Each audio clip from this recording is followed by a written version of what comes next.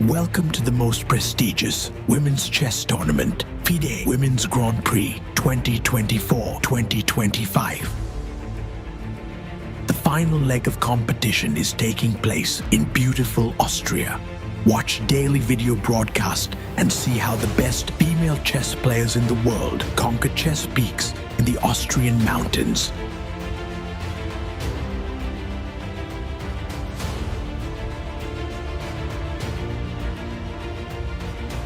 Two top finishers of the series will play in the Candidates Tournament.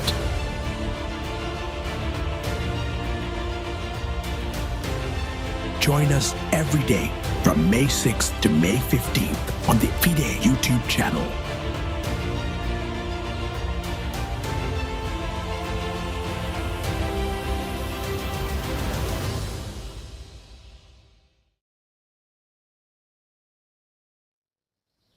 Welcome to the sunny Austria, here for the final leg of the FIDE Women's Grand Prix. We are excited to have the round number 5, which will start in a few minutes. I am here, my name is Angelika Valkova. I just exchanged my colleague Veronika Exler, and I am excited to be joined by Grandmaster Felix Bloberger. Felix, you've been here for the whole event so far. What has happened? Well, it's great to have you here. It was fantastic to comment with Veronika, but I'm really looking forward to comment, well, most of the remaining games with you. So I really love the place here. Well, the playing conditions are fantastic, and well, I think all of the games have been also super interesting. We saw in the last 2 days 4 decisive games in both of the rounds. So yeah, the tournament is heating up, and I can't wait for the tournament to finish and to see who is gonna be on top in the end. What actually happened yesterday? What were the results from yesterday? Maybe we can take a look and see. So we can see that yesterday Nana Dzagnidze won against Zhongyi, scoring decisive point. Anna Muzychuk from the opening scored a victory against Alexandra Kosteniuk, which is making her the current leader after round number 4. Olga Badelka managed in time trouble to win against Nurgyul Salimova, also another crazy game we had yesterday, and Jiner managed to beat Lela Javakhishvili. Meanwhile, there was only one draw where Vaishali saved herself in the game against Mariya Muzichuk. And yeah, we have Vaishali half a point behind of Anna Muzychuk right now. Yeah, Anna Muzychuk, fantastic just to draw in the first round, but then she managed to win all of her games. So yeah, will we see continuing winning streak of Anna Muzychuk? And here we have the current standings. As you already mentioned, Anna Muzychuk currently leading with 3.5 out of 4 points. closely behind is the Indian Vaishali Rameshbabu, and then we have with 2.5 points as well Nana Dzagnidze and the Austrian number 1 with 2 out of 4 points.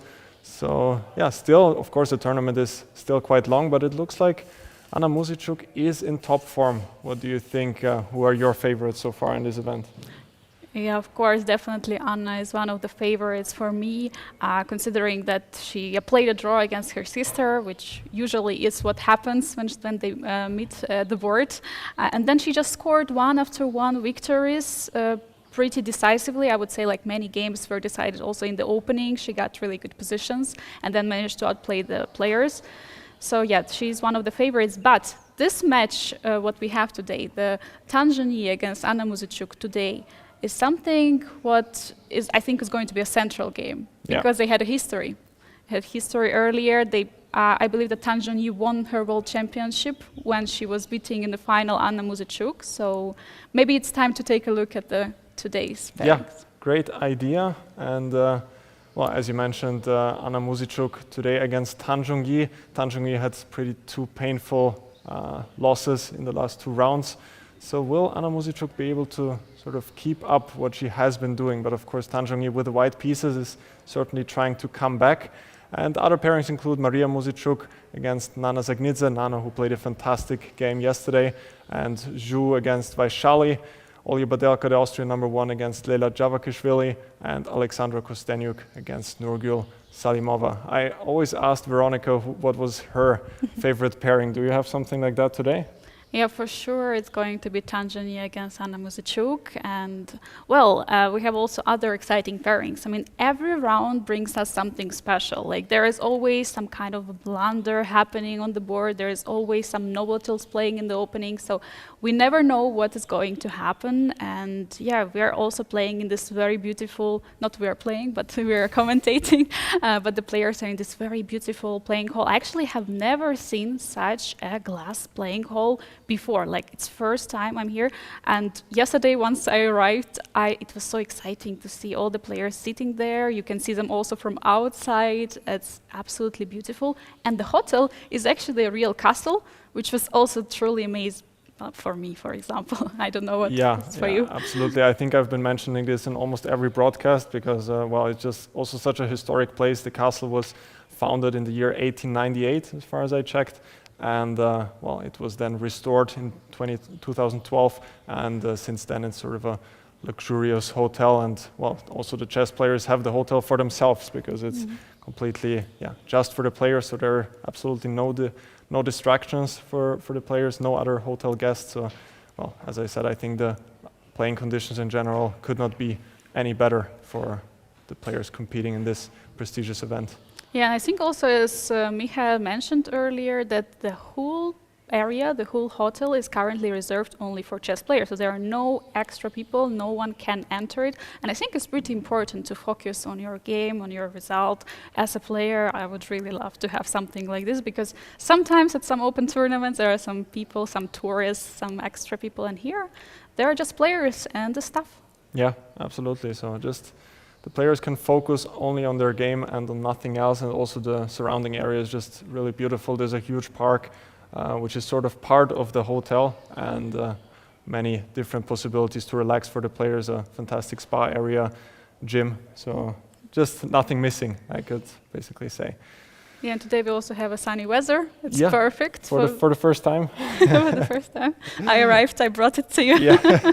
And yeah, I think it's also going to like be a highlight of the whole, of the current leg, because it's the middle, it's the equator of the event, and it's going to have for sure major implications for the overall standings also in the Women's Grand Prix according to the points. Yeah, because we have 3 players who can potentially win the spot in the candidates, and this is all what matters. Yeah, really exciting what's happening here, and as you mentioned, probably like the best comes at last. So I think this event here is, well, at least when it comes to the playing venue and so on, I have really not seen much better in my whole chess career. So it's just really beautiful to play in such a glass house, and just all of the conditions are very, very nice for all the people here.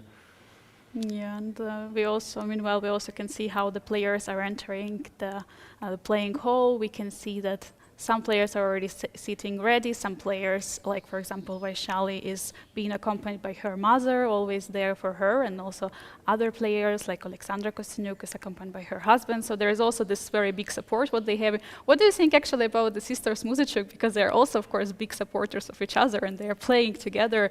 Do you think it brings them more energy when they're competing in one event together? Yeah, it's difficult to say. I would guess so. I mean, to me, it seems like their relationship is very good with each other. Well, you never know with siblings. There can always be some sort of rivalry, but it feels like they really do support each other. And, well, at least for Anna, it's working quite well in this event so far. Yeah, for sure. We see also the Georgian player Lela Javakhishvili there. Also, Olga Badelka is getting seated. The new Austrian player. Are you happy to have such a strong woman in the Austrian national team? Yeah, it's a fantastic addition with such a strong player. I think she's currently like number 30 in the world. So it's always fantastic to have well, such a strong player on the first board, especially in team competitions. Even the psychological aspect, if you have this sort of superstar on the first board, it's always great for the team. So, and it's even better to see her perform pretty well here, beating former world champion in the first round. And well, coming back nicely with a great win against Nurgyul Salimova yesterday. So I'm really excited to see her in the rest of the event as well. So yeah, I also think it's important to have very strong women in the countries for the improving, for the development of the women chess, Absolutely. which is definitely something what we're trying always to do. We're trying to bring more girls into chess, and when they see such an example that someone could have such a good achievements, to have such success in chess, they of course want also to join. And meanwhile, we see also Anna Muzychuk, current leader. She's waiting for her opponent and trying to, I guess, gather thoughts what she has prepared for today. yeah, and you made a great point. I think every country needs some sort of idol at the top of chess. Well, in every sport probably, it's good to have some sort of role model, and I think that Olga Badelka is going to be a great one when it comes to female chess in Austria. So. Yeah, definitely. What do you think? I mean, we're having right now Anna Muzichuk there sitting. Okay, now we can see all the players. I think almost everyone is being seated. And is someone blowing air into their face right here? Who it's Nana Dzagnidze. It's She's feeling a bit... Yeah, probably because of the weather, it's kind of warm. And because it's a glass building, some of the sun can reach the players. But to me, the condition here, the weather here and temperature is good. Yeah. I also feel like that. There have been also some issues with the light. I think it was 2 days ago and also yesterday that somehow the light was reflecting on the table and it was disturbing some players. But of course, the organizers found suitable solutions for that as well. And now the players can again fully focus on their games. Yeah, but actually, I really enjoy this extra light they have over the board, because sometimes the light is something what is missing. For example, when you're focused too much at your board, you're leaning a bit too much forward, and then with your own shadow, you don't see position. And yeah, this light is just perfectly helping, of course, the players to see at the board. We see some discussions. Alexandra Kosteniuk and Nurgyul Salimova. Perhaps discussing. with the light, is it possible that maybe too much sunlight is coming in? But and the players are smiling. Yeah. Wonder what's going on there. But I still think, as you said, it's nice to have natural daylight, especially come into the playing area. It's not something which you see quite often. Often in chess events, you're playing in a basement or in a box. Yeah, something like that, only with artificial light. So I think, overall, it's just great to play in a location like this. To me, Anna looks happy. It looks like Anna was looking happy. And they're trying, I think, to solve the issue. But also the sun is moving all the time, so it's going to be not going to be an issue soon. And also I can see that there are some also refreshments for the players behind, some also energy drink for more energy in case. We have Red Bull there, one of the biggest Austrian companies, and also Rauch, juice company. So all the players have many different snacks here in the refreshment area as well. Yeah, I've heard from also our arbiters and from our fair play team that players enjoying a lot the snacks also during, especially like when after the time trouble. They are making a break for a snack and continuing playing to reserve energy. Also, what I realized during these 4 previous days, because I was watching your broadcast and I was watching how the players were playing, and I realized actually that most of the players are sitting almost at all times, so they're not so much this walking around.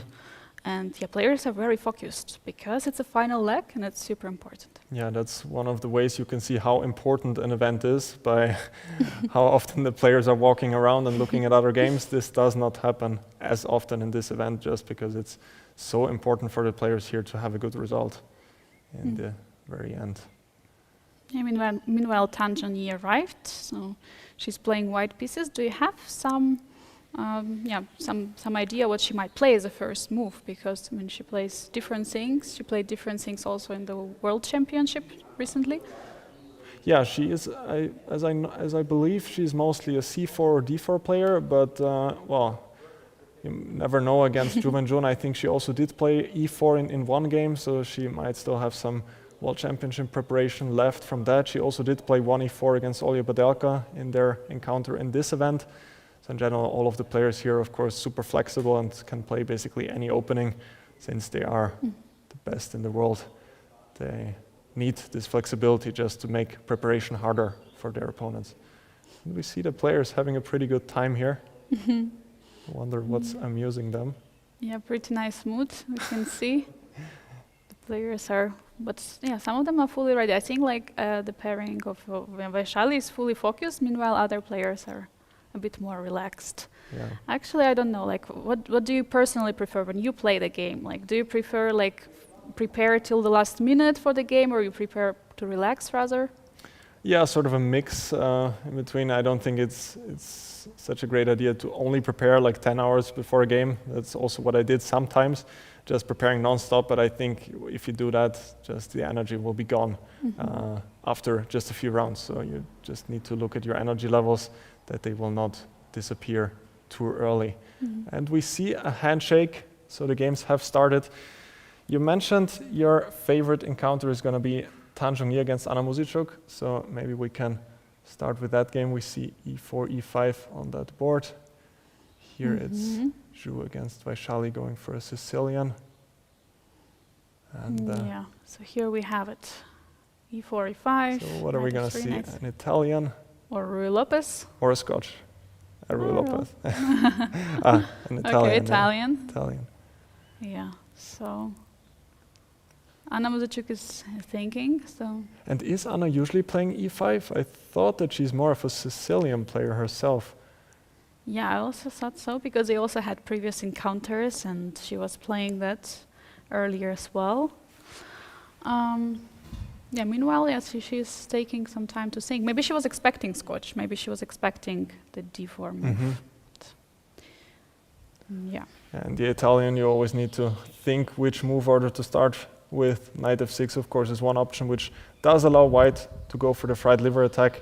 And bishop c5 is another move order, which on the other hand does allow white to go for c3 and d4 as well, which we actually saw in yesterday's game between Nurgyul Salimova and Olga Badelka. So, of course, many different move order troubles.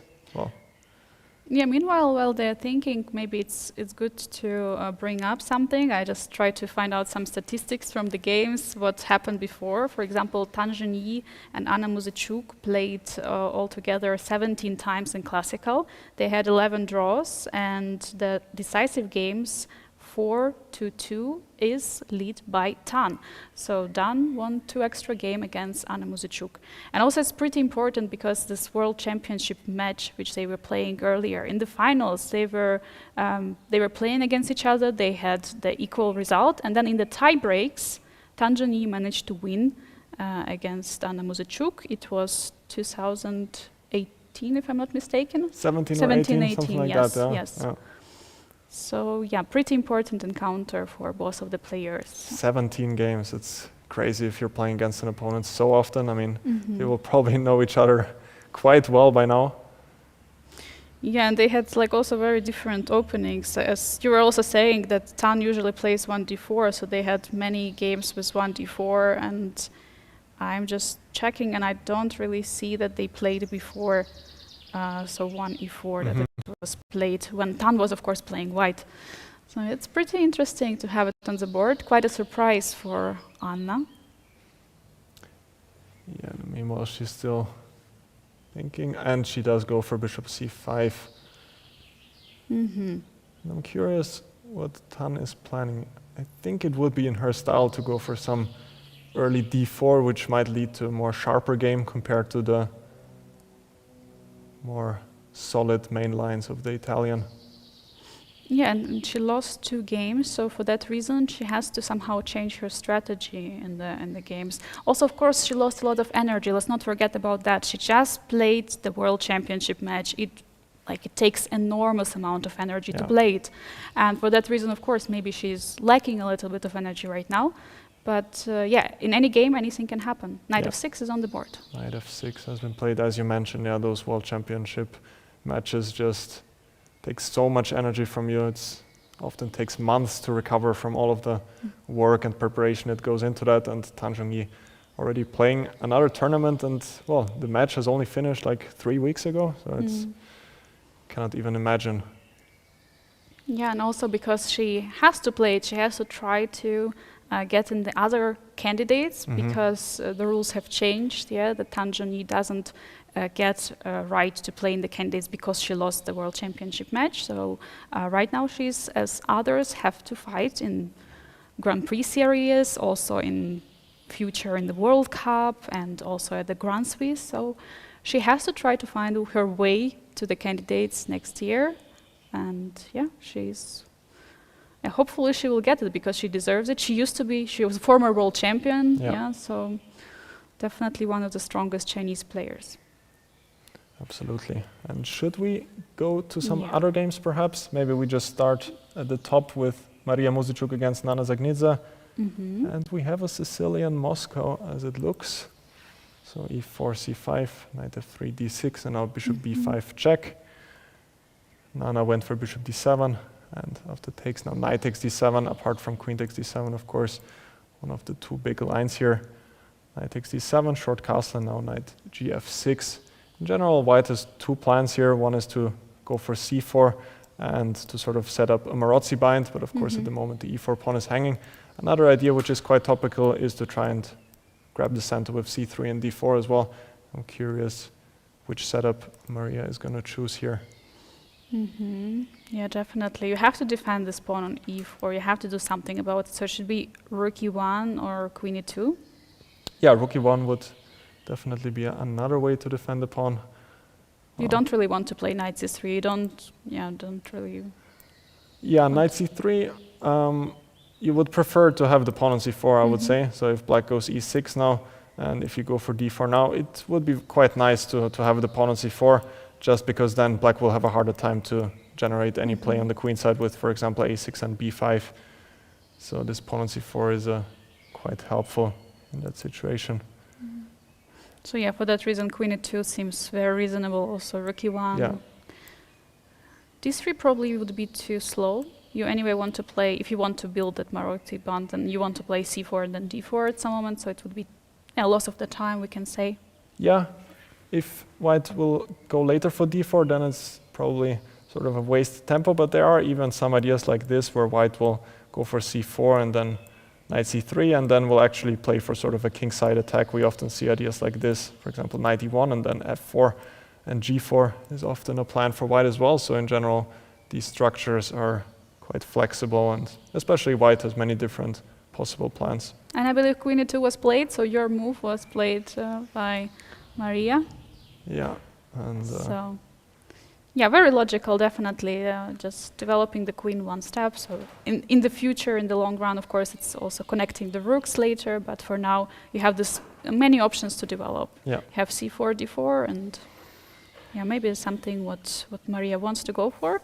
But definitely, we can see that Mariya spent some time. So maybe she's not really in her preparation, or she's just trying to recall or try to understand which lines it's better to go against Nana. Absolutely, and it's also quite difficult to prepare, especially against a player like Nana, who just plays so many different Sicilians. And today she opted for second move d6, but even there, after the Moscow bishop b5 check. Black has simply so many different setups, so it's very difficult to prepare all of them super deeply. And Mariya Muzychuk, my apologies, currently figuring out her options after Nana played the move e6. And maybe just shortly also about this matchup. Overall, actually, it's 7-5 in favor of Mariya. Actually, Mariya has won more games, and yeah, so far actually they played all this series, all the legs of the Grand Prix of 2024, 25. They played all of them together, and in previous ones they played 2 draws. So we might see the draw also this time, but. Yeah, definitely. Yeah, it's anything can happen, but so far Muzichuk was leading in their scoring. Interesting. I see you have all sorts of statistics, which is great to know, especially how the players have played in the past.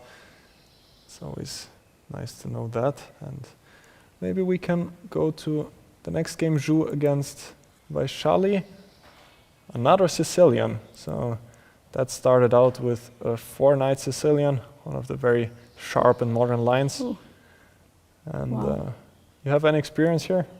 Actually, I'm not playing e4 as white, and I'm not playing c5 as black, so I don't really have experience in Sicilian a lot.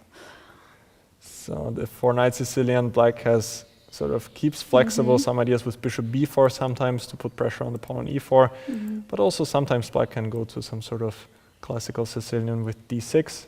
And we see the critical line, knight takes e6, b takes e6, and e5, knight d5, knight e4 so far following the main theory. And here black has a couple of different moves, queen c7 being the main move, but Vaishali goes for the line with bishop b7, intending to activate the bishop on this long diagonal later on with c5 and bishop d3. Have you had yourself similar positions on the board with each color? Yeah, I did have this line from both sides. I had it in the World Cup with the white pieces, and I did also play it with black a couple of years ago against Ivan Šarić, but never this line with bishop b7. It was always queen c7, this line here, when there is this funny move after f4, queen b6, c4, bishop b4 check, when white goes king e2, and there's a lot of theory there. What a king. Yeah, the problem is that you cannot really block the check, because then, well, black can come into e3. So the king then often actually goes to f3, a very interesting and sharp line.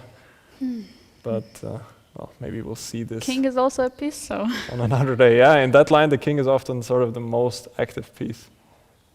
Yeah, but if you trade the queens, then it's all good. Yeah. Absolutely. Okay, so they have this position so far, and yeah, about this matchup also, they have played definitely, and all of their games were in Grand Prix actually, and Jiner is actually leading 2.5 to half a point, and in all games, Zhu was playing white. So actually, now we have the same. Zhu is playing white. Maybe there is some psychological pressure already on Vaishali, knowing that she already is behind in the score and she was playing all the games with Zhu with black. But so far, Vaishali has a great tournament. She played so many amazing first few rounds. Okay, yesterday, yeah, she didn't have so much luck to win, but yeah, she has so far a great event. She's second in the standings. But maybe there is some kind of pressure still. Yeah, absolutely. It's always unpleasant to play against opponents whom you don't have such good results. But as you mentioned, Vaishali has had a great tournament so far. I was really impressed by her play and also her preparation in the opening. It seemed like she really put in a lot of time and work and effort to really prepare some very interesting ideas in the opening early on. And Vaishali thinking after bishop d3. No. So maybe we can go on to the next game, Olga Badelka against Lela Javakhishvili. Absolutely, yeah, Olga won.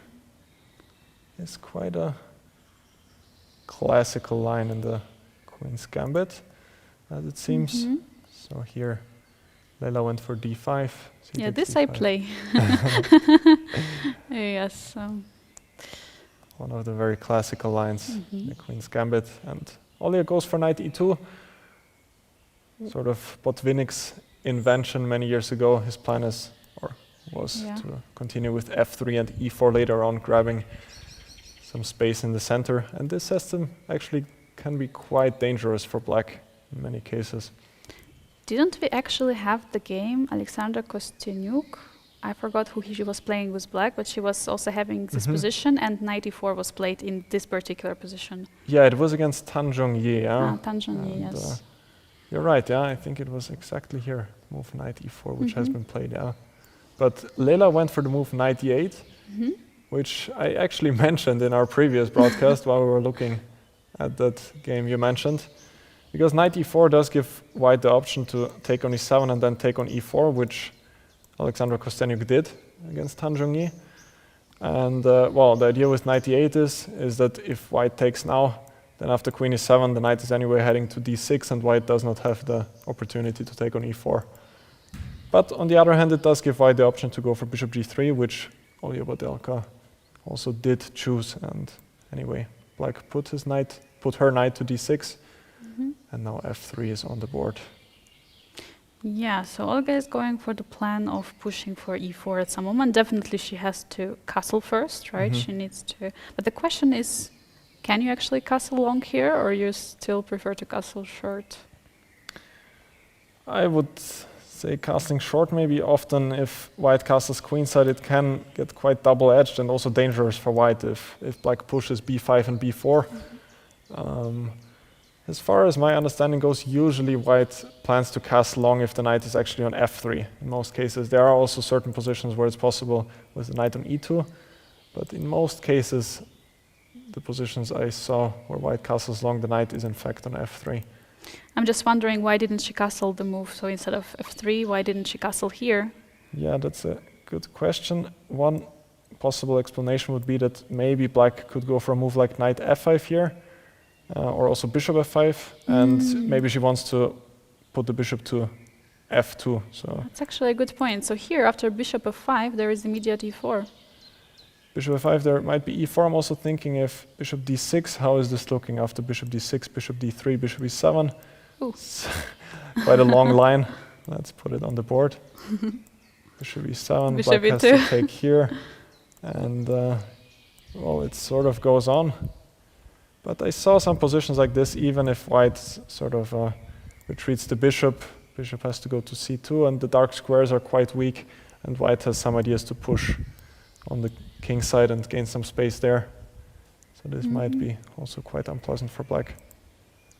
Yeah, very interesting. So without queens on the board, the position might be better for white. It's already good to understand then which pieces you have to trade, which pieces you shouldn't trade. Yeah. And knight f5 has been played, so now I wonder, after bishop f2, the pawn on e3 could get a little bit weak. Maybe black can try to go after it with bishop g5. Queen somewhere we have to play, queen d2, queen and c1. then maybe rook e8. You don't really want to play knight d1 here. Yeah. Knight d1, also queen e7 is going to put even more pressure on the pawn, and well, maybe white has to go for f4, but it's also not a move you really want to make, because then the e4 square is going to be quite weak. So can we go after bishop g5 for e4? Yeah, that's of course. No. The computer is saying no, but let's try to find out why. Yeah, I would be a bit scared of the knight coming into e3, not the bishop, but the knight. Maybe I can go knight e3 right away. Probably you have to get rid of it. And then the bishop on e3 just looks so... Yeah, it's dominating. Exactly. So, how do we react here? Well... I mean, we have to defend the pawn, and we don't really want to give up the bishop. Yeah. Just I'm wondering, well, I don't want to give it up, but maybe if I get a quick e4 later on, maybe even right away, but yeah, don't really like weakening the light squares like this. Yeah. Bishop can often drop back to h7. Also, we open up a center, and for the bishop pair, it's going to be really... Yeah, they're all going to be targets, probably e4, d4 pawns. Yeah, absolutely. So yeah, knight f5, big question. Also, Olga is currently thinking.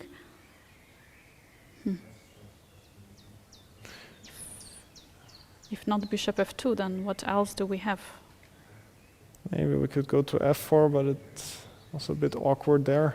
To provoke g5? Yeah, and if g5, then I could be thinking of perhaps taking on f5. Then it's a different story. Yeah, then... Well, at least it looks like the king is weak. The computer is, of course, not fully supporting my evaluation, but... But yeah, it looks like that at some moment you can expose those weaknesses on the queen-king side. Yeah, another idea might be to take on b8. That's also often a possibility. And then again, argue that g5 is a weakness. But it's not obvious what is the best after g5. Difficult to say. So, not an easy decision for Olga to be made now. So early in the opening stage, and already at least black is sort of threatening something, and white needs to make a decision here. Yeah, because e4 is not possible, right? Because after e4, then there is going to be a weakness on d4. So just take on maybe d4. You can take on d4, yeah. So this is not something what can happen. Yeah.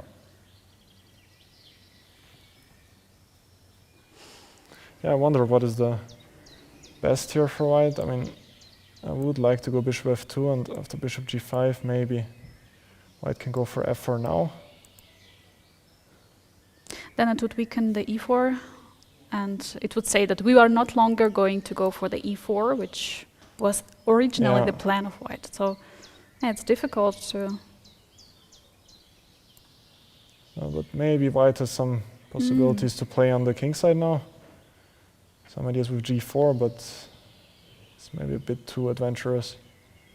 Yeah, g4 with a tempo, and then g4, g5, let's go. Yeah, I'm just a bit worried about knight h4 coming in, but it could get crazy position. pretty sharp, yeah. Wow. Yeah.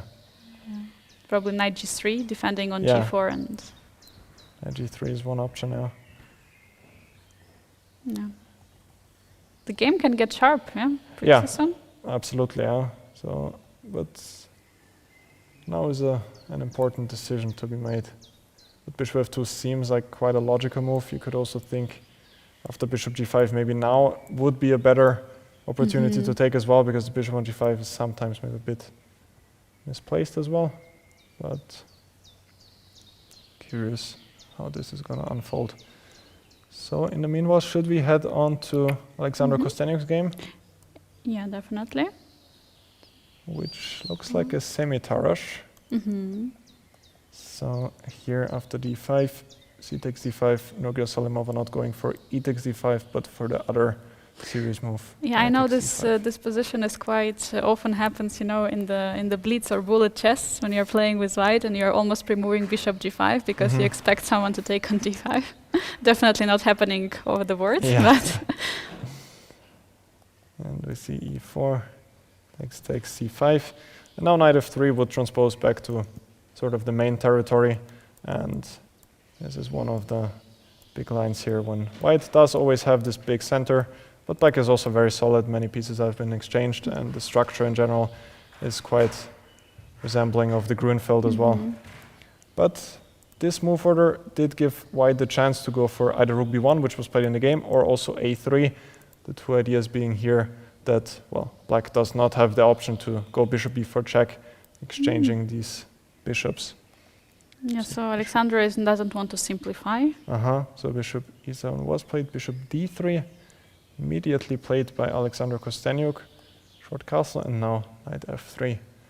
Seems like Alexandra comes very well prepared to this game. Yeah, definitely. Yeah, she's. Yeah, with this rook on b1, it's also a little bit annoying. You don't know exactly what to do. Probably the plan could be to go for b6 and bishop a6 because you cannot develop the bishop on d7 anymore. And probably you would like to trade this bishop. This bishop on d3 is pretty annoying. Yeah, absolutely. In general, I would say that black wants to trade as many minor pieces as possible. Sort of always when you're kind of lacking space or your opponent has more space, in general, it's a good idea to trade those minor pieces because they just have less squares to go to. And there are also options often to sort of use the fact that white has sometimes overextended the center and the pawn on d4 can also become a weakness later on.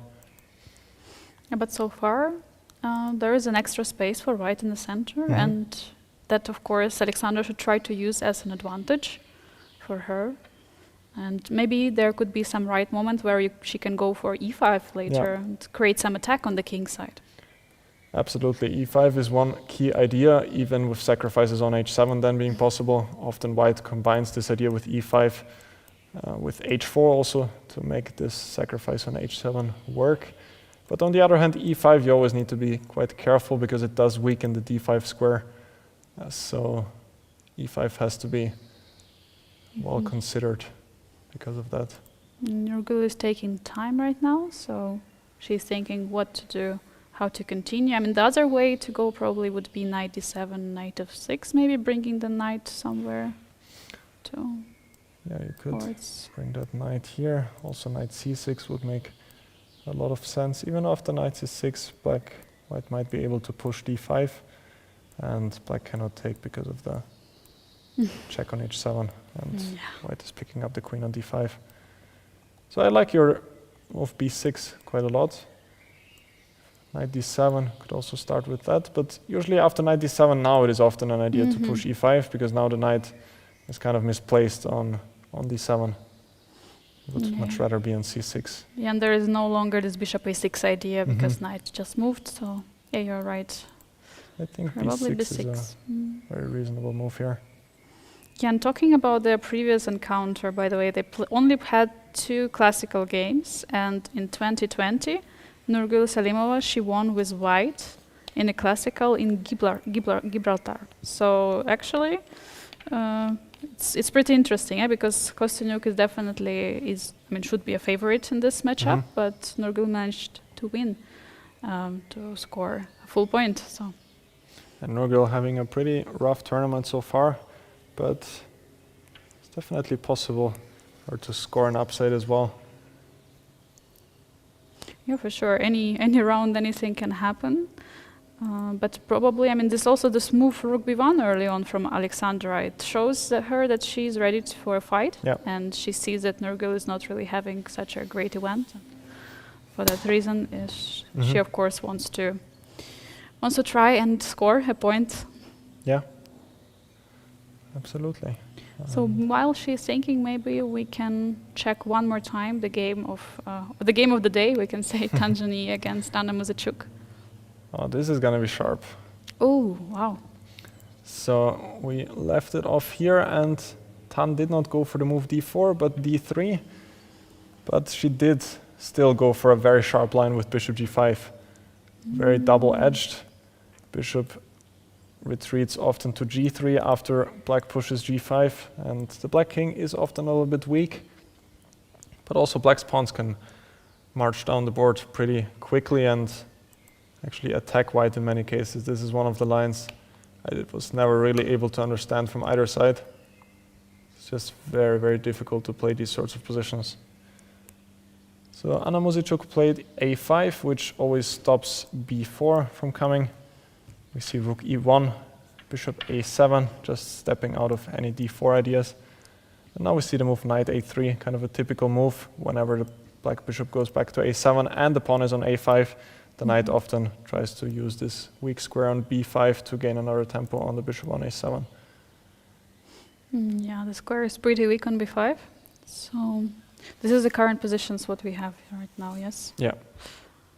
Yeah, so Anna is taking some time. We already see she spent over 15 minutes. And Tanzania so far in the preparation. I'm just wondering if there was an opportunity for Anna to stop that bishop g5 idea and play h6 instead of d6.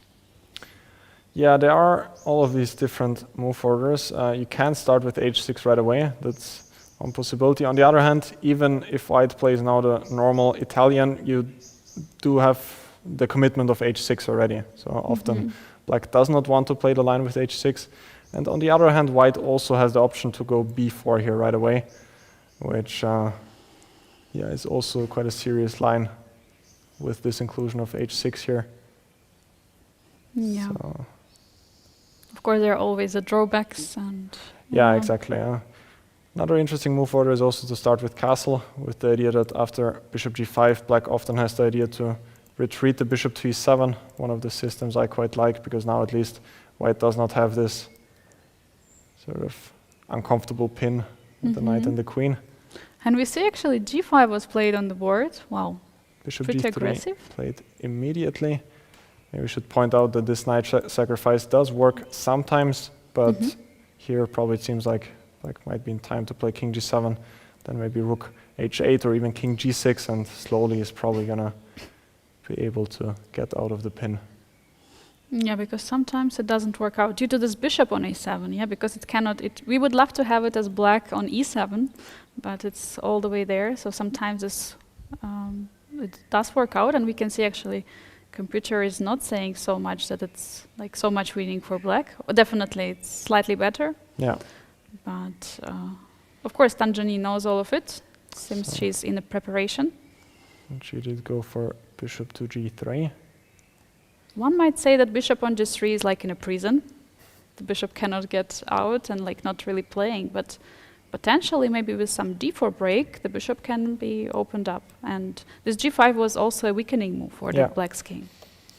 Absolutely, the bishop on g3 is often sort of boxed in here, but at the same time black did weaken the king side, and the bishop on g3 can also help attack the pawn on e5 after white pushes d4. Very, very unbalanced position.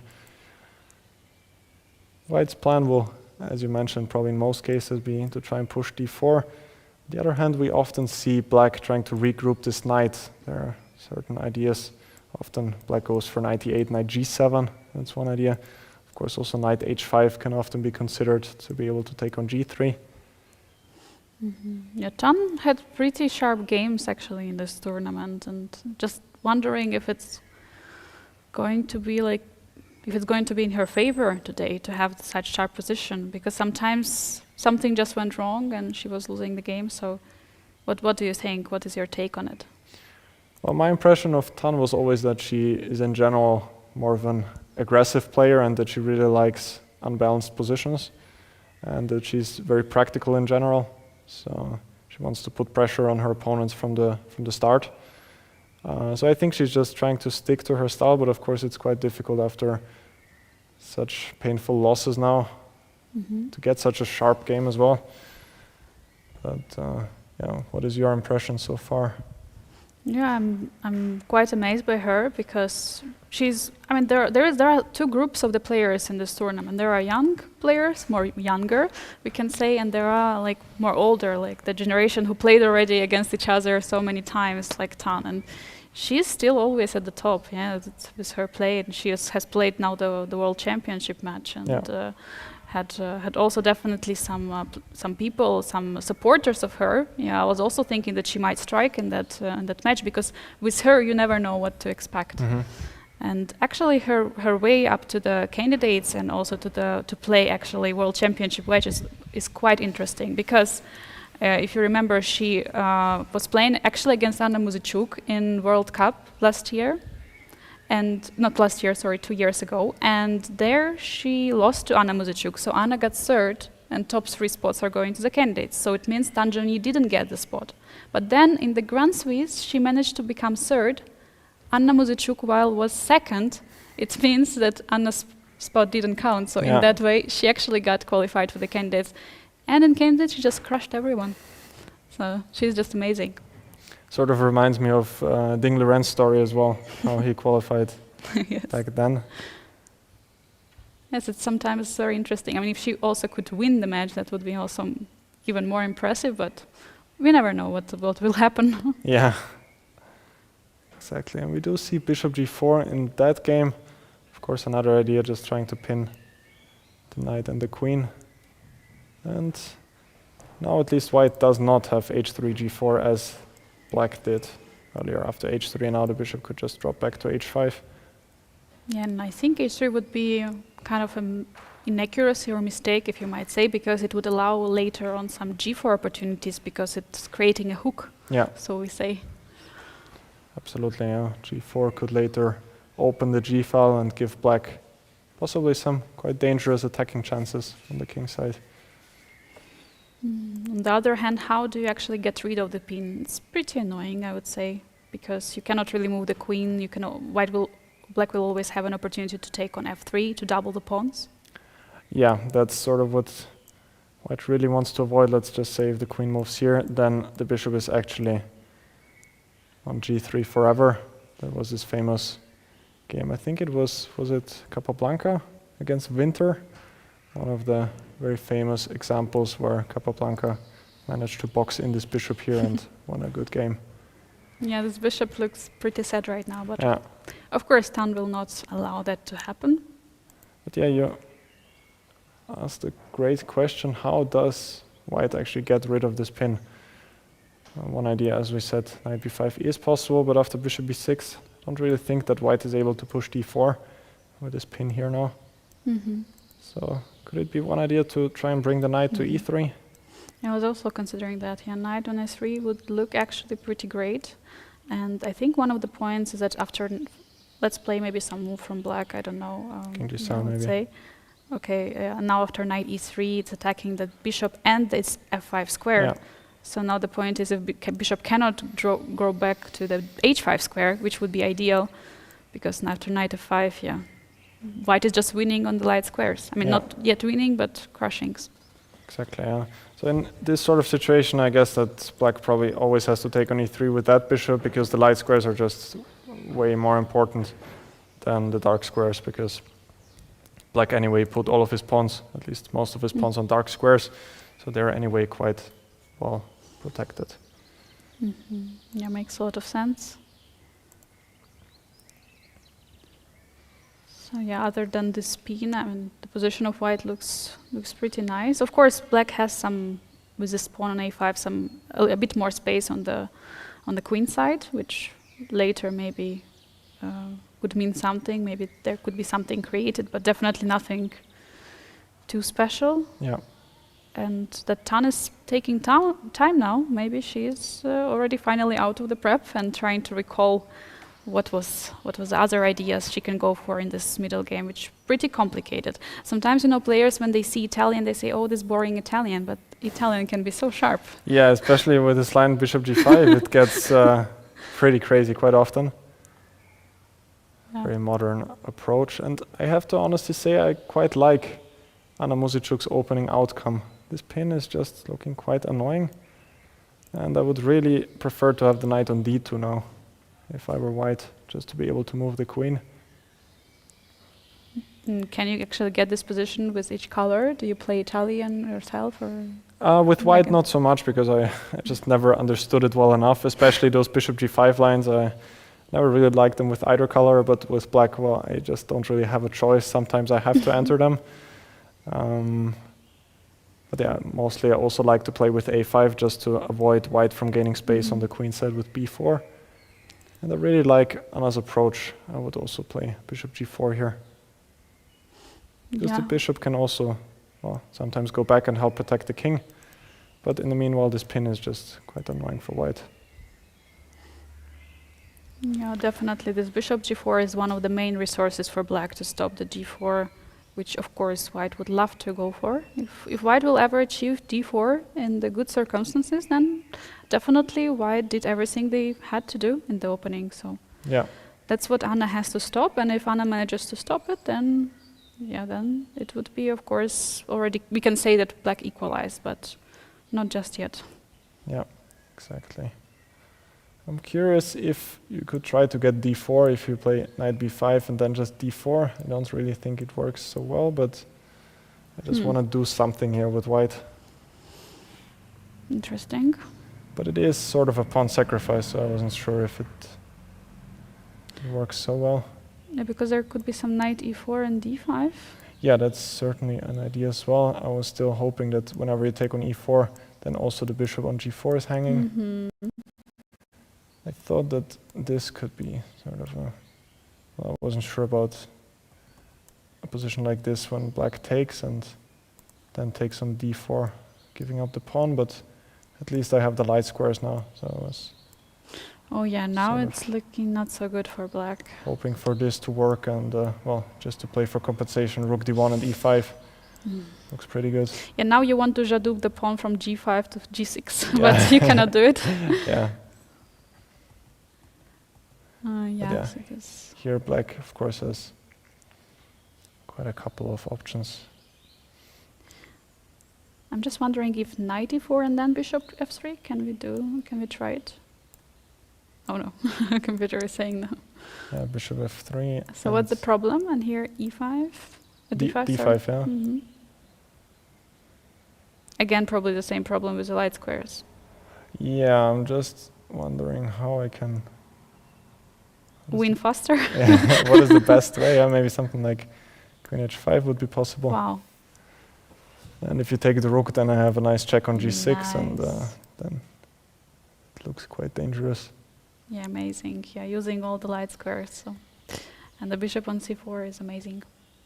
Yeah. But well, black maybe can do something a bit more careful. Moves like rook e8 makes some sense maybe. And at some moment the pawn on e4 can be taken for sure. Yeah, that's probably one of the problems. And if white is going for something like queen d3, trying to defend it, or it...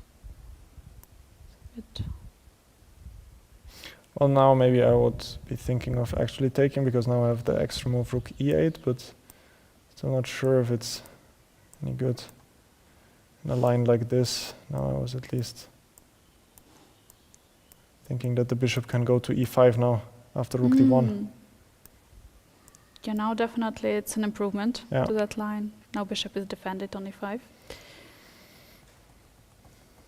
All right, so...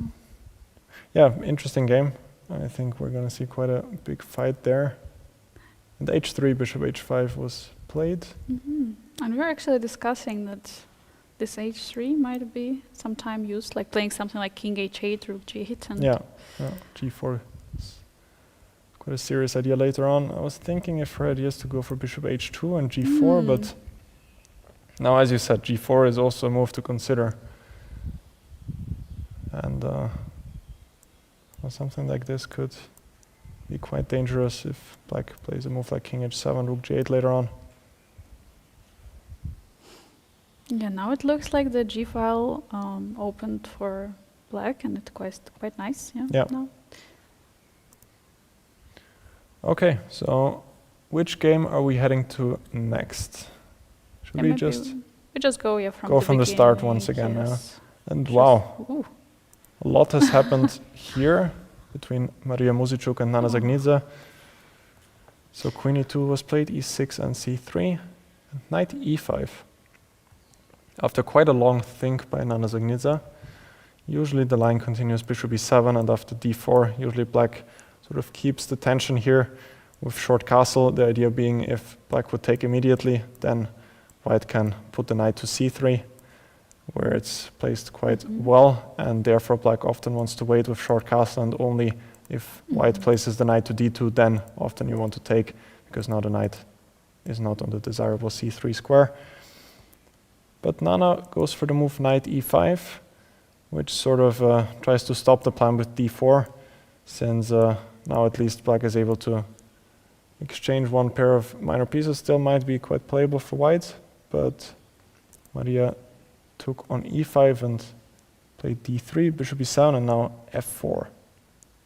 What do we think of that?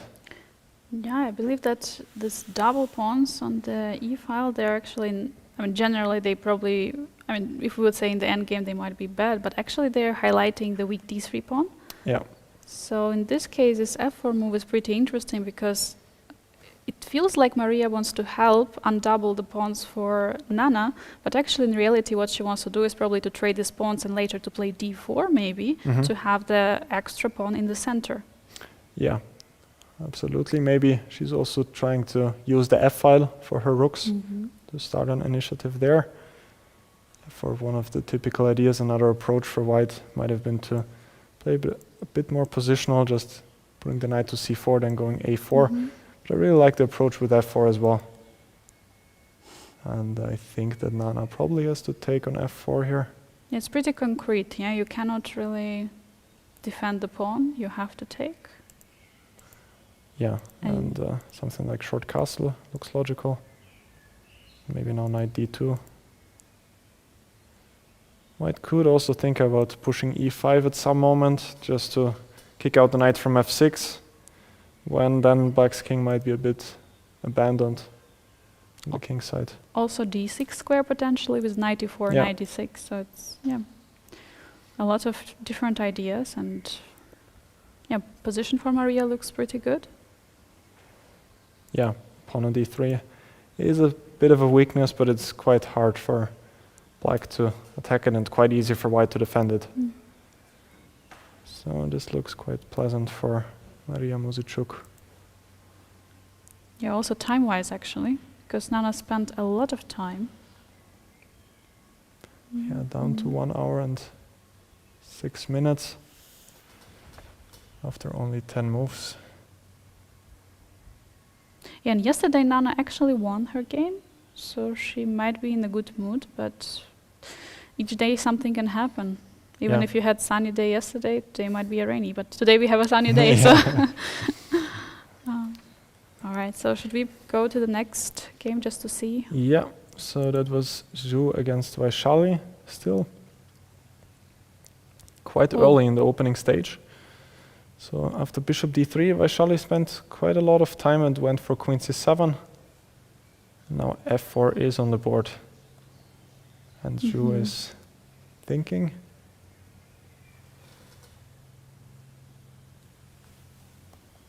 Looks like on the video feed that it's black to move, right?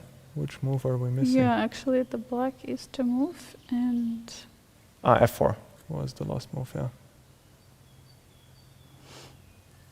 yeah, looks correct, yeah. So now Vaishali has to find a way how to react to it. Yeah, I mean, looking at the position, Zhu obviously has a lot of space, Yeah. which and the move was played. Was it c5? I think so. Would also be quite logical, just Yes. activating the bishop on b7. Yeah, definitely she has to do something, because if she keeps the position so passive, then it's not going to be so much fun. So bishop has to be opened.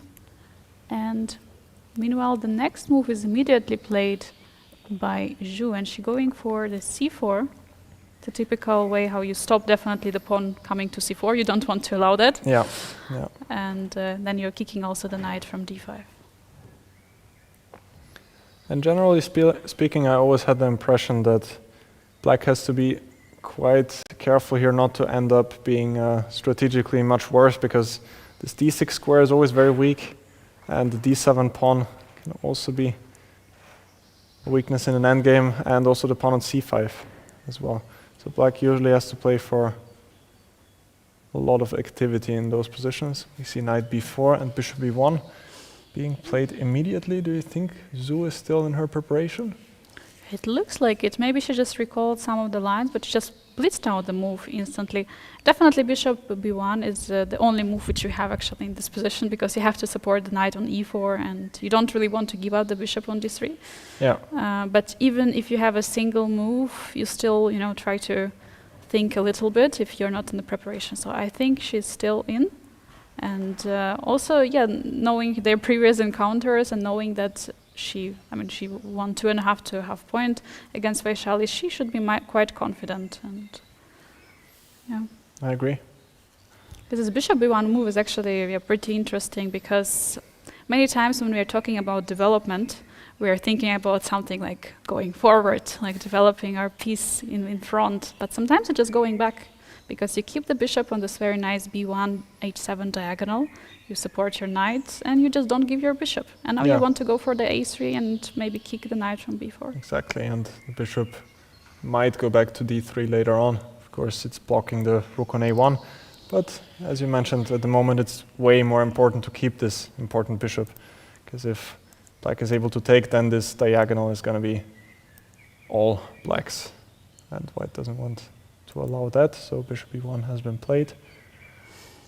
What could be actually a plan for Vaishali to continue to try to, maybe at some moment she could try to have some break in the center, like after, let's say, bishop e7, castle f6, or f6 at some moment? Yeah, f6 is a typical way to break the structure. At the moment, the king still seems to be sort of weak, so there might be some queen h5 ideas, which might be a bit dangerous. For example, if white were to take here and then go queen h5, the king is in some trouble, perhaps. But you could try and prepare that with short castle, maybe. Still, there might be there might be some dangers ahead here as well, or maybe even queen h5, still looking quite dangerous. Wow. Yeah, knight g5, knight f6, queen h5. Yeah. Something. Yeah, you have all your pieces on the queen side. You have a queen on c7, knight on b4. It definitely looks like something bad is about to happen on the king side. So. And we see also the bishop on b1 being actually very useful at the moment. It is on the other side of the board, but it still looks to the king side. So yeah. Black has to be quite careful here. Not clear where this king is going. I would really like to put this knight to d4 in some cases, even if it involves a pawn sacrifice in many cases, but at the moment I'm not entirely sure if white goes for bishop e3, if I actually want to go here. Oh, actually it's an interesting idea, because later maybe there could be some take on e4 and bishop c5 if white castles, so exploiting the diagonal. For example, if something like this, I was hoping to get some compensation in, for example, a line like this with opposite color bishops. At least I have some squares, and at least black is getting a bit more active here. So that would be one possible idea for black, trying to regroup the knight to the d4 square. Yeah, so basically it means losing the tempo, jumping with a knight one more time. So how many moves actually knight already had? Like 1, 2, 3, 4. Well, I think, from g8 to f6 to b4, and then to c6 back, and then to d4, yeah? So it's quite a long way. Yeah, but it's a way to perfection. So yeah, absolutely, yeah. Maybe it's something that knight actually has to go for. That's not sure, yeah. What is another move that's coming onto your mind here for black pieces? Is bishop e7 too passive? Bishop e7 does look also quite logical, but still, if white castles short, then short castling just seemed to be a bit too risky, so maybe again you have to go for this idea with knight c6. Just to bring the knight to d4. I think sooner or later that black has to go for this plan. Yeah, just trying to occupy this d4 square, even at the loss of a pawn. Yeah. All right, maybe we can go to the game Olga Badelka against Lela Javakhishvili. Oh, quite a lot of news there. So we left it off here, and Olga did go for bishop f2. Bishop g5 was played, and now the move queen d2. I think we had this position. We were discussing that after rook e8, it looks like quite some pressure on the e3 pawn. Yeah, indeed. And Olga did have to take on f5, so perhaps it was a better choice to go for f4 here. It's not really a move you want to make, because the opening stage, white sort of made her plans clear with f3 that she wants to go for e4. But I think that here was sort of the time to just say, well, my plan just doesn't work here, so I sort of need to shift my focus with f4 and then try to attack on the king side perhaps. But queen d2 was played in the game, rook e8, and now white is probably sort of forced to take on f5. f4 still would be possible, but now it seems like the inclusion of rook e8 and queen d2 is probably more in black's favor. So she took on f5, bishop takes f5, and h4, so clearly in a very aggressive mood. Maybe g4 is going to be next. Computer is not entirely happy with white's position, but from my experience in these type of positions, just anything can happen. Yeah, definitely. I mean, but giving up the d3 bishop for a knight, yes, it's a tough decision. Yeah. But sometimes you have to do something like this. Good thing that the dark squared bishop is still there on f2, defending the e3 square. It also feels like position is pretty passive, so the bishop on f2 is pretty passive, but it's making this defensive work and making this h4 and g4 push possible. And for that reason, there could be some actual ideas, maybe to long castle even, and just create an attack on the king side. We were actually discussing this long castle possibility earlier, that's why Olga was not castling. Now it feels like more reality, but we see that evaluation bar is not really happy with White's position. Bishop e7 was played. I guess that this is gonna be her idea. But without the light squared bishop, it's just quite difficult to start a real attack. I think the bishop goes back to h7. And we do have some moves on the board. Yeah, g4 has been played. I expect the bishop to drop back to h7. And whenever the king castles queenside, also the king is quite weak there, especially with the bishop on h7 looking there. The idea could be to bring knight to d3, knight f4, knight d3 to cut that bishop, or knight g3, knight f5. Yeah, knight g3, knight f5. But now h4 might be hanging. Yes, so which is a annoying. Bit of a shame. And the move has been played.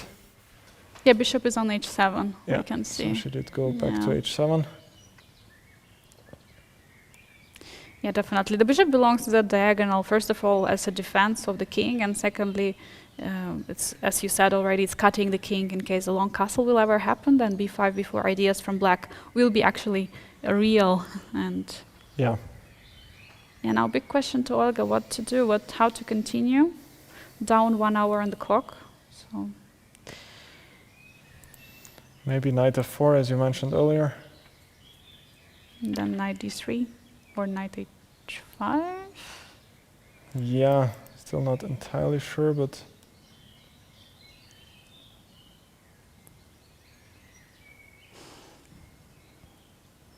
just not so sure where this king is going. Castling queenside just seems quite risky quite often, but after short castle, h4 is often hanging. So can the king go to f2 after, let's say, bishop g3, king f2? So king would be kind of castled. And yeah, bishop g3 followed by king f2, where it's a bit safer. Yeah, I like this idea. The king on f2 is safe. It also helps protect the pawn on e3. Another idea might also be king f1 followed by king g2, but I actually like your plan the most, putting the king to f2. Yeah, because the bishop cannot attack the e3 any longer, Yeah. so we just have to keep an eye with the queen and the king. And maybe rook later, but meanwhile the h and g files could be semi-open at some moment, so g5 could be an idea at some moment to break, or h5 and then g5. Yeah. Yeah, still it seems like black is feeling quite comfortable here. The knight could come to b4. And not so easy for white to start an attack just yet. Probably a3 has to be played to stop it. To stop knight Yeah. b4. It's also considering king f2 and then just allow knight b4. I'm not sure if I can allow it there, but yeah, a3 seems like a safer choice, and then usually the knight goes to c7 and then maybe to e6.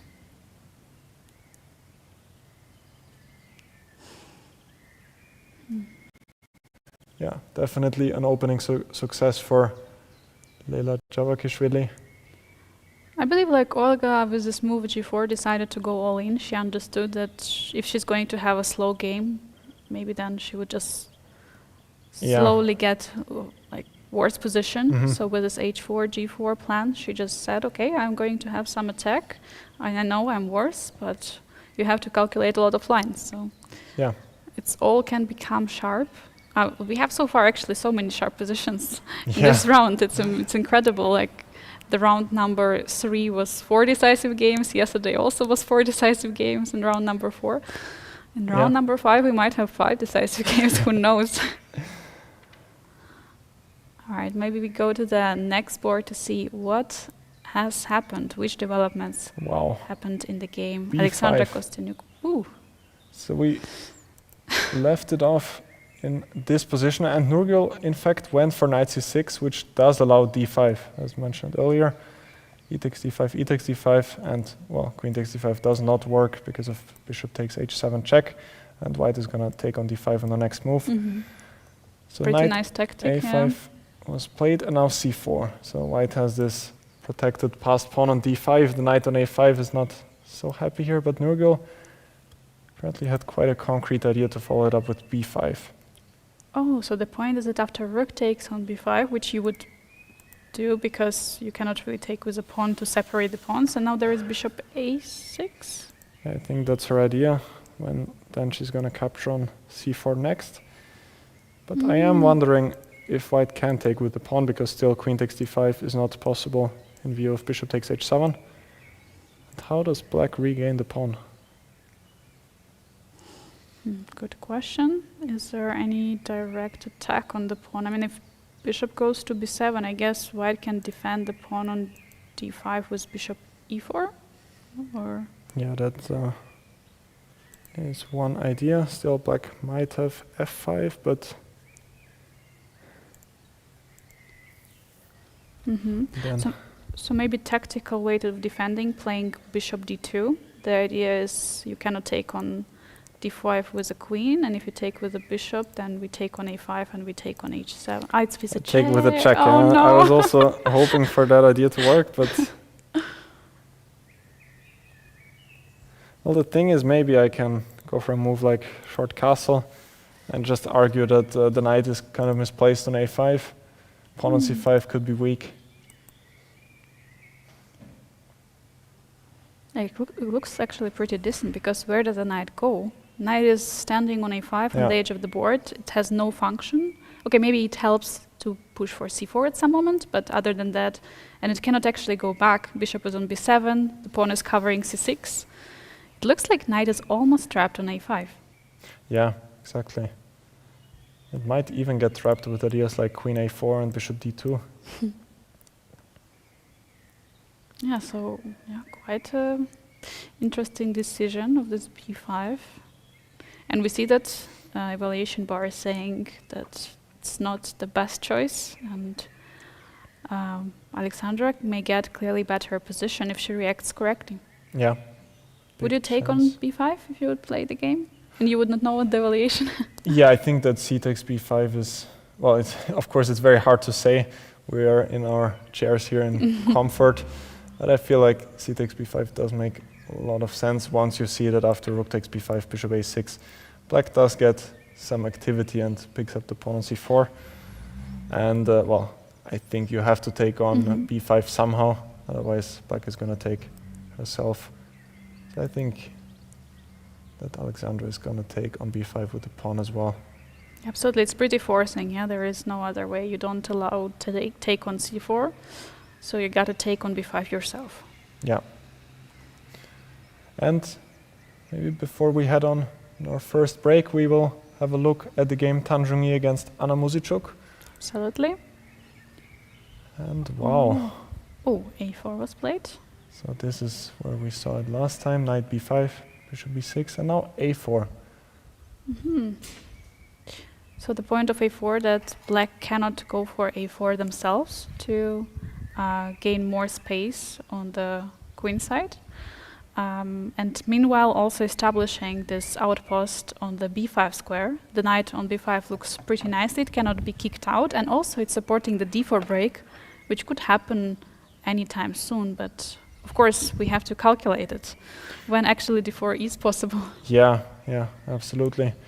It's always a very difficult decision how to play in the center. And after d4 there are just always so many things to consider for white as well. So Zhongyi makes a useful move with a4, cementing the knight on b5. But it also does give black time to perhaps regroup her pieces. Typical idea is knight e7 often, knight g6, but whenever the knight goes to e7, then white might have the option to actually go for d4, since black now sort of lost control of the d4 point. Many different ideas for black here. What if what if black is just not going to do much? Let's say regroup somehow, playing maybe queen e7, bring rook to d8, or... Yeah, I'm also wondering where white is going with her pieces. Because it feels like d4 is still cannot be played. But then if not d4, then how do you proceed? Yeah. Well, if d4... Problem is d4 doesn't even really do that much. Like, I'm not sure what white would even do in the next move once again, because if d takes e5, then black can recapture with the knight.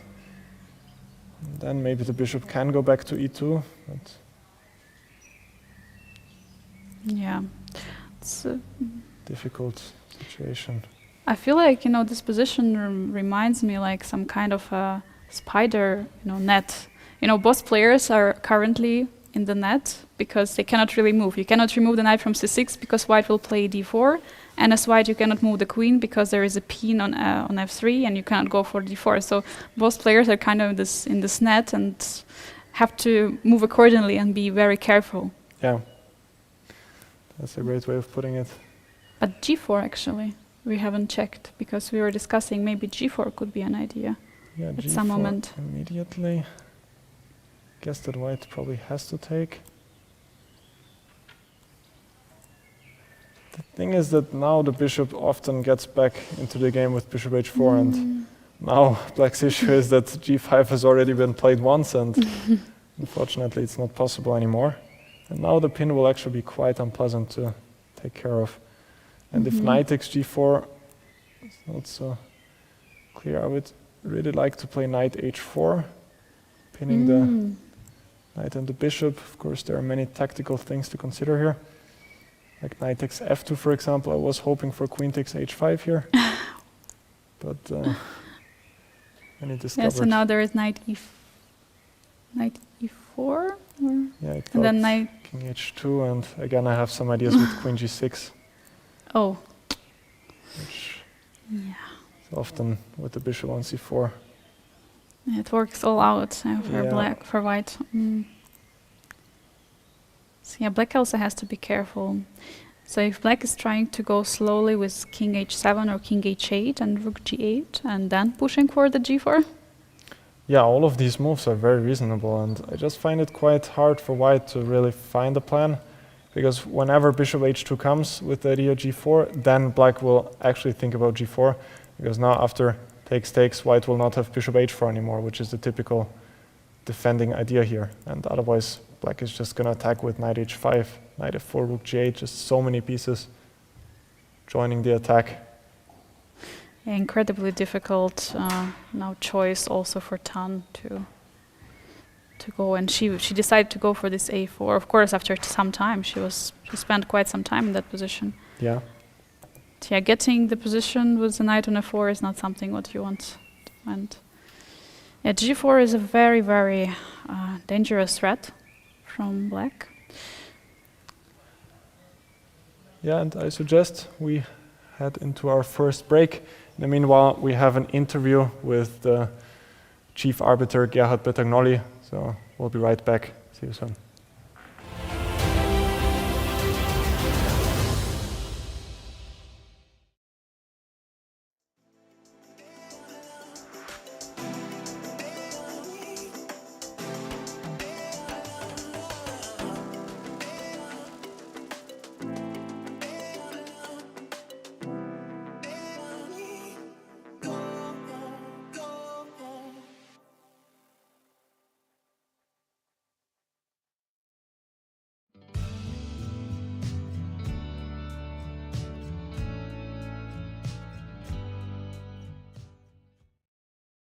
Here we have with us Gerhard Bertagnolli, the chief arbiter of the tournament here in Austria, the final leg of the Women's Grand Prix.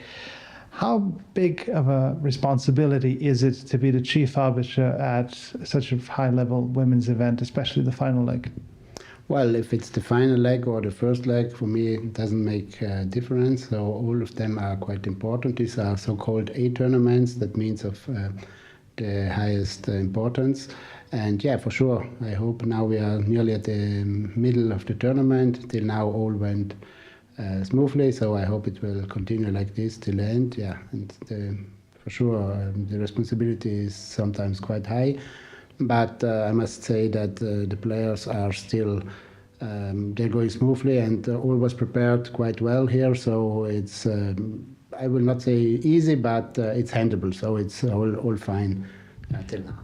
And as an arbiter, do you prefer, and this is a question for you personally, but also for your branch, so to speak, do you prefer to have tournaments where everything goes without any questions for arbiters when you're not seen or involved? Or do you enjoy also where there are cases where you have to get involved, assuming, of course, that everything is polite? Well, that's a good question. Well, I would prefer that all will go smoothly. That means that all was quite good prepared, because one of the duties is also to prepare a tournament, means, for example, for the technical meeting, or also in general the preparation. And I'm always I think that if you prepare a tournament quite well, then there is a minor possibility of about incidents, but for sure that can happen. There can be something, some request that where you as arbiter have to be involved, but for sure I prefer if it goes smoothly and without incidents. But what is there to prepare for? I mean, you're an arbiter, so people would say chess is the same everywhere, the rules are the same. Or are you saying that you have to prepare specifically for players if it's a high-level event? Well, no, you are true that the regulation or the laws are always the same, and so for sure we will not explain them how to move.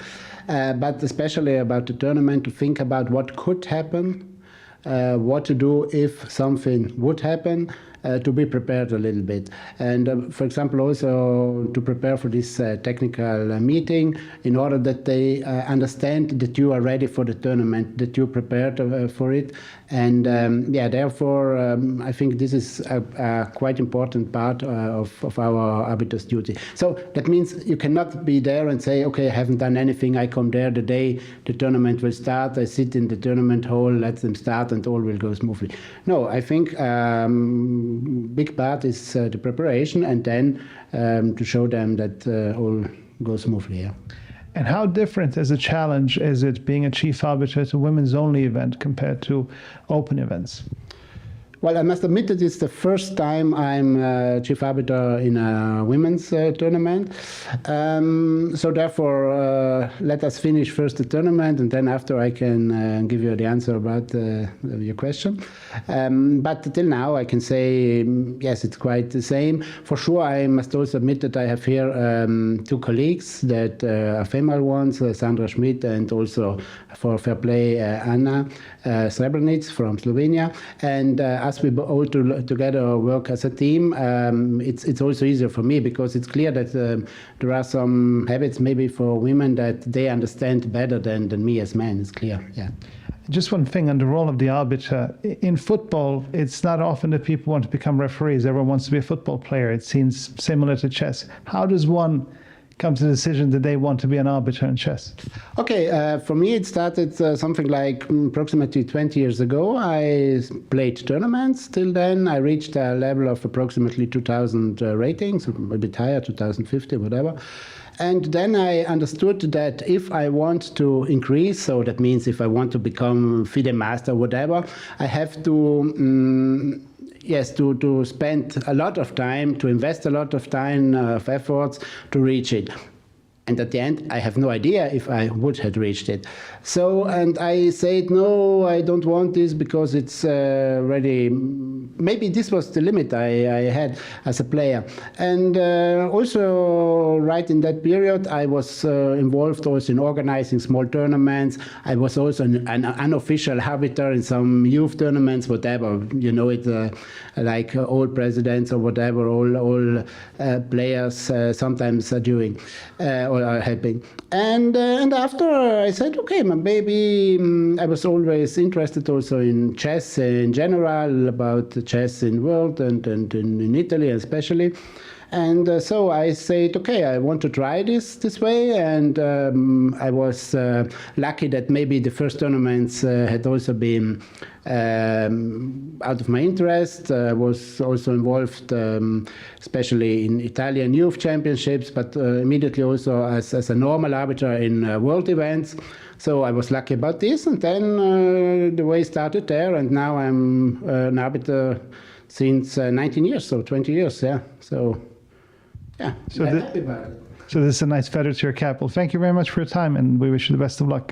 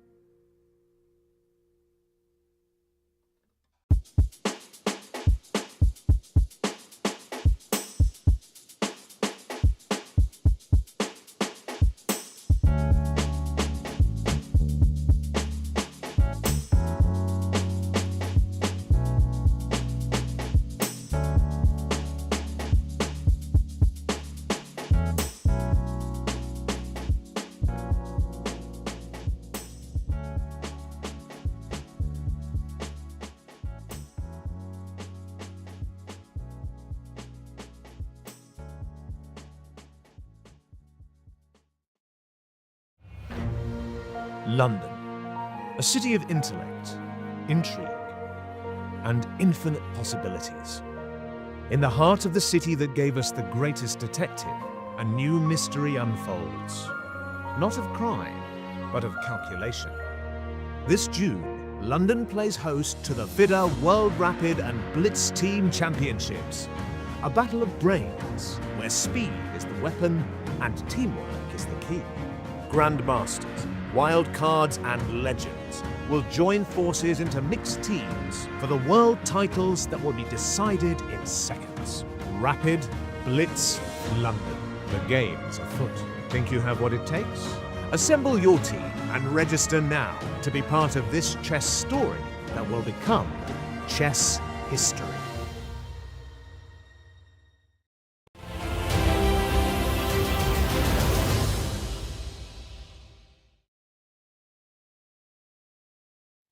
And welcome back, dear viewers, to the round 5 of the final leg of the FIDE Women's Grand Prix Series 2024-25 here in Austria. I hope you brought some refreshments because the round is spicing up. We have a lot of sharp games. Felix, how is it looking so far? Yeah, I don't even know where to start. I mean, there have been so many developments. All of the games, as you mentioned, tend to be quite sharp and things are heating up. Do you have a favorite game which you want to jump back into? You mentioned from the start Zhongyi against Muzichuk is definitely one game, which is also very important for the overall tournament standings. And wow, we see a big advantage for Muzichuk. Is she gonna keep up her winning streak? Wow, an evaluation bar goes all the way down. Let's try to break it down. What exactly happened? Because we see this d4 is on the board, queen e7 and king h8. All the moves we were trying to somehow put together, they're actually on the board. So after a4, king h8 actually was played. Yeah, king h8 has been played, one of the moves we have been discussing, just getting ready to occupy the g file with the rook, possibly generating some attack on the king side. And Zhongyi did go for d4, and we see queen e7, queen d3, and now bishop g6. So it seems like queen d3 was the moment where it sort of maybe went wrong for Zhongyi, because now d5 is in fact quite a huge idea. And the queen on d3 is in sort of an unfortunate situation. It's crazy, from one pin to another. So queen was just pinned on d1, now queen is on d3, finally getting rid of that pin, but bishop is on g6, pinning the queen once again. Exactly, yeah. Just, of course, you can go d5 to stop d5 yourself, but you don't really want to simplify the situation, because then you will give advantage for black, because the position is going to be clarified in the center, and you will basically block your bishop on c4. But how else do you stop d5? It's very difficult, because as you mentioned, whenever this pawn either moves one step forward or captures on e5, also the bishop on b6 is opening up, and it can become quite dangerous for white. This bishop on b6 is sort of a sleeping giant there. So as you mentioned, if d5 comes, black will sort of have a free hand. I'm not sure if the knight maybe could go to b8 and then later on to d7 and c5, maybe increasing the pressure on the soft spot e4, and of course the bishop on b6 is opening up. So this is kind of a dream King's Indian structure for black. Yeah, and position is getting more and more positional, so no waste of the tempo is actually matters there. And I'm just wondering if taking on d4 and taking on e4 could be an idea for black as well, because it feels like the pawn on e4 could be hanging. Absolutely, yeah. But at the moment I'm still not even sure where the queen can go. But for sure, e takes d4 followed by, for example, bishop takes e4 is also a huge threat. But at the moment d5 is an even bigger threat, I would say. Do you think this d5 or this bishop g6 move was missed with the d5 idea? Because bishop g6 is kind of moved backwards. Yeah, you probably don't expect it to be played. Yeah, possibly. I mean, it was surely Tan's objective to step out of this pin with the queen, which at least feels very uncomfortable. But on the other hand, as we see, the queen on d3 also steps into this diagonal. Maybe bishop g6 was in fact missed. And I don't see what white can do. perhaps try to increase the control over e4 with knight d2, but still d5 could happen here. D5, you cannot really take the pawn because there is a pin, and yeah, black will just take the bishop, and that's just game over. But how do you continue? So knight d2, d5. Well, maybe you have to take on e5 already. Otherwise d5 is coming.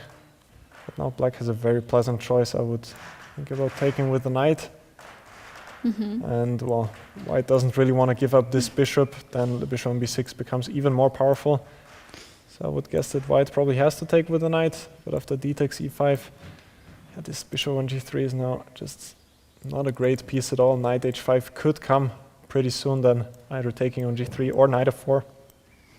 And now bishop on g3 is really in the box. Now it really doesn't really have a way out. Absolutely, and also the knight on b5 can be kicked out at any time with c6 pretty soon. Huge trouble for Chinese grandmaster. Yeah. Big question, what to do. So basically, And she did make a move. yeah, we are going to see it in a moment. She plays bishop a2. Aha, so the idea of bishop a2 is that even if black is playing for d5, it's not coming with a tempo, attacking the bishop. Exactly. So now she will have a time to take on e5. Maybe with the knight, yeah. And Yeah, now it's a different story. exactly, yeah. But the question, what happens after e takes d4 and bishop e4? Yeah, that's of course a good question, yeah. Can black just take the pawn on e4? Well, how is white taking back? Yeah, there are too many ways, yeah. Yeah. It's tough to find the best. So yeah, take on d4. It's also not an easy decision for black to capture here, because it does always look like there are some ideas for white to use this pin on the e file, but it does seem like it works out for black. In the worst case, she can always strengthen the knight on e4 with f5. Yeah, that would completely weaken the king, but king is on h8, so that's why this whole thing is working out now. Yeah. Now we can see the difference of the position. With king on h8, there is no this unpleasant pin on the f7 pawn. So Absolutely, and knight b4 could also come. This looks pretty bad for white. just recalling also that the game from yesterday, I believe it all started also with extra pawn for Anna. So, and yeah, she converted it to a victory. Yeah, you're right. That would be crazy, Anna Muzychuk on 4.5 out of 5. But it's still too early, of course. Still anything can happen. And just one performance which was recent, what I can recall is Teodora Injec was playing the European Women Championship, and she lost in the first round, even though she was the favorite there. She was like on the first or second board, and she lost. But after that, she won 8 out of 8 games, and with that she clinched. Sorry, not 8 out of 8, but rather 9 out of 9, because the final 11th round she played a draw and she got the title. This was crazy round. She was winning every game after another.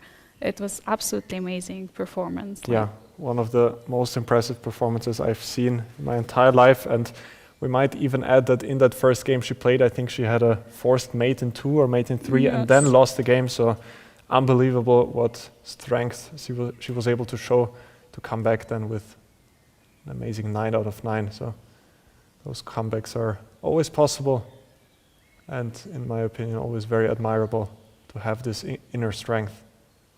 Yeah, and here we have Anna, who is scoring 1 after 1, but we can see, I mean, as we were already having some games which were expected to turn out in one way, and they were actually went completely wrong for one of the players. Yeah. So anything can happen, especially once we will go closer to the time trouble. It's where it's going to escalate. But so far, the opening outcome is definitely preferable for black, for Anna. Absolutely. And speaking of preferable opening outcomes, perhaps we could go to the game Badelka against Javakhishvili. Yeah, absolutely. where it looked like the opening stage went pretty successful for the Georgian player. We saw the position around here where the pressure was increasing on the e3 pawn, and Olga Badelka decided to give up the bishop pair and then completely shift her focus to the king side where she started attacking. And now I'm curious, how is this position like?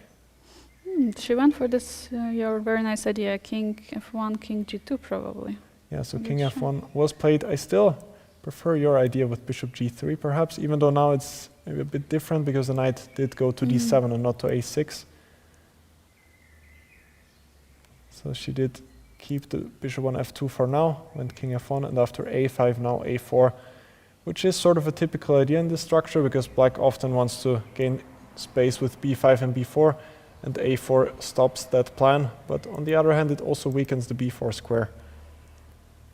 Yeah, it's not so clear in which favor this move was, but definitely we can say one thing, that white wants to do something on the queen side, on the king side, sorry. Yeah, because if white is not going to create an attack, if there is not going to be an opportunity for white there, then I would say, like, positionally long term, the position is better for black. Absolutely, yeah. With the bishop pair now, the nice square on b4 as well, where Lela put her bishop. It's not even possible to get rid of this bishop anymore. Knight d3. Can we attack it? Yeah. Then the question is, what do you do? Do you give up one of the bishops, or? Well, I don't really want to give up this one because then, well, g5 might actually be one idea, and now the light squares are not as well covered as they were. Also, one point in that position after bishop d3, queen d3, that knight could go to the f5. Knight d2, knight g3, knight f5. Suddenly everything gets weak. That's a very beautiful plan, yeah. Regrouping the knight to f5.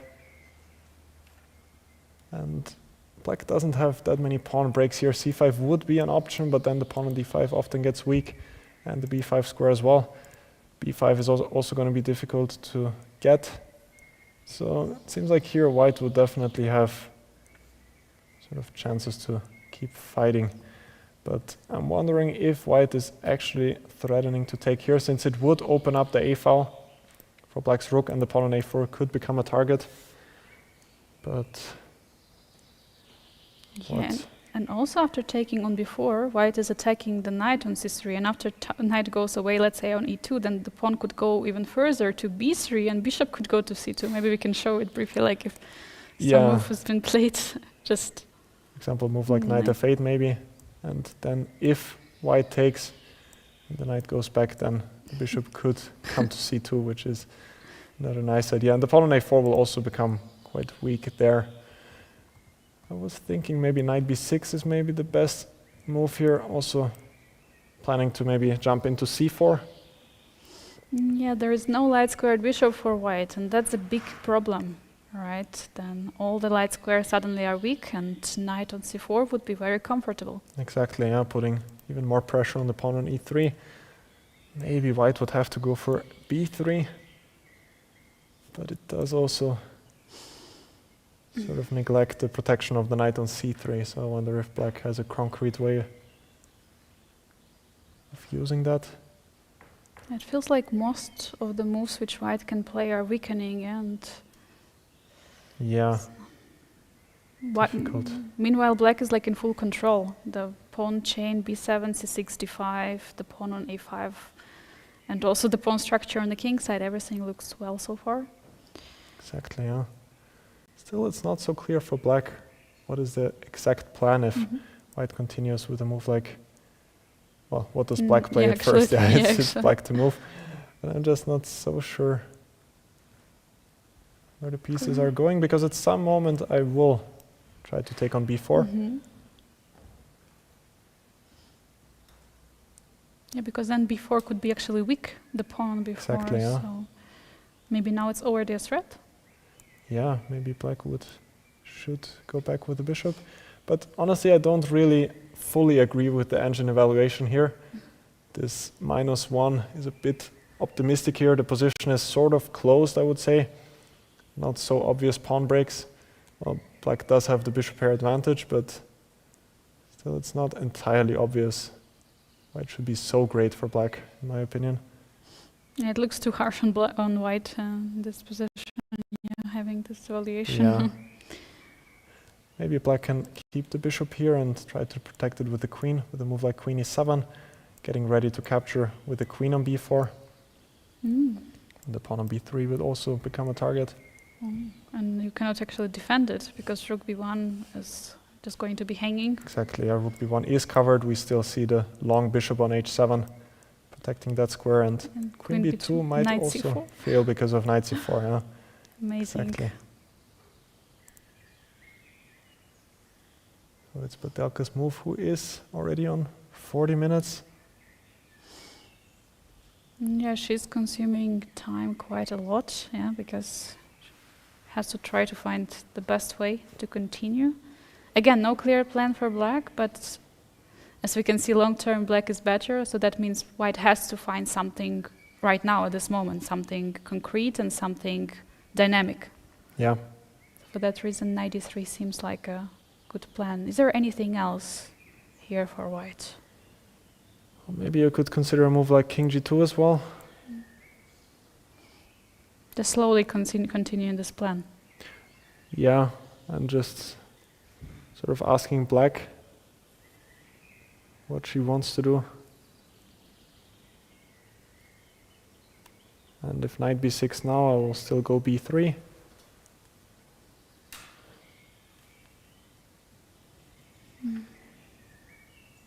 Yeah, pretty difficult to find the move also for black. So yeah, knight b6 does look nice, but after b3 it's not entirely clear where this knight is going.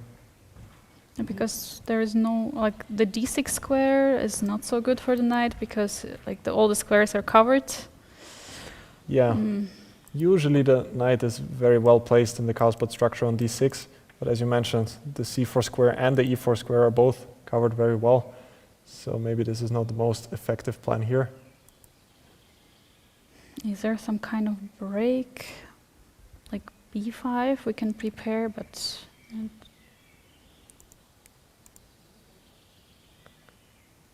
Here I might be able here, to yeah, take and then capture on d5, yeah.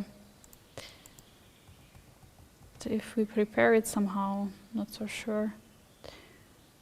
Or c5 break at some moment, yeah, just to prepare it. Yeah, c5 break is also an option. I was also considering the f5 break. The point that if black is able to take on g4, then the e4 square is going to open up for the bishop. But now maybe white can use the fact that the g file is opening up. Well, maybe not. Yeah, evaluation bar is jumping, something. Well, I think maybe a nice move would be g5, because after taking queen takes g5, black does win a pawn, but now the bishop on h7 is actually not doing much at all, and white could maybe try to use the open agent g file. It could be actually a target, yeah, just play bishop g3, so stepping away from the check and double on the h file. And all of a sudden white might be taking over. But Olga did go for knight to d3. Yeah, looks very logical, yeah, looks on the board. But again, as we were mentioning, it doesn't really have such a big threat because knight b4 is not something what white could do due to this very strong, potentially strong pawn which could come to b3. So, for that reason, actually, Lela Javakhishvili here doesn't have to do anything. She can just proceed with some improving moves. It's a big question which moves, in which direction to go. And yeah, because even after those moves, which seem to be the engine's top choice, for example, queen e7 or queen d6 maybe, still not entirely clear where black is actually playing. The pawn on e3 is well protected. It's maybe not so easy to break on the queen side as well. So still not so easy here. is it possible to put pressure on the pawn on f3 in some way, like bringing either the queen to f6 or... Yeah, So king g2. And we cannot attack with any light piece. Yeah, that's a problem. Yeah, it feels like it.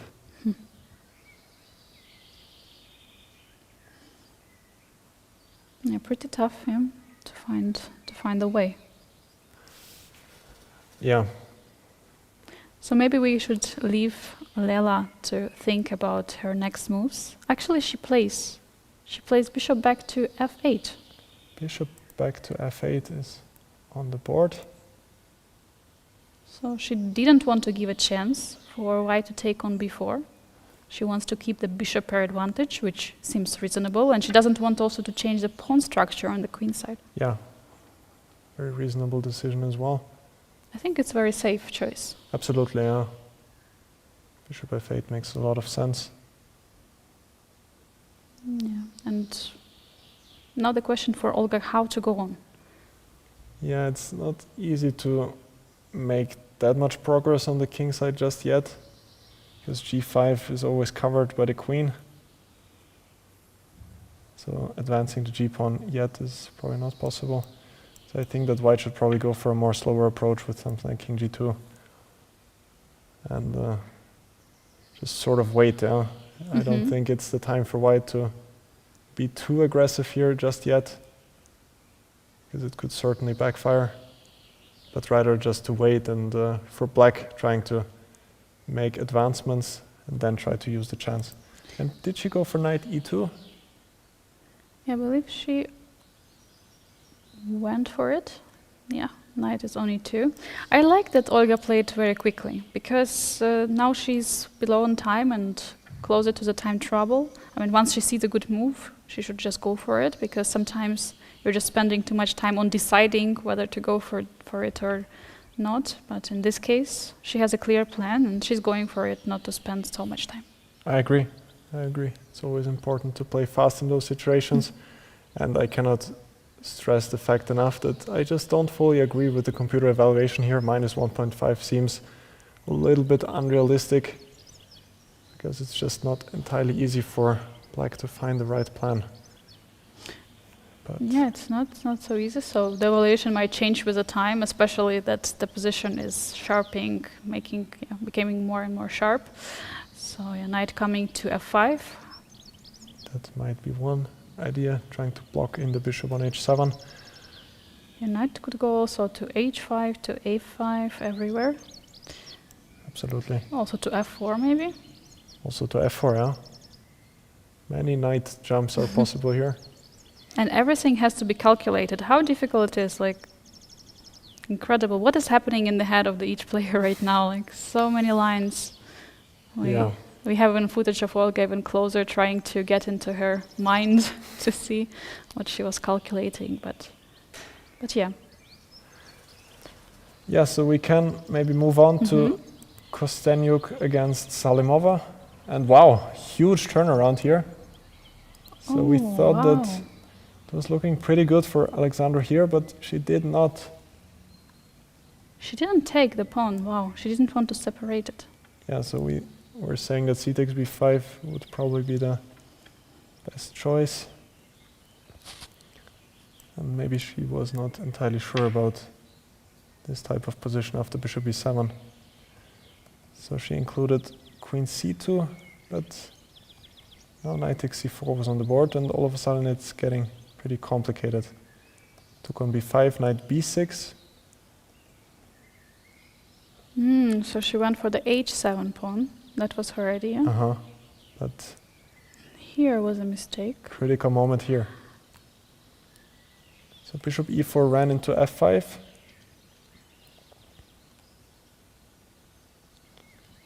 And it seems like Nurgyul is taking over. Should the bishop have retreated to d3 perhaps? Could also run into c4 or bishop a6. What about... I was just wondering if there is a way to defend the pawn on d5. There is actually no way, yeah? You could maybe just castle, yeah? It's not... But after castle bishop a6, are you ready to sacrifice? Oh, I'm not ready, but I think I have to. Wow, evaluation bar is agreeing with you. Bishop a6. Is there queen a5? Queen f5, queen h5? Yeah, I was also considering that. Wow. Seems pretty powerful. And if g6, queen h3. Queen h3, also bishop g6 looks very dangerous, but yeah, queen h3 might be just ending the game on the spot. Oh my god, this is crazy. There is also bishop from c1, can go to b2, to h6, everywhere. Exactly. Insane, wow. So it seems like short castle was a Very good- calm move, yeah? Like in such a crazy position, it's not so easy to go for it. You have to be really cold-blooded to make this move.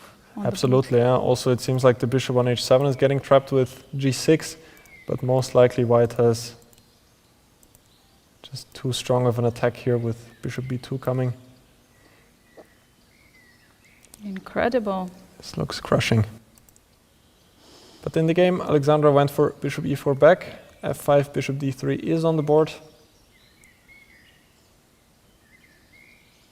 Yeah, now looking at its position and thinking that there was opportunity to take on b5 with a pawn, obviously. That was a better choice, but you cannot return back in the time, of course. But the question is that now, why is the position is worse for Alexandra? So just the whole point that the... Maybe bishop a6. Rook has to go back to b1? I would guess so. And well, I was thinking of just simplifying by taking on d3 and then on d5, which is probably giving black sort of a comfortable endgame, but it doesn't look too bad for white either.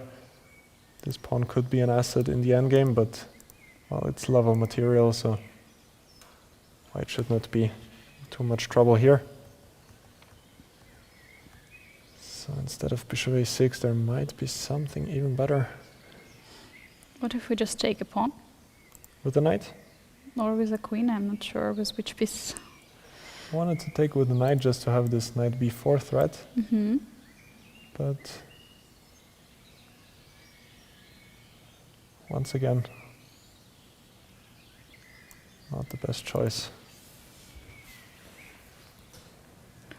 And now suddenly the evaluation bar went up, so something is there for white.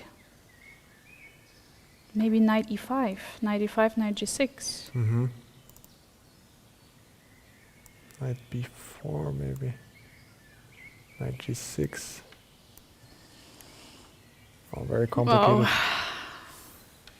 And then some queen c4. Yeah, this does seem like white is a bit faster.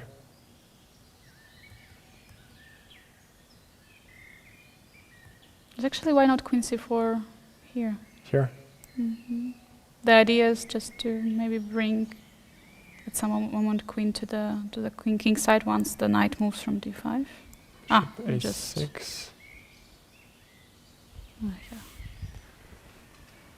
and then knight e5 is too slow.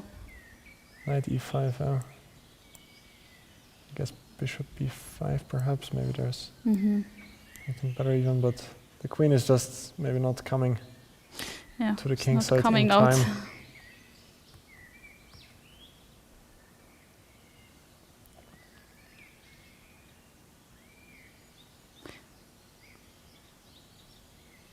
Obviously there is just simple bishop b2 and castle, but... Bishop b2? Yeah, bishop b2. And just knight b4. I wanted to sacrifice, but... Yeah, there are some nice ideas like this maybe, with at least sort of setting up a nice trap on h6 with checkmate, but well, unfortunately black doesn't have to go down that route. What's Maybe actually a move here? Move like queen d6 is possible. Just queen d6. And if white takes on 8, then black is ready to capture on d3. Oh, and then there is bishop a6 checkmate threat even. Yeah, the king is not getting to Pretty safety. annoying, yeah. Yeah, such a sharp position. Like every move you have to count. incredible. So queen d5 d5 on the board. happened. Apparently there was something better, but queen d5 looks like safe choice. Yeah, it does. c4 was also a move, which I thought about. Oh, so it was c4. Apparently, after some guessing. So if white takes with the bishop again, this pin on a6 might be deciding the game, maybe even right away, bishop a6. Oh, you're right. Yeah, now rook cannot defend the bishop. So The bishop would have to go back to e2. But yeah, absolutely no blame on the players here, because the position is just so complicated. And now it's also looking like it's more difficult to take on d5, because the rook is still on the 5th rank. it looks a little bit contra-logical, I would say, like to push this pawn c4 and then to make it harder on taking on d5. So definitely the way how Nurgyul reacted taking on d5 with a knight or with a queen, like both ways are the most logical ways to go, especially against such a strong opponent, and especially having not the greatest tournament so far. She has to go for a safer option. Yeah, and did Alexandra play rook b1? What? Is it now winning for black? Wait, rook b1 is actually on the board. We can see it. And now Nurgyul is playing c4. Now c4 is on the board. Oh my god, did she miss the c4 here? But what's the point though? If So bishop bishop e2, e2? is it so bad already?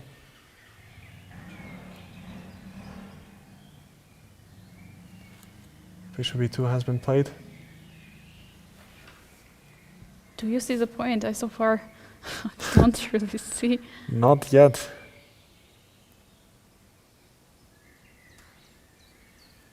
How can Is this there be some- so bad? g5? Or I just don't. Oh, g5 there it's like opening up Dawn's king. It's not working. Just some simple move like bishop b7 here. Well, I like your idea with g5. Maybe it's possible here, but might be a Yeah, bit it's too like- risky. Rook d1 is coming with the tempo. Bishop b2 check is coming with the tempo as well. You know, I like this type of position. The move is either very good or or very bad. Yeah, So it's, yeah. Probably always the case with g5. It's either yes, really good or really bad. Eh? absolutely. But what's the big chance here? Yeah, because the evaluation bar is too far down. So it should be something tactical, something concrete, and something right here, right now. Is there f4 move with the Yeah, I bishop was f5? also thinking about that now, yeah? And the bishop is getting activated, and what can white do about this situation? There is no square for the rook, Is the rook getting trapped? because there is another bishop coming to f6. Oh, Great point, yeah? So bishop f5 is coming, and after some time of thinking, then you actually see that this f4 move is very logical. You just bring the bishop, but definitely bringing the bishop to the long diagonal, it also feels very logical. So just sometimes you just have to open up yourself for more ideas, and then you will see this f4 Yeah. move. Wow, huge opportunity now for Nurgyul to turn around this tournament at the round number 5, and yeah, who knows how the tournament will continue for her. She's a very unpredictable player, and yeah, Could be. also recalling her great result in the World Cup when she went all the way to the finals, and only there she was stopped by Garachkina, but yeah, amazing player. yeah, would be great to see her being able to come back.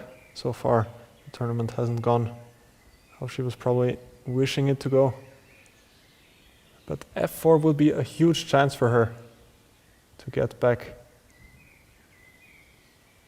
And she is also getting lower and lower on the clock, so I would say that she should decide on her move pretty soon. And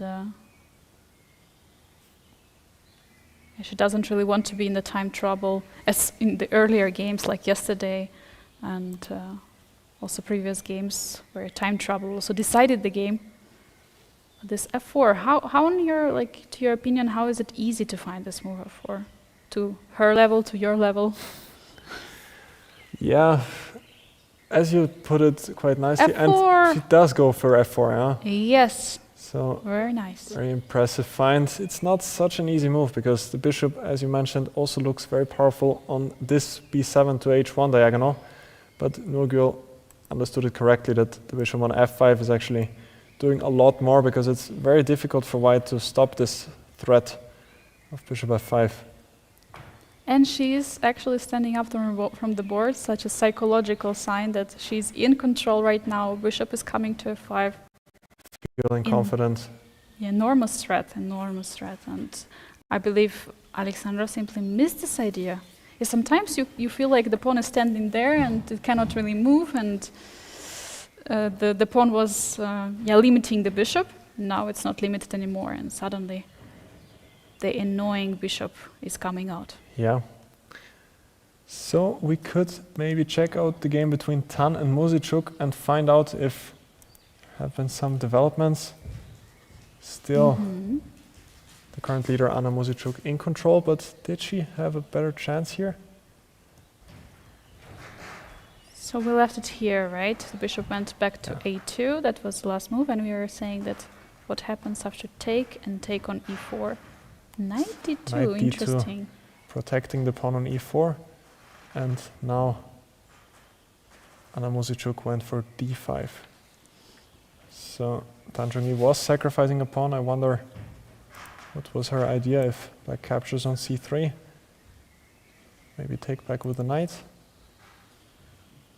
or with the pawn, or with queen. the queen. Yes, it's a big question. Yeah, because there is a pin on the king on h8. We'll just. Yeah. It looks annoying, yeah, this pin. Yeah, now the king on h8 is not feeling as good as it usually was. But is there a concrete threat? Because black could also go something like king h7 and just not to feel too uncomfortable. Yeah. Still feels like black is in control. Pawn up at the moment. I could also think about just blocking this diagonal with knight e5. Then perhaps continuing with knight h5 as well. So it was possible to capture a pawn. Yeah. You might say. Seems like it. But this evaluation bar says that there was something else, something more. Maybe knight e5 immediately. Knight e5 with attack on the queen, the tempo. And if the queen moves, then the pawn could think about advancing to d3. Exactly. And if white gives up the bishop, then the dark squares are going to become even weaker. I suppose black would recapture with a pawn. And after c takes d4. Yeah, and I think that black could just recapture, and if knight takes, then rook d8, because I was just thinking if rook d8 immediately there would be a possibility of d5. Yeah, that's true. Still probably black is doing quite well if c6, because the dark squares are just so weakened, but as you said, e takes d4 just picks up the pawn, and white can not recapture comfortably, because after rook d8 there is going to be a lot of trouble with the pin, the d file. Yeah, also e4 pawn is in trouble, yeah, also the target. Yeah. So this was missed. Oh. Yeah, knight e5 seemed like it was a great choice for Anna Muzychuk, but instead she went for d5, which still looks very natural, as she wants to capture the pawn on e4. C takes d4 on the board, and now Anna Muzychuk is thinking, running a bit low on time. 32 minutes currently. Yeah, 15 minutes less than Tan, and yeah, I think the big question is with which piece to take on e4, or she has some other question in mind, or either if she even has to take on e4 right away. Yeah, also knight b4 would be a possibility first, but definitely seems logical just to capture on e4. But But as you said, which one is the best? It's difficult to say because every move has some purpose. Yeah, taking with the pawn comes with a tempo. Taking with the knight, there is a discovered attacks, but also the queen gets pinned. The knight is pinned. Yeah, I think after knight takes e4, maybe white can take on d5, but still there's knight b4.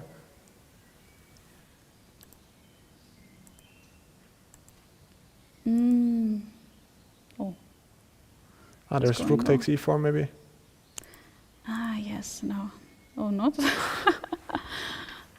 Yeah, just Yeah. as we call it, evil bar.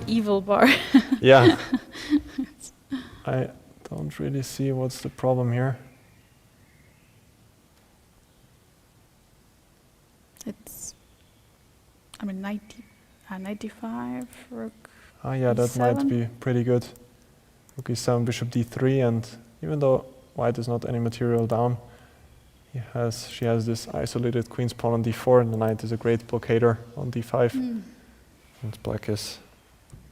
Yeah, better endgame simply for black Exactly, in that yeah. case. So. But after knight b4 there was some chance. Also checks on e5 to consider. Is there? Also think about moving the queen. But where to?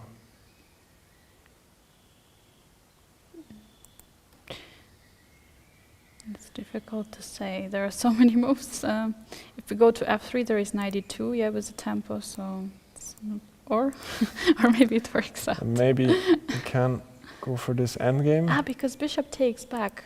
On Bishop f3. takes back, and the rook is actually quite nice on the 7th rank now. And we have actually exactly identical endgame.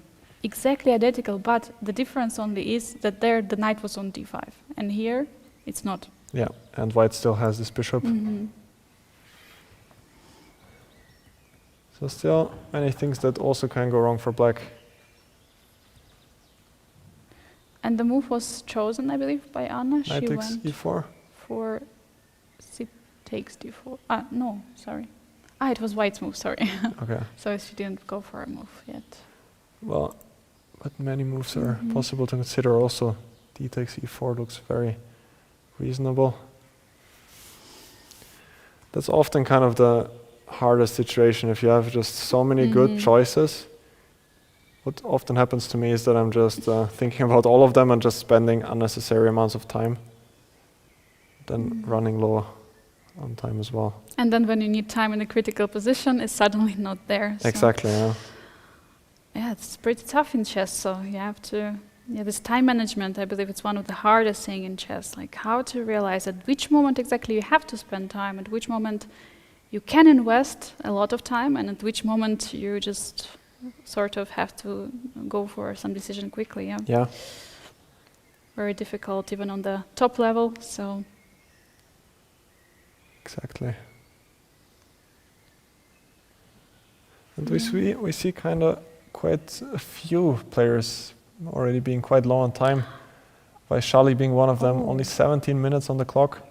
I believe actually we haven't checked her game yet. Maybe it's a good time for us to go to Vaishali's game. With the black pieces against Jiner, she just has more than twice less time. Oh my god, on the clock. 17 minutes. Yeah, Vaishali often tending to be low on time.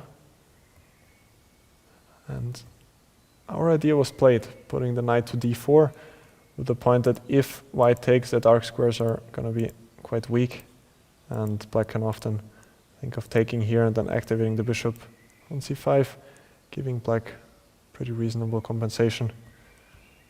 So in the game, Zhu went for the move b4, trying to undermine the knight on d4.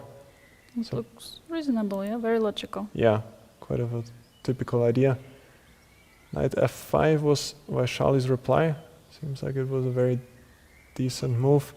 Black can of course not take on b4 because then the knight on d4 can be taken. So knight f5 was played, bishop takes e5.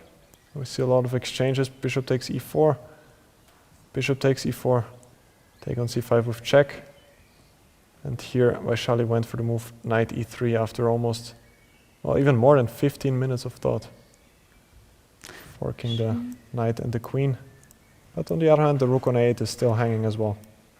Yeah, she cannot really win any exchange here, but she spent really a lot of time, and they only played 19 moves, so still a lot of moves has to be played for the next time control. And yeah, but we might see some exchanges here pretty soon.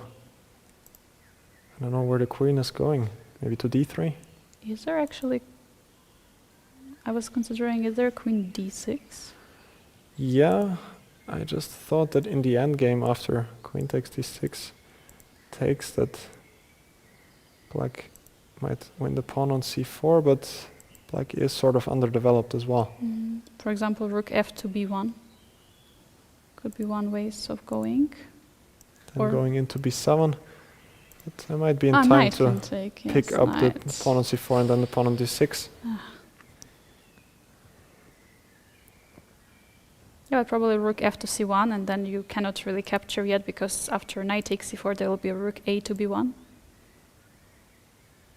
After rook b1, can I take on d6 there as well? And if you take and pin me, I can go away with the king to either d8 or e7. Not to e7, because then there's bishop b7, but king d8 probably, or short castle. This seems like the... I think that cleanest. after knight takes c4 there was bishop b7, bishop a6. Yeah, that's beautiful. Bishop b7, and now after rook c5, only now bishop a6, because now if the knight captures on d6, the rook is not protected anymore. And white wins the game.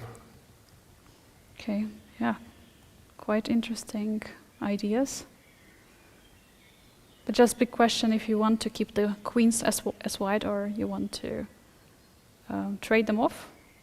Yeah, hard to say. Because also queen is putting some pressure on the d7 square. So maybe this queen d3 move makes a lot of sense. So keeping the queen, not allowing to castle. So now definitely knight f1 is... Logical move. Bishop takes a8 is forced. The knight, again, probably has to move back to e3. And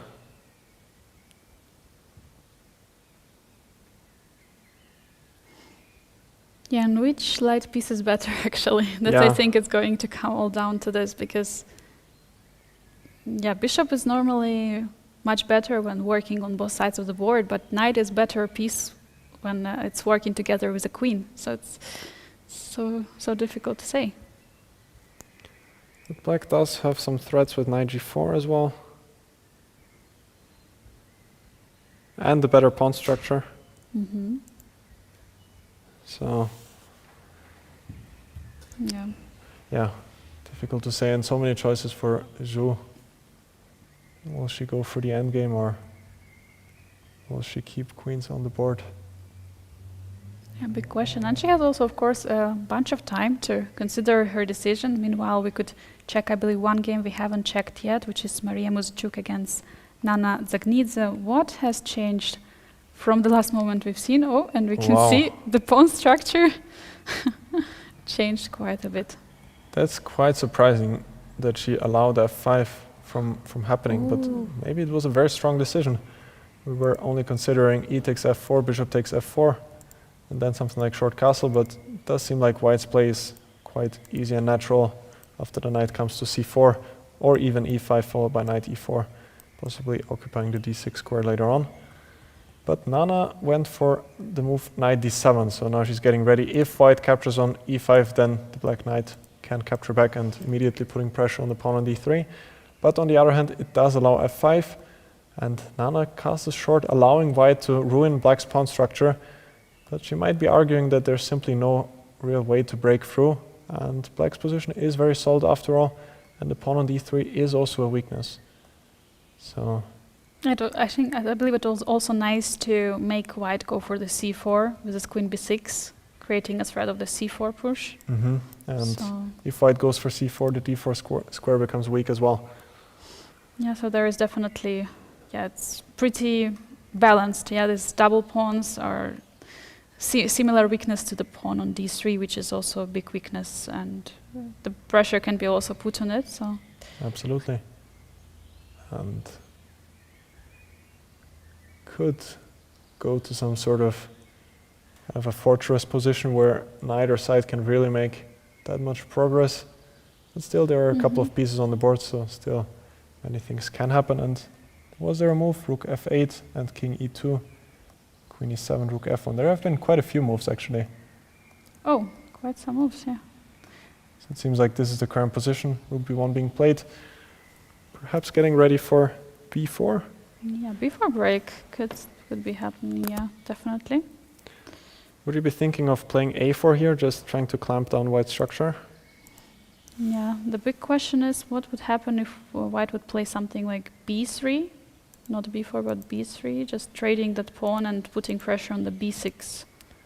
Yeah, I was hoping that the knight is just protecting b6 nicely, and well, I can put my rook to the a file to maybe put pressure on a3. Yeah, the knight on d7 is actually a perfect piece. Yes, Yeah. defending on e5 and on b6 everywhere.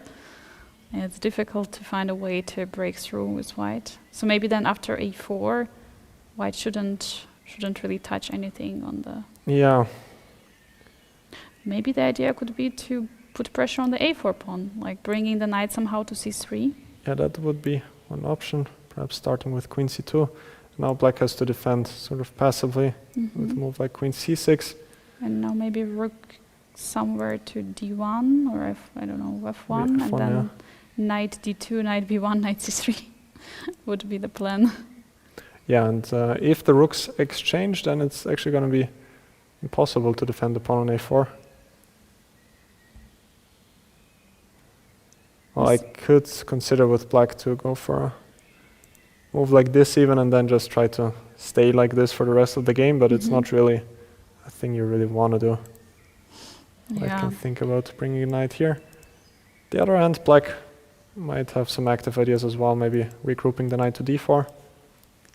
Is actually b5 break also possible? Yeah, I would be a bit worried though that the knight will come to c4, which looks like a nice square. Yeah, now it's defending and also attacking at the same time. Yeah. Yeah, probably not the best way to go.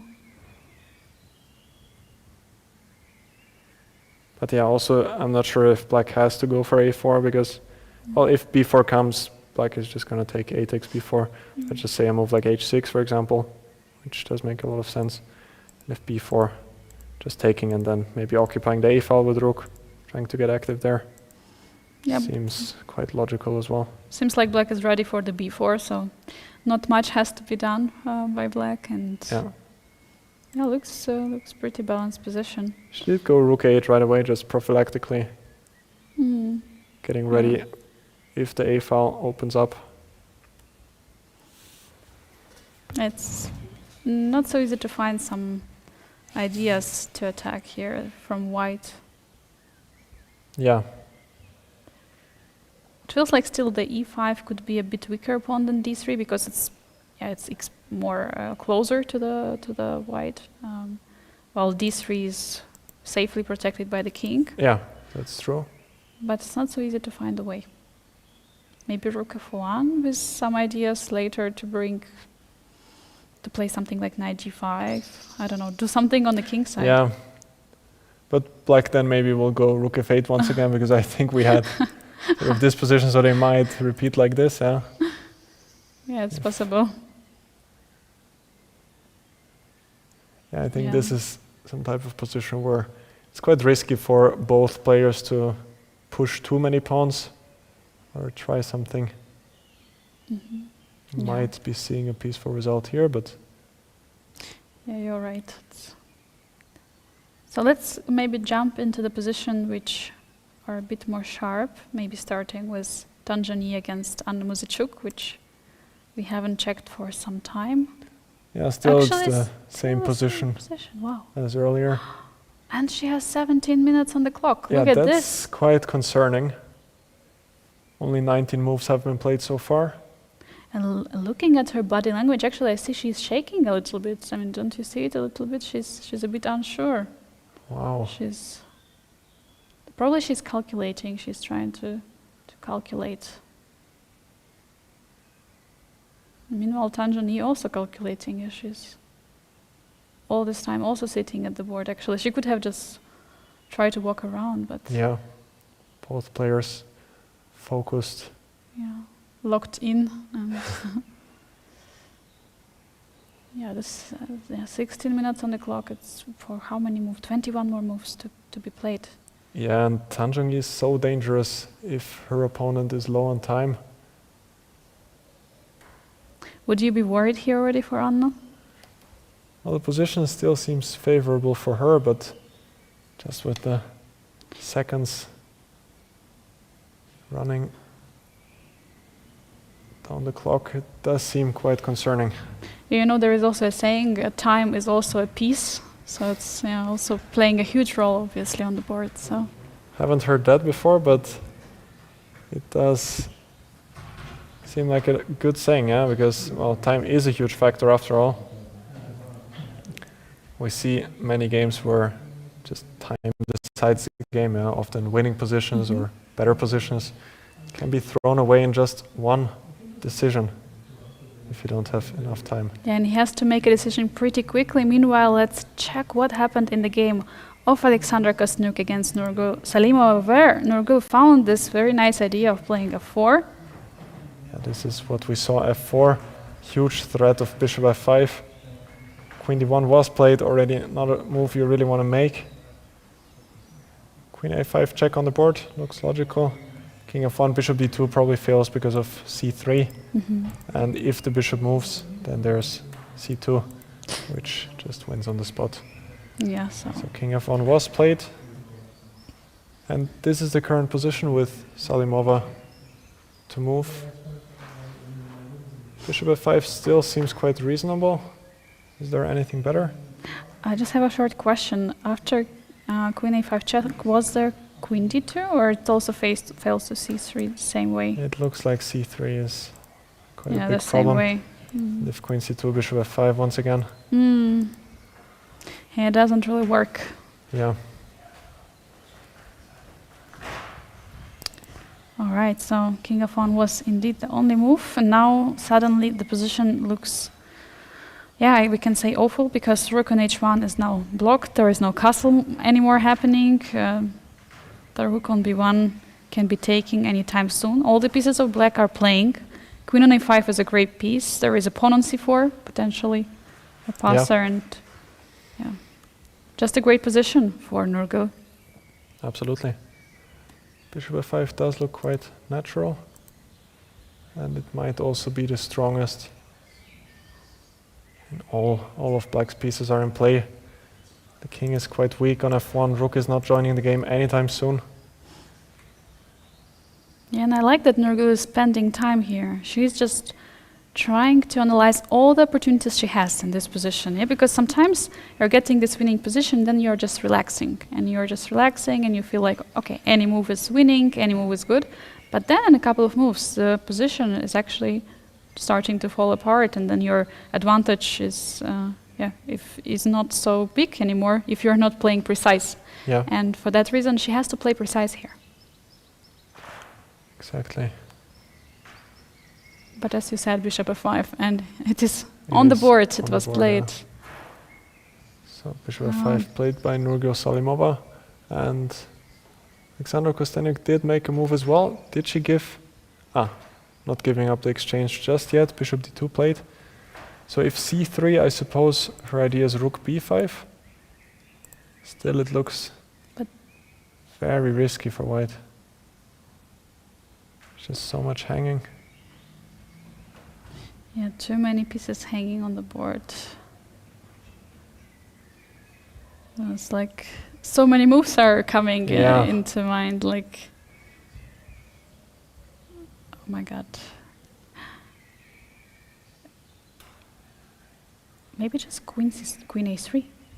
Like queen a3, maybe rook b3, yeah?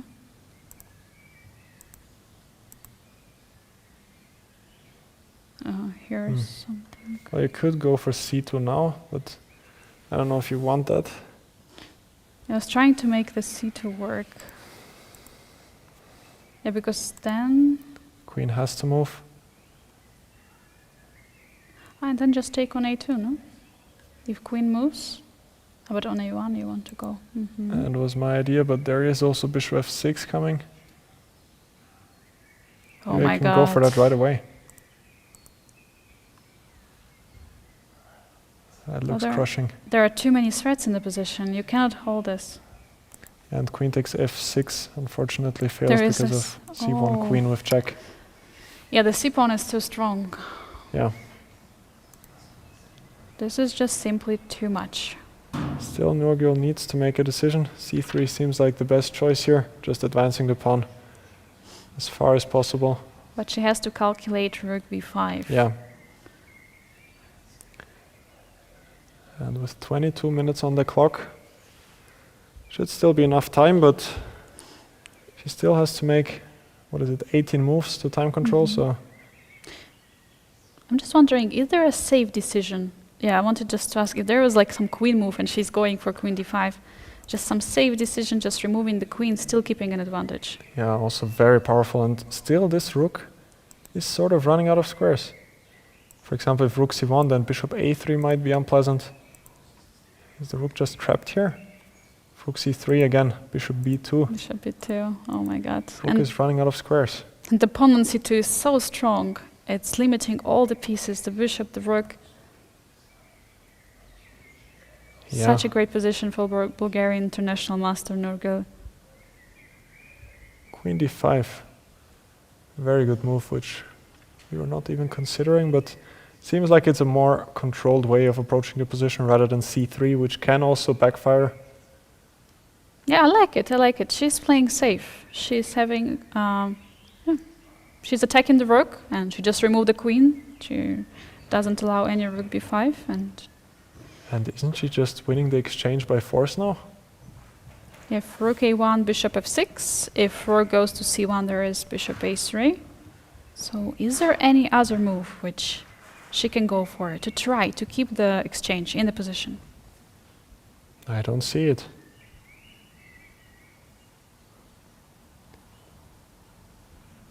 This looks very promising for Nurgyul Salimova.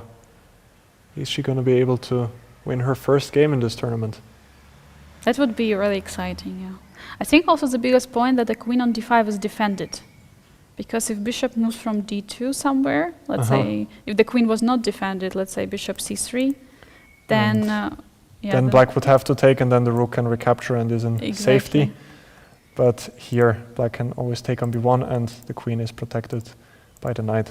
Great point. Yeah, so for that reason, it feels like, as you were saying, the exchange is down by force.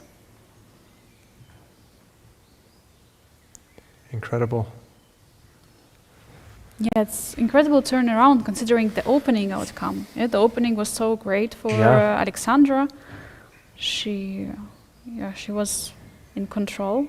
But then this move bishop e4, and after this f5 break, all started to go not her way at all. Absolutely. And should we go back to the encounter between Olga Badelka and Lela Javakhishvili? Yeah, let's check what happened in that. Oof, wow, all pawns on the 5th rank. Queen to g1, so Olga is going all in on the king side. Meanwhile, Lela is going all in on the queen side. Yeah, who is going to be faster? So this was the position which we saw, bishop dropping back to f8, knight e2, and now it was probably a great decision by Lela to start playing on the queen side since the knight has just retreated from c3. And we were actually just recently discussing, are there any breaks on the queen side? And Lela is going for both b5 and c5, so this is crazy. Queen g1. How creative. Is her idea to go queen h2 and then g5? Yeah, it feels like she wants to create some attack on the king side. But there are just so many pawns hanging on the queen side for white. What if black just takes on a4 with a knight? Yeah, just an extra pawn. And the next one is falling as well. What if b3? Maybe knight b2 even. Oh, of course. Might And then go to d3. And well, these pawns are quite fast. Not sure if white's attack is going to be enough. Wow. Too many pawns. Yeah, queen h2 would be a nice idea to prepare g5, but it just feels very slow. Black can maybe play c4 and this pawn. Well, those pawns are just marching down the board. Yeah, those are just monsters. I believe the main point is that after any g5 happens, white just can simply leave it like that, not to react, because you don't really want to open that h file. And Yeah. so basically g5 is not such a big threat, because what white is threatening to open up the g file, but the pieces are all on the h file. So it's Well, therefore I could consider making a move like this, even though it also looks quite wrong, but at least I'm keeping the queen on the g file. But again, it just looks like black is going to be too fast. On the queen side also knight d3 might exchange some key attacking pieces. But definitely there is a psychological aspect in this position, because it's attack on the queen side versus attack on the king. So it's like two different things. And of course, if you're attacking the queen side, you might win some pawns, but you might be lose later due to the checkmate. So for that reason, I think Lela Javakhishvili right now, she's trying to make sure there are no checkmates there. There is no some attack. Okay, there is attack, but king is still in the safety, and just to make sure it all works out for her. Absolutely.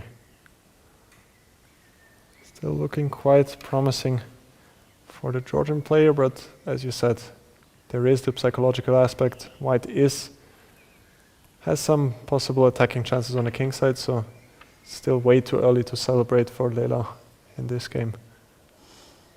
Yeah, for sure. We see her focused. And she's taking some time, definitely. She has to consider to take the pawn or not to take, or to try to defend more on the king side.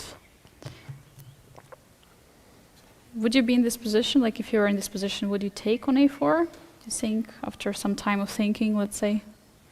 Yeah, probably. Once I see that after b3 I have knight b2. Then you would probably go for it. Yeah. Yeah, for sure. This looks... Yeah, and also potentially there could be like 3 passers on the queen side, so it's really a lot. And it's just that this bishop is just such a nice defender as well. Lela is reaching. Is she going to capture the pawn on a4? It feels like she was reaching for the knight. Yeah. Okay, she's a bit unsure. Unsure about her decision, yeah.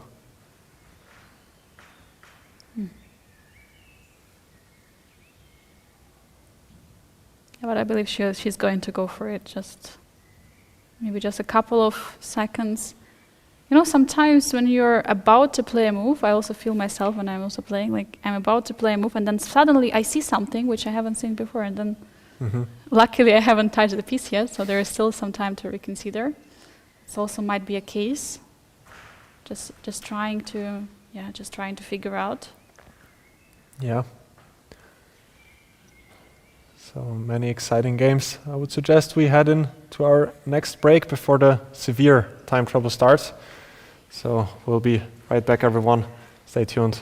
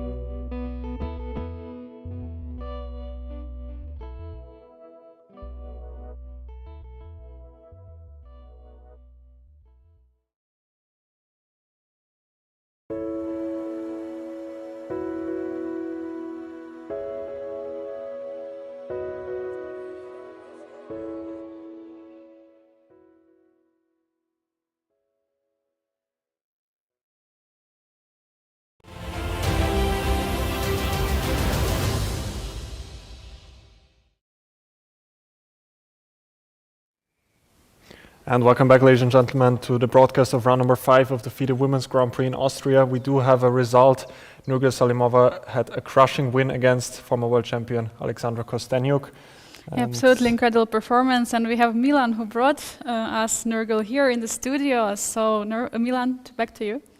Thank you, guys. Yes, Nurgyul is joining us here. It's a wonderful day here in Austria, a very sunny day finally, some sun, and especially a great day for Nurgyul. Congratulations, your first victory in this event so far. How do you feel? Thank you. Now I feel good. Before the game, it was okay, complicated, of course, because I didn't start the event the way I wanted, and it's always tough to, come back at such high-level tournaments.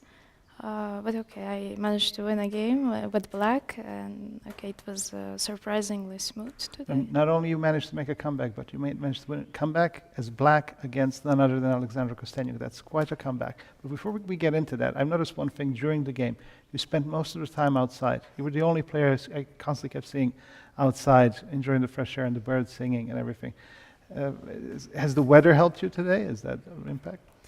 Well, it was raining from the start of the tournament. Today is, yes, very sunny, and I just got these positive vibes already while coming to the game. And usually I walk in the mornings, but today I kind of overslept. So I decided to just take some fresh air outside. I mean, it's nice. And okay, of course, while walking, we still think about the game, so it doesn't mean much. But yeah, outside is nice, and I guess it helped. So more sleep, fresh air, sun, great Yes. game. Let's see that great game. Okay. So you were playing as black, Alexandra was white. Okay. Yes, okay, this already was a surprise for me. She's an E4 player mainly. Okay, so she surprised Knight you. f6. Queen's Gambit. Yes, and I took with the knight, which I thought would be kind of a surprise for her because I don't really play this, but since she also doesn't play this, I just hoped for some... So you countered with a surprise very quickly. Yes, Excellent. mind games. And okay, she went with the rook b1 line, which doesn't allow cd and bishop b4, and okay, the famous main line. Mhm. I tried to remember, okay, here already I kind of forgot, but I just did what was logical. You're protecting your king, developing. She's doing the same. Yeah, here I was worried about e5 actually. I was not completely sure how I would react. And she played d5, which kind of surprised me actually. I didn't consider this move, which is bad for me. But I just overlooked. Okay, just takes knight a5. And okay, of course I should be worse, like white just got this d5 pawn. I thought c4 was mandatory, because otherwise I might push c4. And okay, here I started thinking, didn't like my position. I mean, if I just keep playing the normal moves, like, I don't know, bishop f6 or b6, I thought that white is just much better positionally. And She it was gonna would suffocate be... you gradually. Yes, and it's just a very one-sided game, and a player of her class, I believe, I wouldn't have many chances. So I tried to complicate the game with b5, and here I was actually not entirely sure what white needs to do. I thought cb5 and Jiner Prix cb5, but to be honest, I didn't calculate too much. I just, as I said, I wanted some complications, and since I didn't see like directly how it's really bad for me, I was already happy. And what she did, okay, queen c2, so I considered with knight c4, and now rook b5 surprised me. Okay, Jiner proves that, but I thought that now after knight b6, like, I wasn't sure how white should continue. Of course, I feel like I'm worse, but there was not clear way, at least for me. Well, she took, and... Well, she's at this okay, point to pawn up. yeah, but the thing is that... how do I go back? Okay, so it says castle, but you realize in such positions it's very complicated, because there's bishop a6, your bishop on h7 is could be trapped any moment. I think it's very unclear from human point of view during the game. So bishop e4, and okay, already I felt like I got the initiative. So the computer immediately, we see, disapproves of this move. If I believe that it says that castling kingside was a better choice, but interesting that momentarily it considered this to be a bad move. But I'm not sure if castle, what's bishop a6? Is that a move? Maybe some queen f5 motives are here. I am not sure.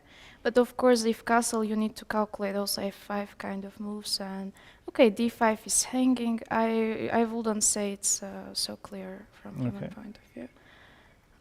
Bishop e4, okay, f5, and okay, I was already very happy with my position. And the moves kind of looked easy for me, like when you have the initiative, you just attack things. You had to take on d5. Queen d5, okay, ninja doesn't approve. Rook a5, I did not see this move, to be honest. I wanted to go here, actually, bishop a6, I was considering, but then rook a5 worried me.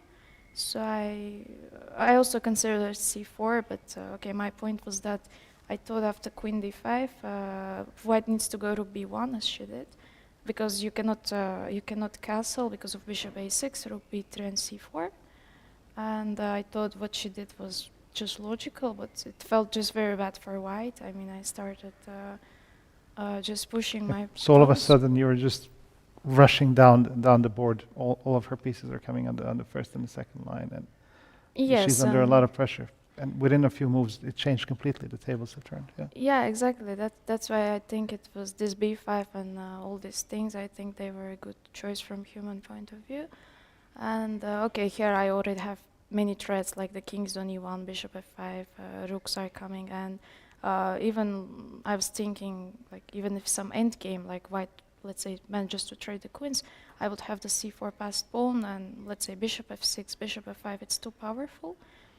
Like, even I was considering lines, some ridiculous lines where I give my f4 pawn, like the worst that can happen.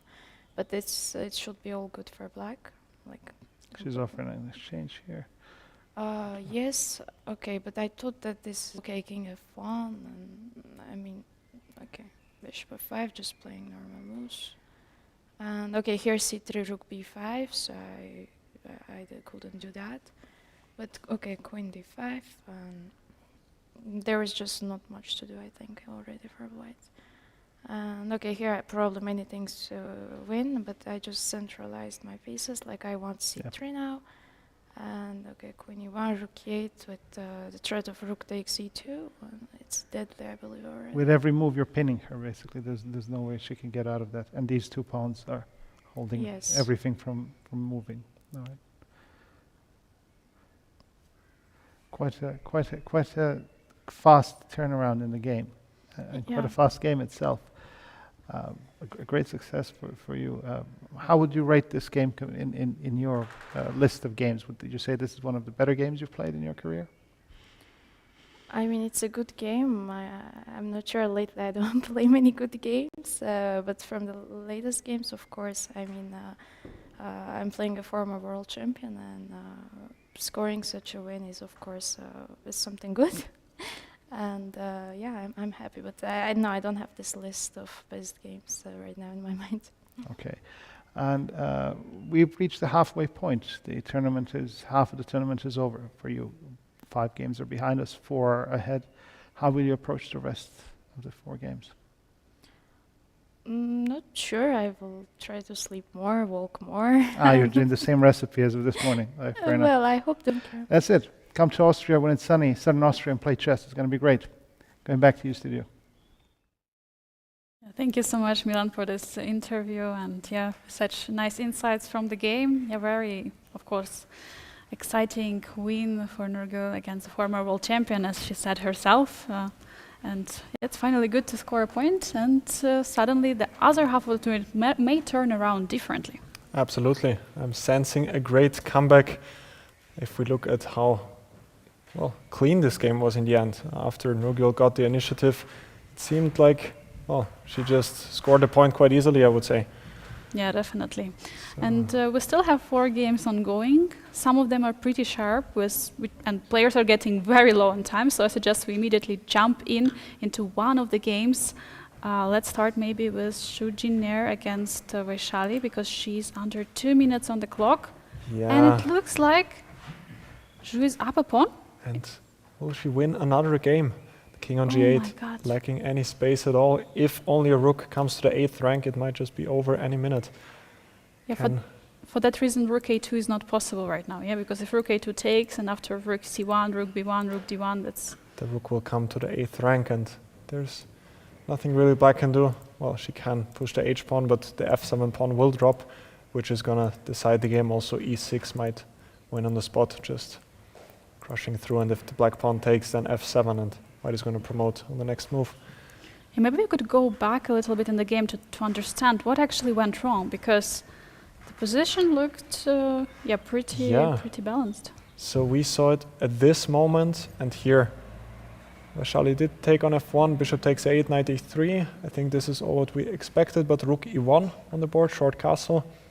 And we have some result. We have a result on the game Mariya Muzychuk against Nana Dzagnidze. It finished in a draw. Oh, some reaction. Not sure what it's supposed to mean. But Yeah. where was the pawn? I think they are looking for a pawn. Yeah, we don't have Anish Giri here, so all pawns are on its own place. So another result we have, but we were expecting that to, of course, to end peacefully. Yeah, absolutely. Meanwhile, here in this game, Yeah, there are many more moves, so let's just go quickly over what went wrong for Vaishali. It was looking like the position was pretty alright. We have an endgame here. White is a pawn up, but black's pieces are quite active. And somewhere it went wrong. f5 getting pretty dangerous. f6 is a dangerous idea. And it seems like queen c2 was the sort of decisive mistake, but it does look very difficult for black. Taking this pawn would allow the white queen to g5. So I don't think any players would like to do that, even though the computer argues that this is in fact the best. Looks very scary to open up the king like this. yeah, just put your queen to f6, rook comes to g3, and Yeah, very looks dangerous. like game over.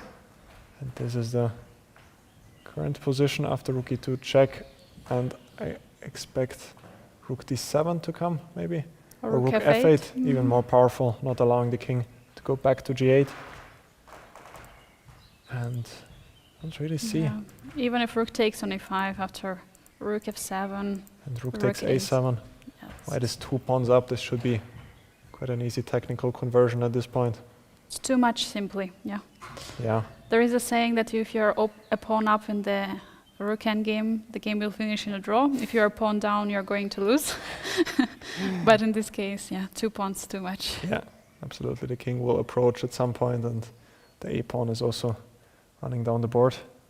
So it seems like Zhu is fully back in the tournament, scoring a very important win yesterday as well. And rook f8 is on the board. Yeah, and it confirms one more time. Again, she's playing with white pieces against Vaishali, and again, she's winning. So as we were discussing before, she had quite a good score, 2.5 against half a point. And yeah, once again, she's going to win against the Indian superstar Vaishali. And yeah, both they are, I believe, around the same age, so both are very young. And currently, actually, Jiner is at her best, at her top rating currently. So yeah, she's improving very rapidly. But okay, not always being consistent, right? So some of the games didn't go her way. Yeah, it's very difficult in such a tournament. All of the participants are so strong. And we see the moves played, which we anticipated. It takes on a7. So maybe we can go quickly to the game Tan against Muzychuk Anna, since, well, there was a complete turnaround. Ooh, what Looked like happened? Anna Muzychuk was quite comfortable after the opening, but around here she probably went for the wrong decision We already. had similar position before. We were discussing knight e4 and bishop d5, and here we couldn't really find a move. Or did we find it?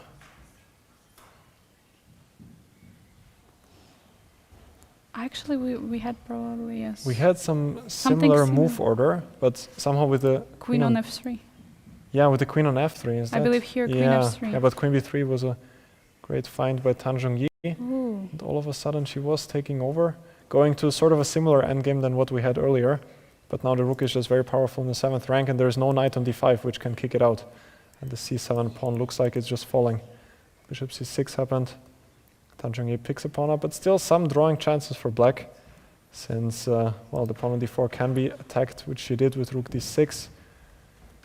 Yeah, the pawn, there is an extra pawn, but it's also getting weaker. So Yeah. Open c file.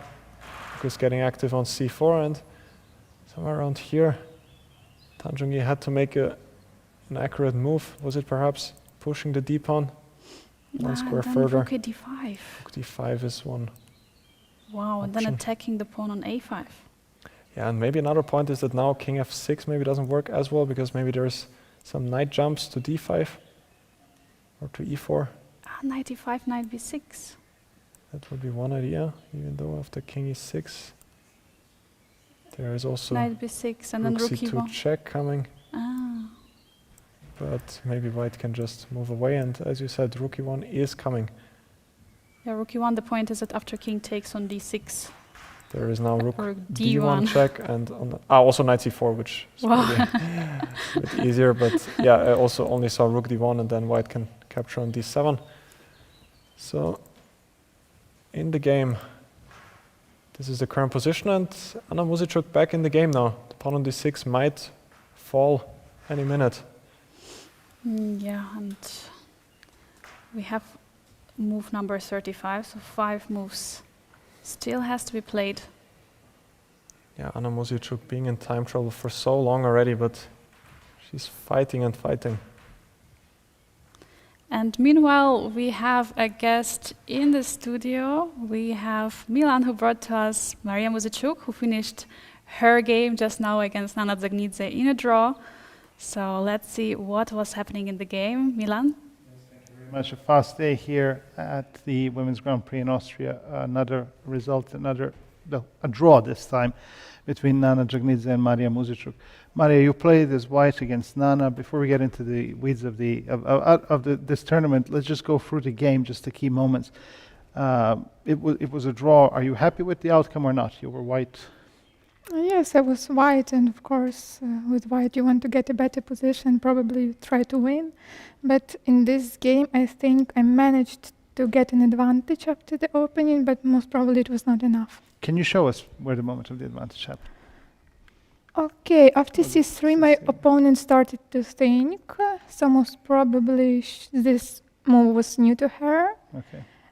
And okay, like knight e5, I'm not sure that it's the best move, but anyway, okay, like here I thought I was a bit better. Why do you think it wasn't the best move? If you could just go back a little bit. First of all, because of the doubled pawns, but also like, you know, after f4 I open my f file, and I believe that like my position is slightly better in the center, so I prefer white here. Doesn't black have counter? I'm not analyzing this. This is what I've heard from the experts who analyzed in the studio, that these two pawns are actually emphasizing the weak spot on d3 and are kind of giving chances for black the pressure. Is that exactly. a valid And during argument? the game, I was also having I had to solve this problem with my pawn on d3, but okay, like still I believe that white is slightly better here. I do not know how much, of course. Okay.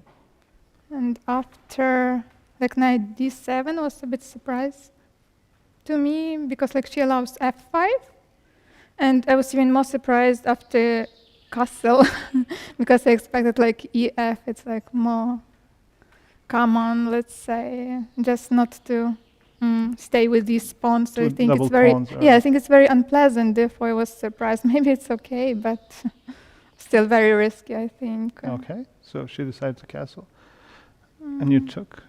And now we have this position where she has double pawns in the center, and yeah, and you have. Okay, like I wanted to put my knight on f3, so therefore I didn't take with the knight, because anyway I have to solve this problem and then to transpose it somewhere, because on g3 probably it's not like, you know, the best place. So I took with the queen, but here let's say if I take with the rook c1, then queen b6, and like my pawns are hanging, let's say queen f2, then queen a6, and therefore I decided to take with my queen. Okay. And c4. Yeah, no, she's masking your king, so it's a bit.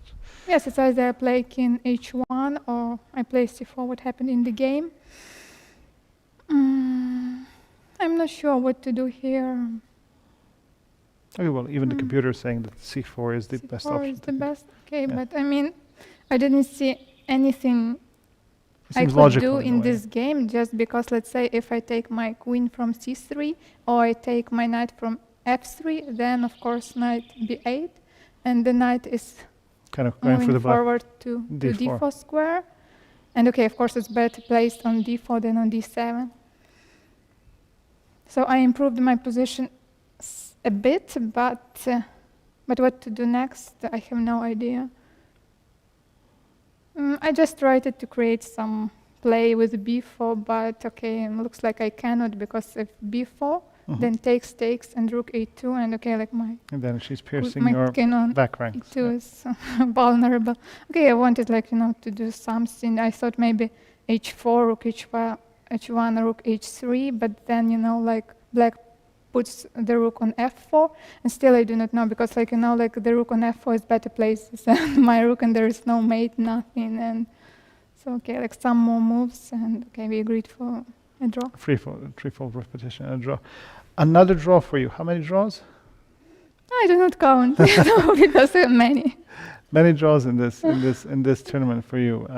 What's happening? Do you not feel that things are sitting right, or because there were other games where you had more initiative? I think yesterday when you were playing Vaishali, you had also more initiative, and then you accepted a draw. Do you not feel that things are as they should be, or do you just think that's the fair result and outcome of the games?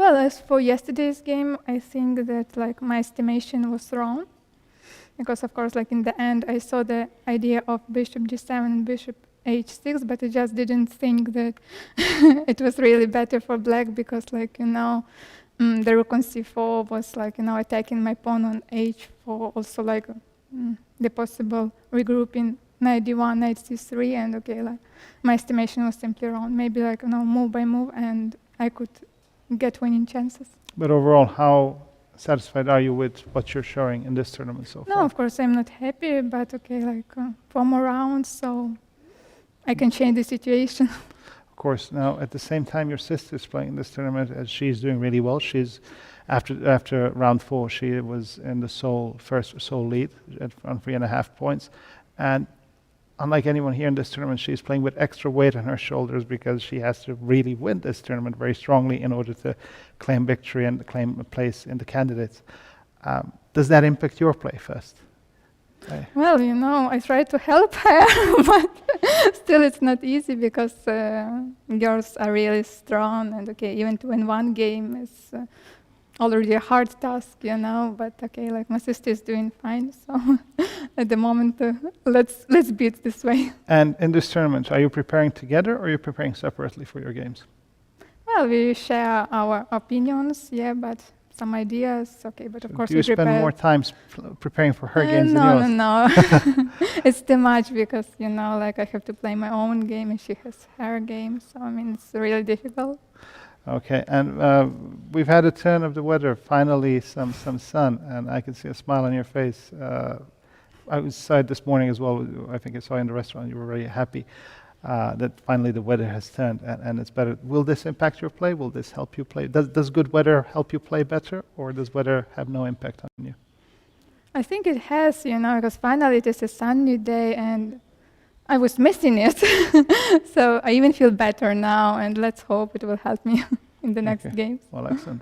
Good luck in the rest of the games, and enjoy the sunny weather while it lasts. Thank you very much for your time. So that's it. Games continue here in Austria. So 3 more games going. So enjoy it. Back to you, studio. Thank you so much, Milan, for this interview, for these insights from the game of Mariya against Nana. Yeah, we have still some games ongoing, and quite of them are in time trouble. So what do you think, Felix? Let's maybe dive in directly in some of the games, because I believe the game of Tanzania against Anna Muzychuk is still not reached the second time control.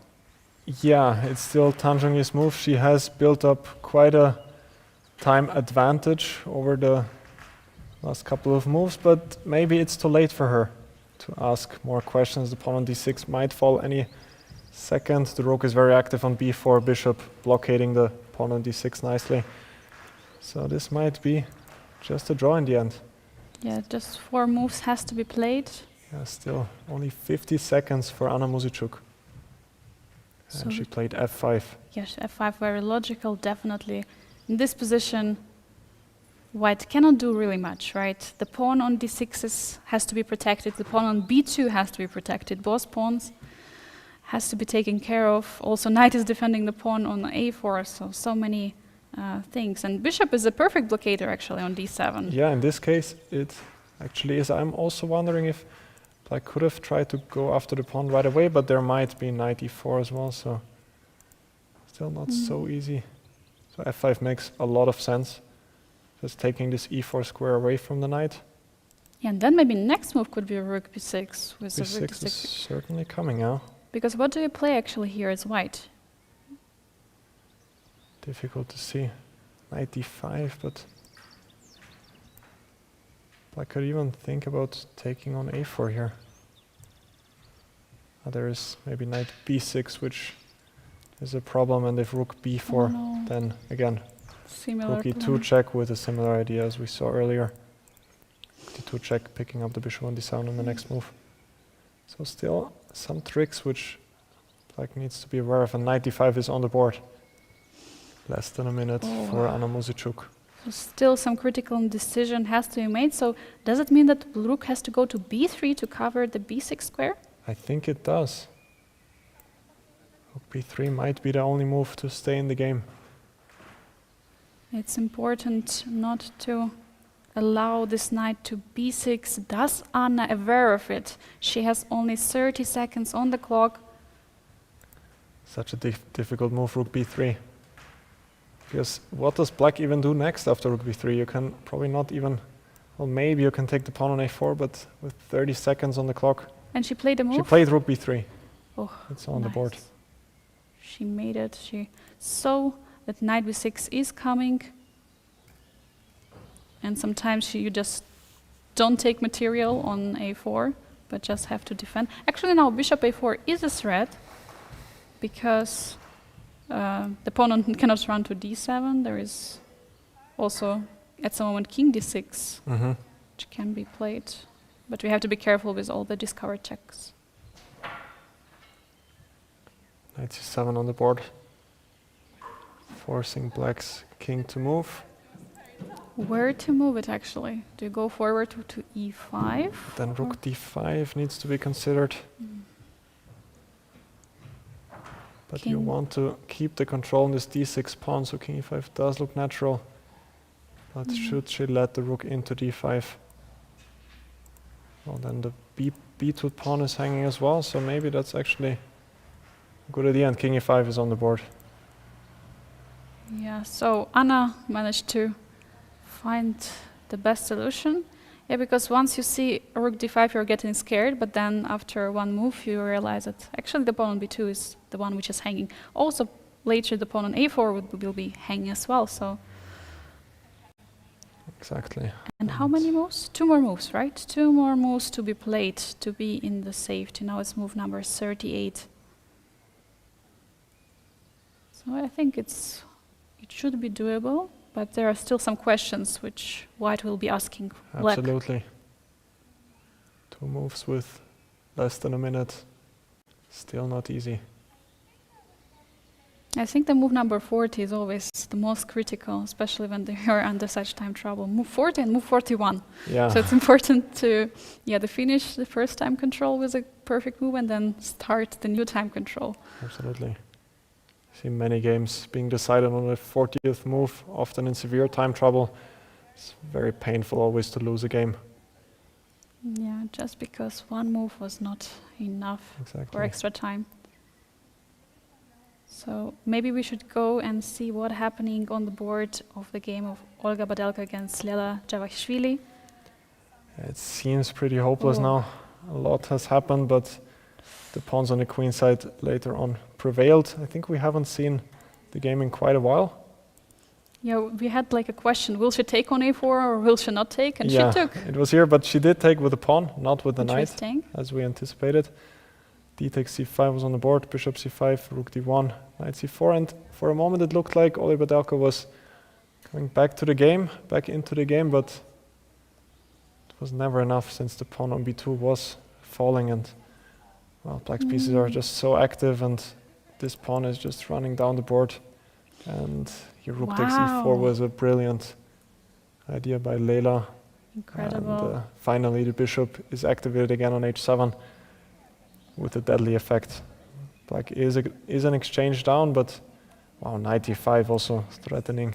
Knight takes g4 with a fork. King g1 is on the board. Exchange down, but position up, so it's incredible. Yeah. And knight maybe f3. black can, knight f3 would be one idea also. Knight takes g4, there are just so many moves in this It's position. so difficult to find the best move. There are so many good ones. And Lela still 10 minutes on the clock, so she does have still enough time to figure out what is the easiest route to victory. There is also bishop f3, because there is no checkmate after rook d8. Yeah, there is also bishop f3, also a very powerful move. So I think that Black has probably numerous paths to victory here. It's actually very important that pawn is on h6. There is never going to be a back rank checkmate. Yeah. Yeah. Always the king can go to h7. So let's see, she's reaching out for a piece. What is it going to be? And she's does taking. take on She g4. does take, yeah. Which seems quite good as well. Queen even has a hard time protecting the pawn on the knight on e2 still. Oh, actually, where do you go with the Yeah, queen? you would have to go on the first rank, which also does not look very attractive. And do we see resignation now by the Austrian number one? Yet. Not yet. She's still having some hopes, but yeah, with such time on the clock and such position. But again, maybe she's hoping for some rook d8, queen f5 at some moment. But yeah, in ideal world, but here, of course, Lela is super strong, and now with a lot of time on the clock as well, she'll find a way to convert this position. So meanwhile, what is happening in the game Jiner against Vaishali Rameshbabu? So we have rook endgame. Yeah, it's the We were discussing 41st it. move, yeah. So players have reached the time control. I think Vaishali is trying to look for some defensive ideas, but I think that this pawn is eventually going to decide the game. If Yeah, it Black looks like this. continues waiting with a move like king f8, then maybe just a6. Now the rook is threatening to go to b7 followed by a7. And I was thinking if Black goes rook f6 with the idea of sort of keeping the rook on the a file, then I thought you could go for this, followed by a7. And if rook a6, then White has rook h8, the typical idea. And after Black takes, there is a skewer with rook h7, winning the game. Yeah, very nice point. Yeah, because king is not on g7. If the pawn would be on g7, then it would be a different story. But it's so nice, it works out brilliantly. So maybe g4 was played. But I would suggest, meanwhile, maybe we go to the game of Zhongyi against Anand Muzychuk, because they're still in the time trouble, and there maybe still something can happen. So one more move to be played. So knight b5 on the board, rook b4. So one more move. 49 seconds for Anand Muzychuk. Will that be enough to get to the time control? Yeah, also she asked one more question. Yeah, rook before attacking the pawn on a4. Now there is no this knight b6 idea. So actually pawn is hanging. No. Well, if Tan over pushes, it could also go wrong. Like if the pawn on a4 drops, then all of a sudden White is sort of stuck with this often weak pawn on d6 as well. Yeah, and also very important moments, obviously the knight on b5 couldn't be taken, because after bishop b5, pawn takes the d7 would just be game over. So it's coming and there's no stopping the pawn here. Yeah, so bishop has to remain on d7, has to blockade the pawn. At all costs, bishop has to be there.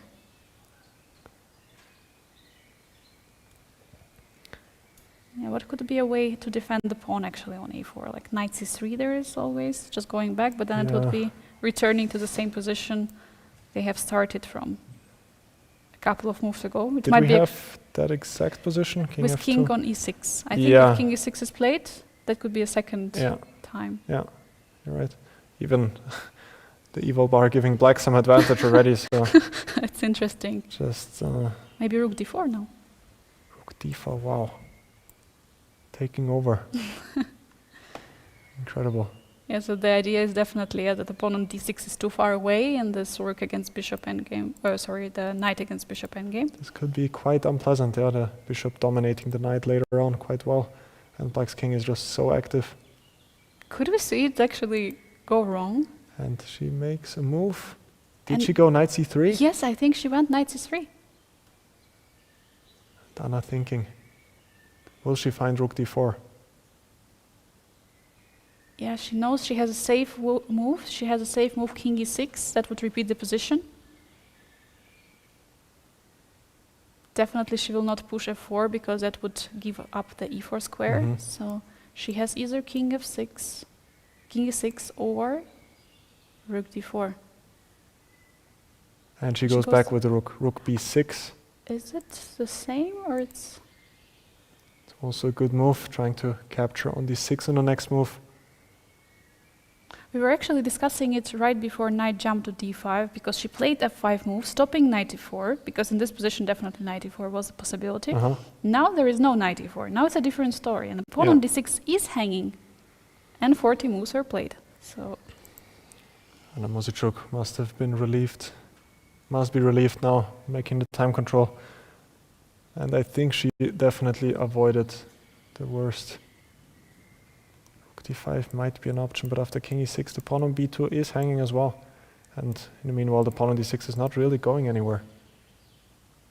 This is incredible that it could go wrong for Tan, actually. Absolutely, and she's not looking quite content with her position now. Definitely realizing there was more to get out for her. So we confirm now, Anna actually didn't repeat the position. She had a chance to repeat one more time, and she didn't. Yeah. She went for a better option. Maybe white could still go knight b5, still with the point that... black can take and then take on d6. Oh, well, that's of course... that's of course unfortunate. So knight b5 doesn't work. How to defend the pawn on d6? We can go for a move like g3. I don't know if that makes sense. The point that if black takes, then, well, it's definitely white who is already playing for a draw here. But my idea was to sort of fix the pawns on white, and I was hoping that, well, this can be some sort of draw. But yeah, just to show an endgame like this, if the king is able to get to c5 and then b4, can be unpleasant for sure. And it looks suddenly that the bishop is actually a better piece than the knight in this endgame. Yeah. Even though the pawn on a5 is on the light square, the bishop is working on both sides of the board, and a4 is a target. a4 is a big target now. Tan Zhongyi currently thinking. Yeah, what a crazy matchup, actually. Like, so many things have changed. First, Anna was better, then suddenly Tan. Now we see again everything is changing so drastically. And yeah, meanwhile, do we have any other game in the time trouble? I believe Olga Badelka against Lela Javakhishvili. They were still not reaching move 40, but position looked pretty much over. And knight g4 and queen c5 was played. Yeah, I was going for queen e2. I mean, there are some ideas, of course, with perpetual, but at the moment f7 is still covered. So this does not work because black has g6. Yeah. So I think that Lela can just capture on e2, and after that white cannot even take the bishop on d5 because checkmate will come after queen f2 and queen h2. Yeah, very beautiful. Only queen and the knight on the board and deciding the whole game. And king on g8 is in full safety. Yeah, there is no ideas for perpetual or any checkmate. So. Well, she could. Maybe this is her idea, but because, well, at least now the f2 square is covered. But at least this should be leading to a winning queen endgame. Or not. Oh. So that's the whole trick, yeah? And queen c8. So now we would manage to find the draw, and now all of a sudden it is perpetual because, well, f7 is not protected anymore. Actually, there could be another similar idea. So queen e2. She played actually the move. Yeah, bishop e6 is on the board. So here if queen e2, rook d5.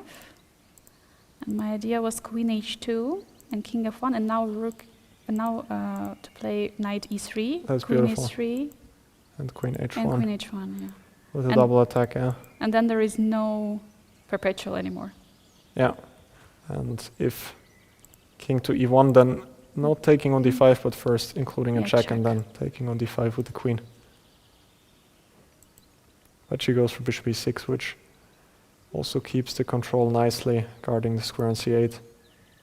You're pretty safe, and also you cannot really move the knight, or can you? You cannot really, because Yeah, if queen h2 will come, it's hard to believe that white is going to survive. yeah, it's not possible to defend. Probably something like rook e1 is the only way to defend, but even then there is queen d2.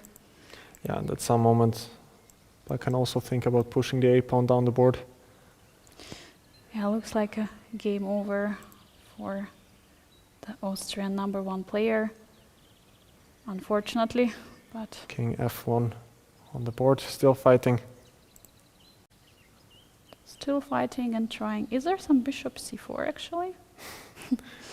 Bishop c4, nice idea. But there might be some I rook can d8 and queen f5 check. Yeah, and then I can pick up the knight on g4 maybe at some moment. Suddenly it doesn't work, yeah. Yeah.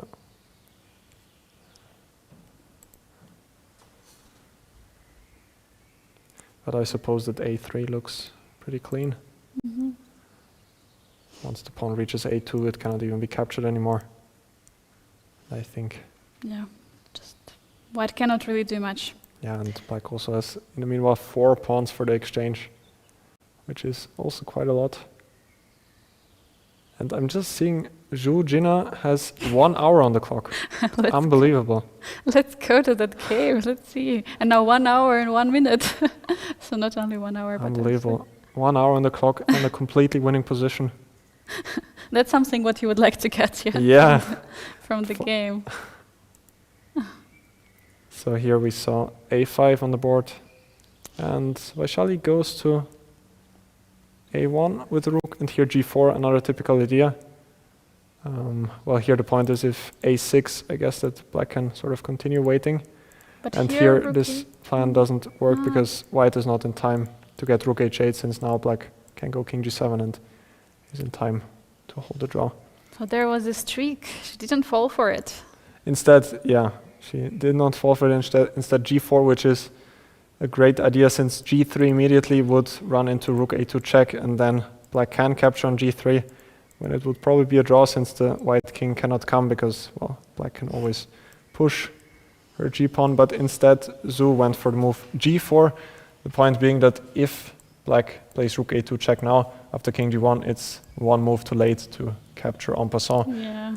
Instead, And Vaishali Vaishali, only one was possible. yeah.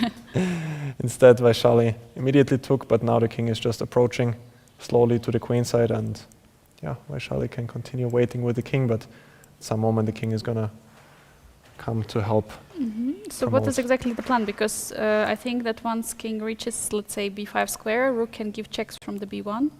So Mhm. what would be a winning plan there? So, So let's perhaps try something to- like this, king b3, rook a1, Let's say king b4.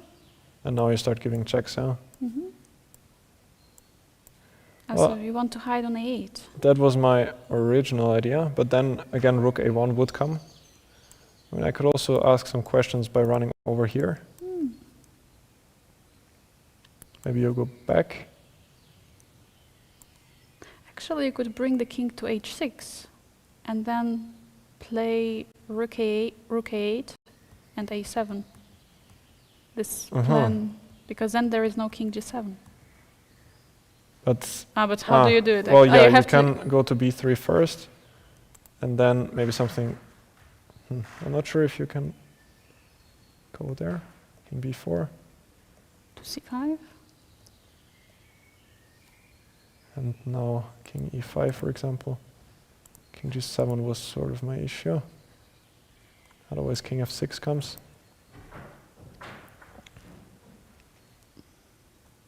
Is there f8 here, or it's not working? There's nothing here. No.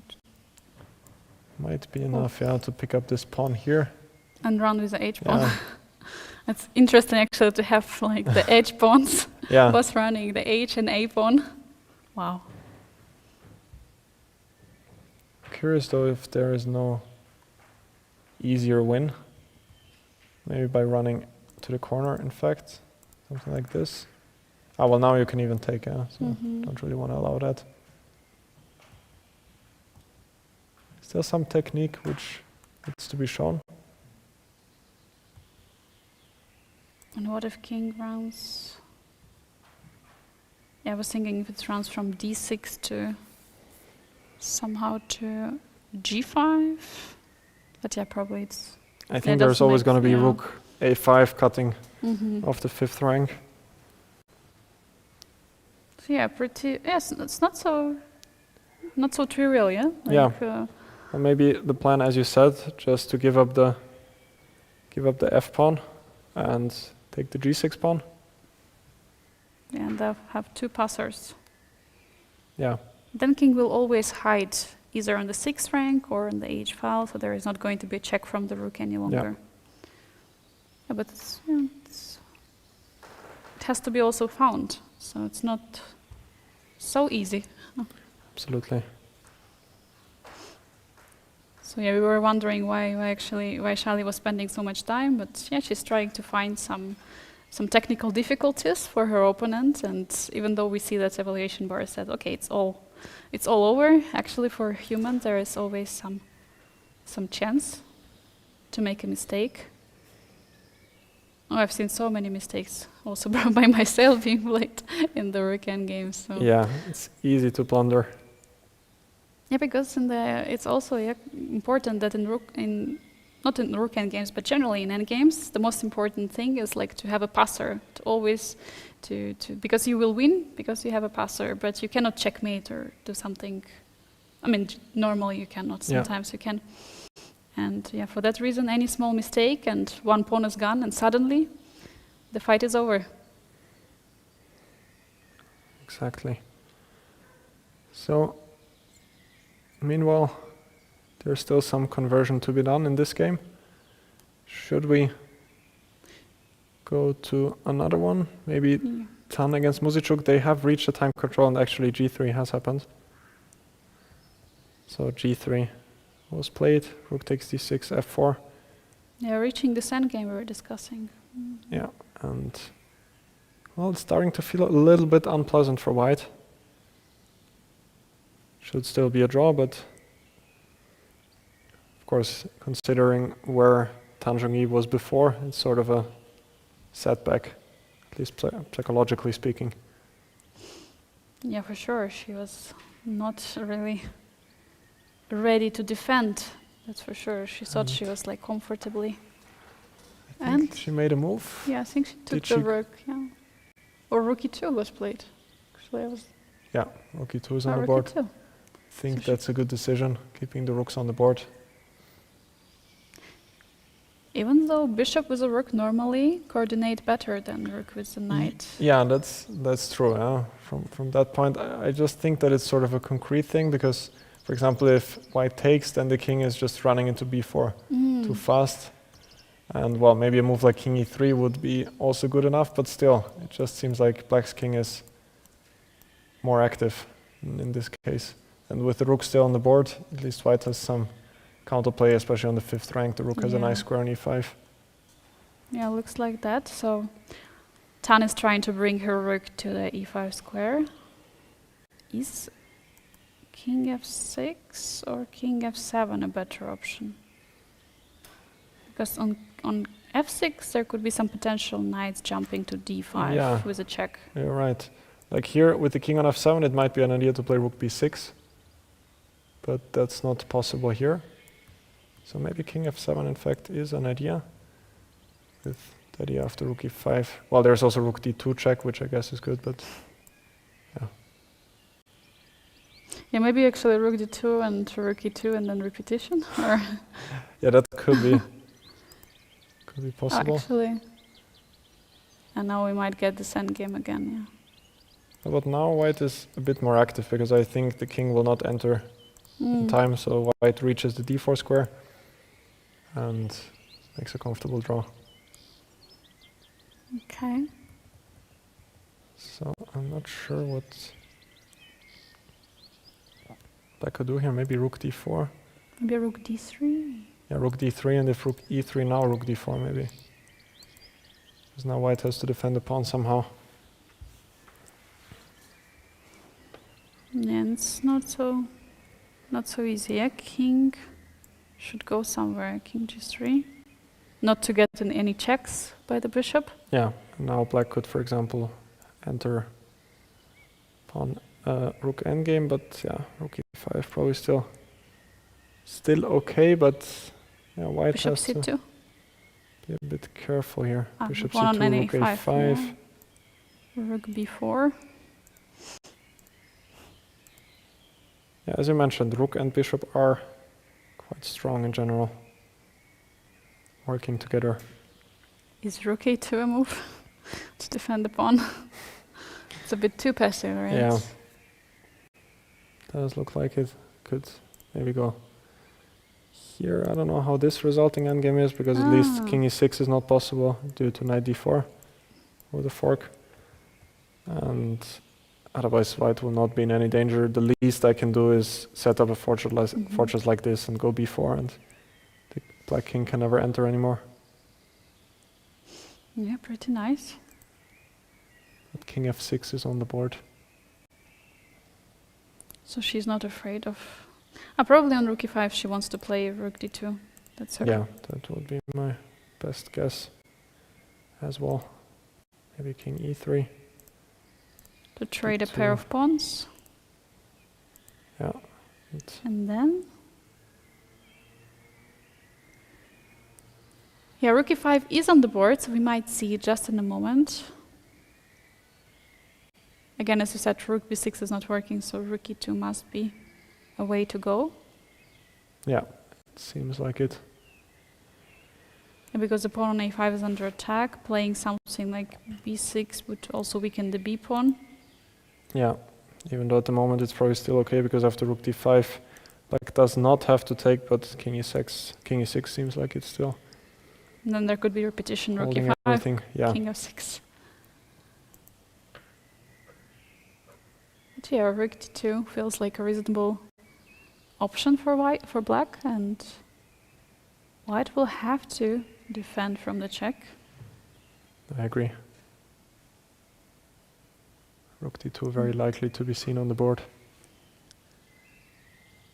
Yeah, meanwhile, just came to my mind pretty interesting fact that we have here two Chinese players, Zhongyi and Jiner, and they actually, so of course Zhongyi is older, so they actually studied at the same university in Shanghai, but Jiner is studying currently there, and Zhongyi graduated from there. It's when I was trying to research a bit about the players, and it's quite interesting for me that, yeah, in China there are so many different universities, cities, and yeah, they both went for, it was, I believe, some Shanghai Finance and Economics University, so I believe it's a very good one, since both of them are there.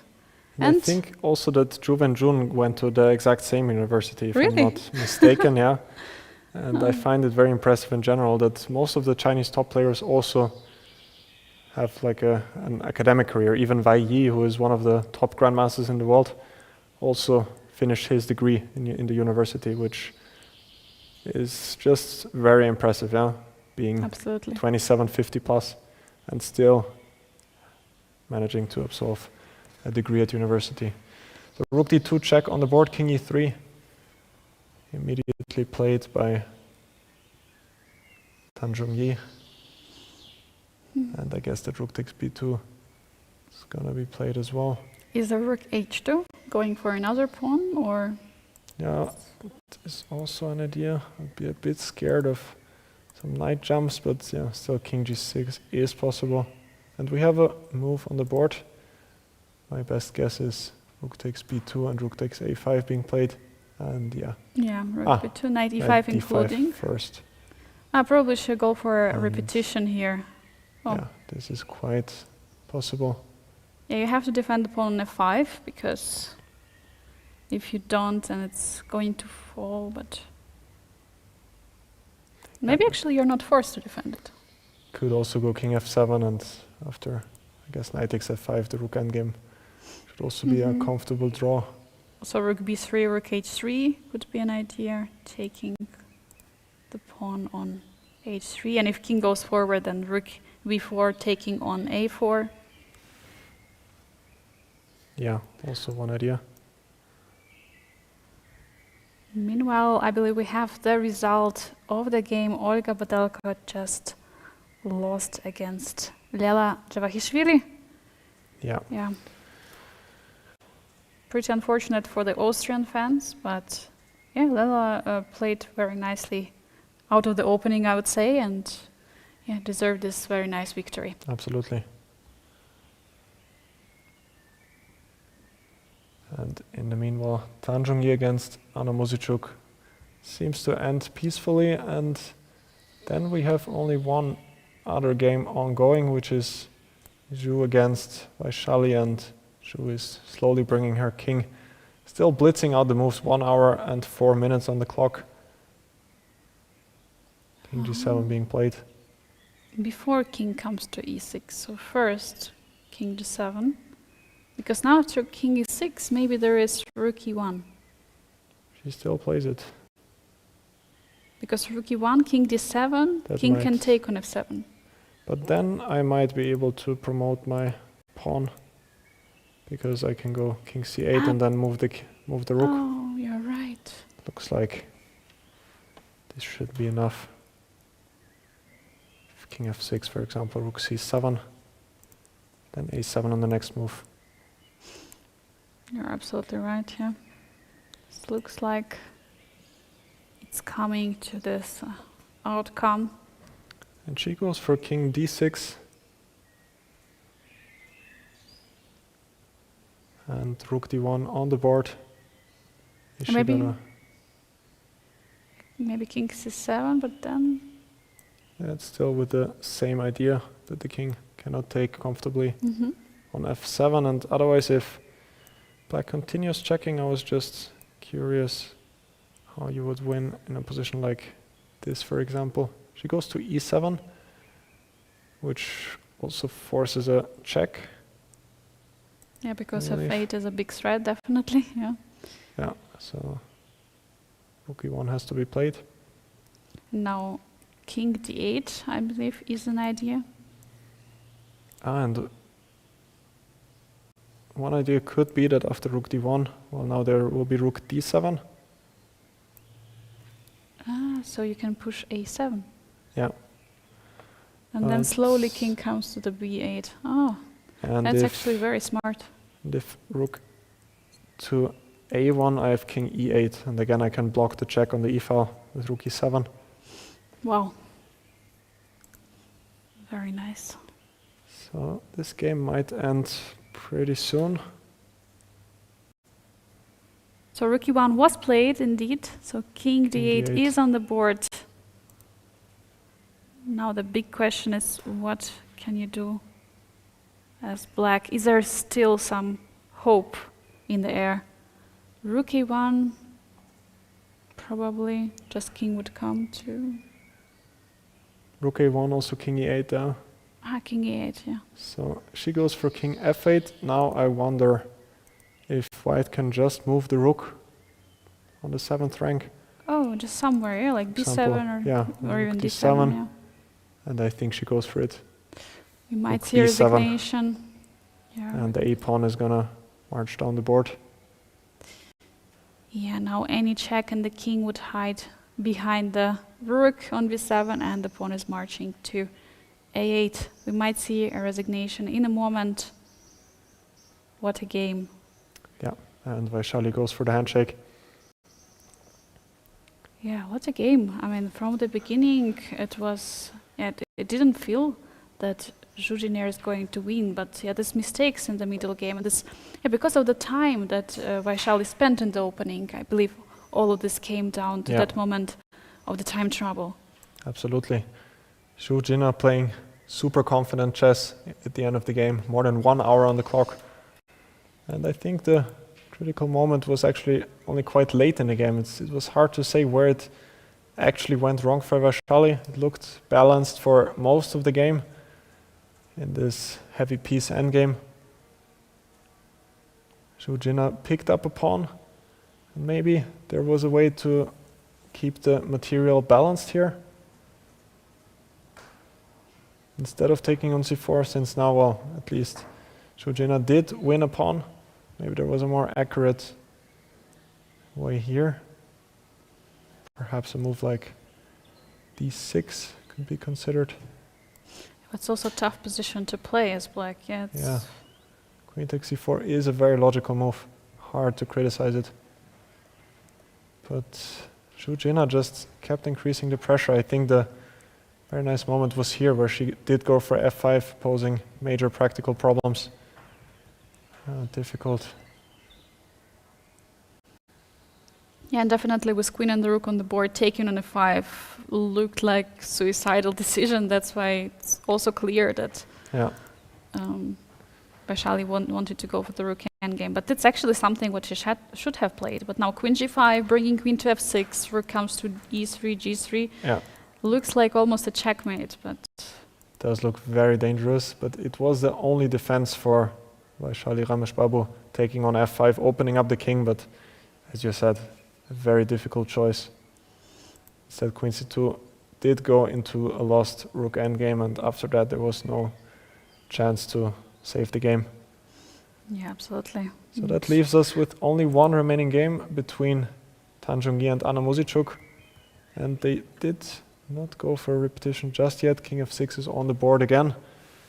Are So they gonna... we might see a repetition now. So now knight e5 check again, and 97 on the board once again. I believe it isn't it the third time? I think not yet, but so knight d5 was once, knight d7 was once. I think they're gonna go for the repetition now. And Yeah, and now it's on the board. Now it's a threefold repetition, it's draw handshake, agreed. it's a draw. What a crazy game, crazy matchup of the round, as we were actually predicting this to be a central game of the round. It appeared to be so. First, we had a very, very sharp line of the Italian. Maybe you could go quickly through. Or there was this super tense position with bishop coming to g5 and Anna Muzychuk going all in with h6, g5 pawns. So. And it looked like Anna Muzychuk did have a very promising opening outcome. This pin was quite uncomfortable for Zhongyi to confront, but somewhere Zhongyi did get back to the game, even more than that. And she was actually taking control at some moment here after queen d3, bishop g6. We were feeling like it was going quite wrong for white because the queen on d3 is exposed.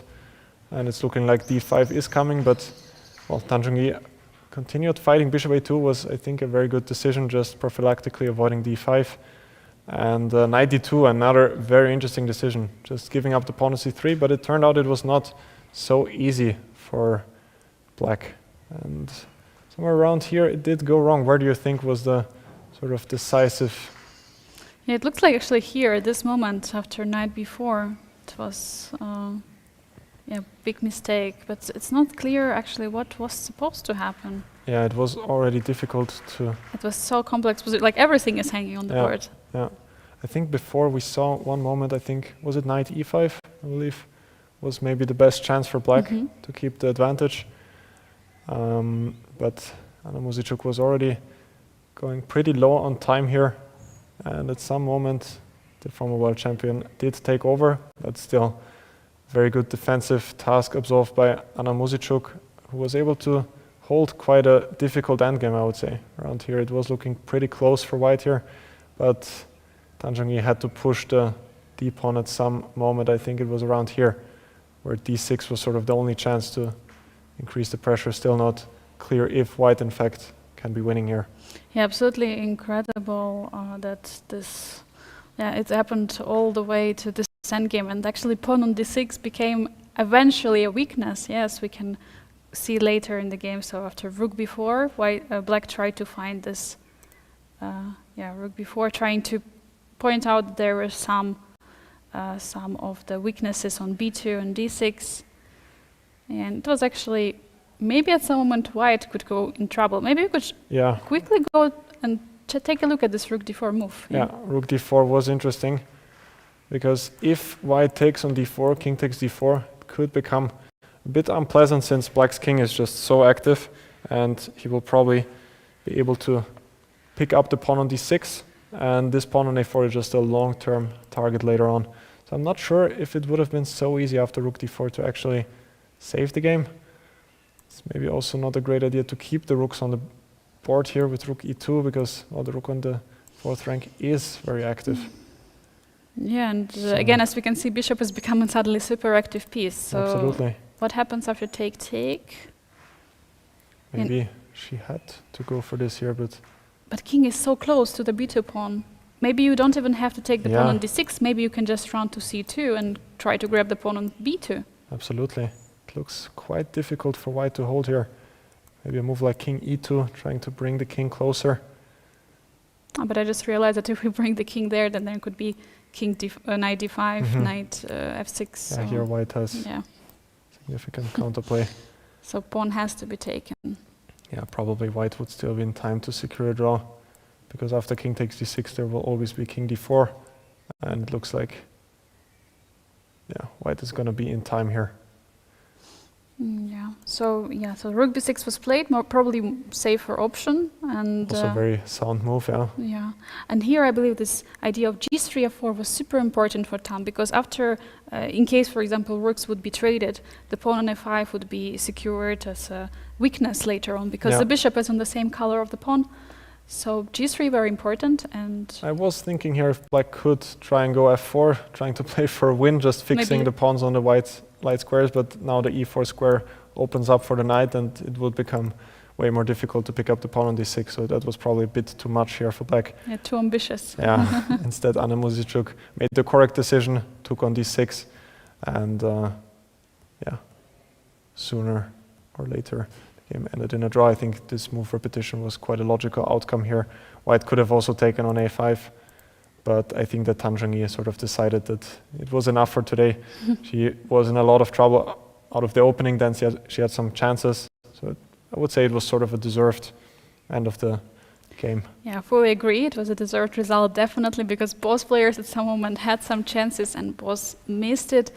What is so far your favorite game from today? Because we have all games finished right now. We had 3 decisive games, 2 draws. So which one was the most, I don't know, maybe exciting for you?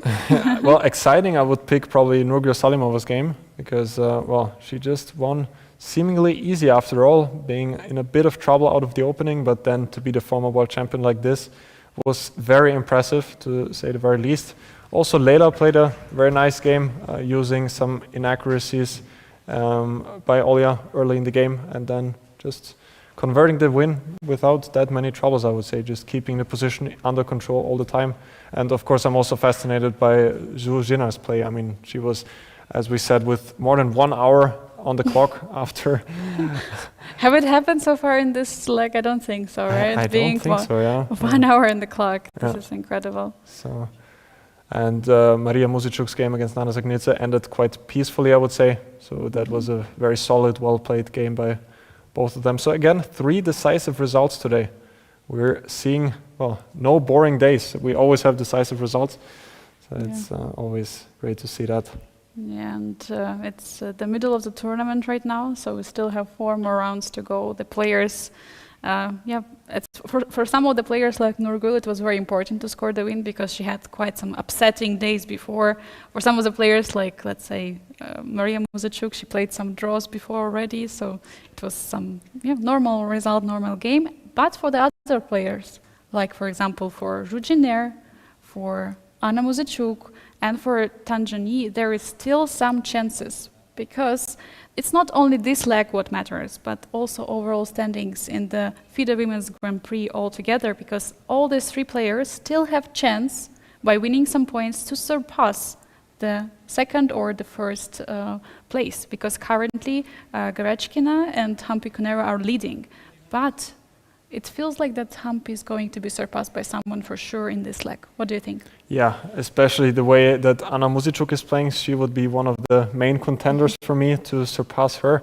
But of course, as you said, there are still a couple of other contenders as well. Well, still 4 more rounds to go, so it's going to be exciting to see who's going to prevail in the end and who manages to get those 2 spots for the candidates tournament. Who is your favorite so far? What would you say? Who are you rooting for, or who do you think is going to win? Well, as an Austrian, of course, I'm rooting for the new addition to the Austrian team, Olga Badelka. But I have been very impressed so far by Vaishali's play. Today was an unfortunate day for her, but other than that, I really liked the way she was playing. But it's just so exciting to see all of the games. There's just so many surprises every day. You cannot expect anything, so it's very hard to pick a favorite. Do you have one? Yeah, I fully agree with you. I mean, I agree regarding the Vaishali. Like every time she's bringing something new, something fresh. Also regarding the opening, I would still say that my favorite is currently Anna Muzychuk. She's playing great. She's having good tournament. Today was probably not the most, the cleanest game she had, but it ended in a draw, so it was a decent result. She keeps her the most important. She keeps her lead in the tournament right now and keeps her chances on winning it and surpassing the players, becoming #1 in the standings of the FIDE Women's Grand Prix and winning the ticket to the candidates, which is, of course, super important. This is the most important thing what players are fighting here for. But also, I believe it's important to mention that even if the player was, for example, placed #3 in the rankings or the 4, they still have a chance later to qualify for candidates because all the events are going to matter. The FIDE Women's Grand Prix, the Grand Swiss, the World Cup, everything will come together and the best player will be chosen to qualify for candidates. Absolutely. I don't have anything more to add to that.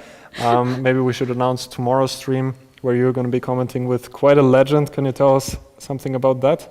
Yeah, tomorrow I'm going to be honored to be joined here in the studio by Vishwanath and Anand. So it's going to be, amazing. Looking forward to that.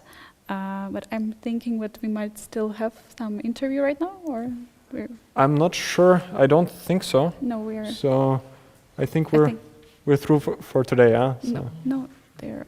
We do have one interview. Yes, okay. We still have. So that's why we're not yet finishing. Sure. Yeah, but I mean, exciting game, exciting day. I believe like we had like 3 decisive games, but it feels like 4 because this final game of Tanzania against Anna Muzychuk felt like a decisive game at some moment. It was for sure eventful, and for tomorrow we're going to see definitely going to be so much fun, and we're going to be having some surprise guest very soon. Surprise. I actually don't know who it's going to be. Can you see who it might? Yeah, I can see, but it's going to be a surprise for our audience. Well, it's going to be a surprise for me as well. So now we're having someone special. Milan brought us an interview, so Milan, to you now.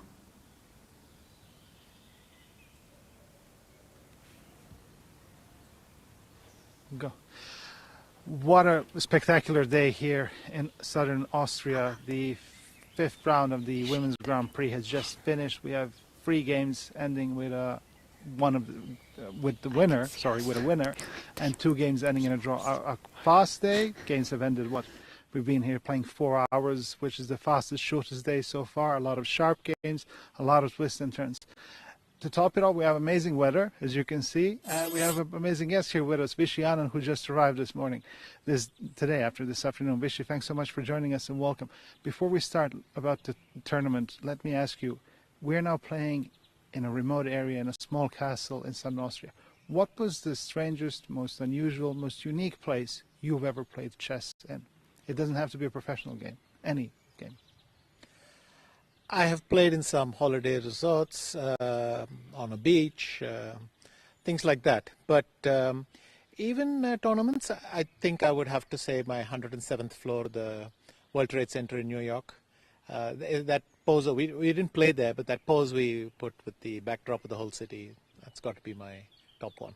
Your top choice. So you're more for a city backdrop than this relaxing. Are you more a city person or a out of town person? I'm very much out of town person, and I love the venue here, and I mean, this is just spectacular. It simply happened that I was playing the World Championship in New York, so the publicity picture was there as well. But this is an amazing venue, and I think we should use it by taking some real shots with a lot of depth, a lot of nature, and the visual impact is going to be great. Perhaps we can do something on the rest day with the participants. Well, I think there are some... Already the Austrian outfit, I think, was a huge success. I think it was, and also I think they have some ideas set up for the FIDE, so going to be quite a lot of interesting surprises and hopefully pleasant ones. But look, this is indeed an amazing venue, an amazing backdrop to play at and to have a Women's Grand Prix. What's your take on Women's Grand Prix so far at this event? Well, this event has been very exciting, and what I like is, in fact, the whole Grand Prix circuit has been exciting.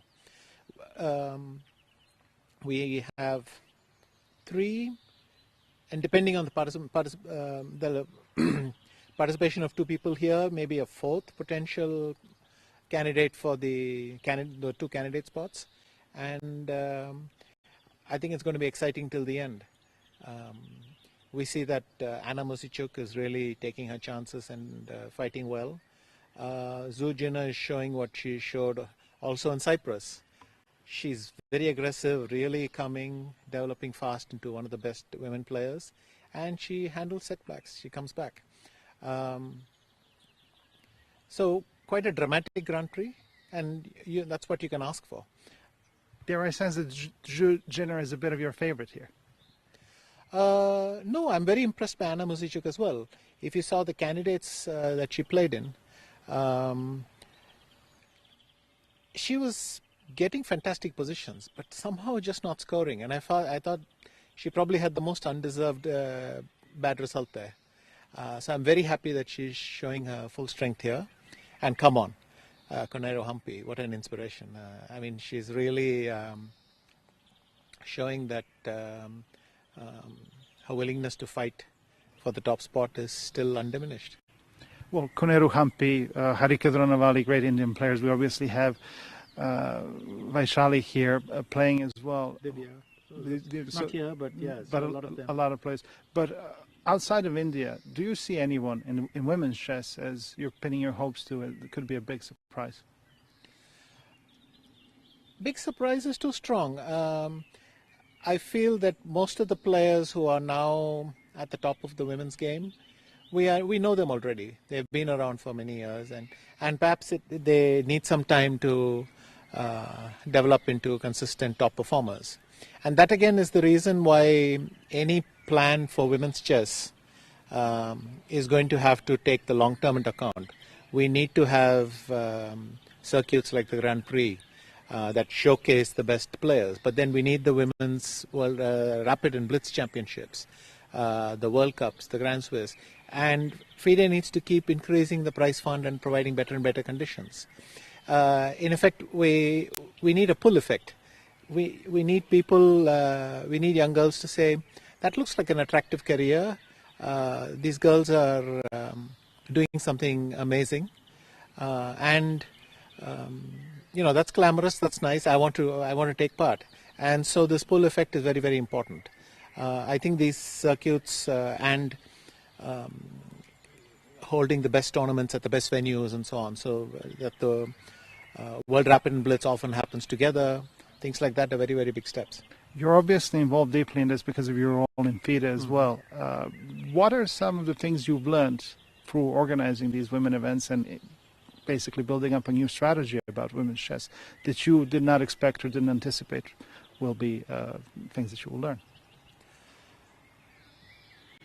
Probably nothing that I couldn't think of before. In a sense, the women's game is not very different from the men's game. It's just you need the time, you need the players to mature. But once you have big stars, household names, someone like Judith Polgar, but some new ones emerging, then that itself will draw a lot of attention to the game.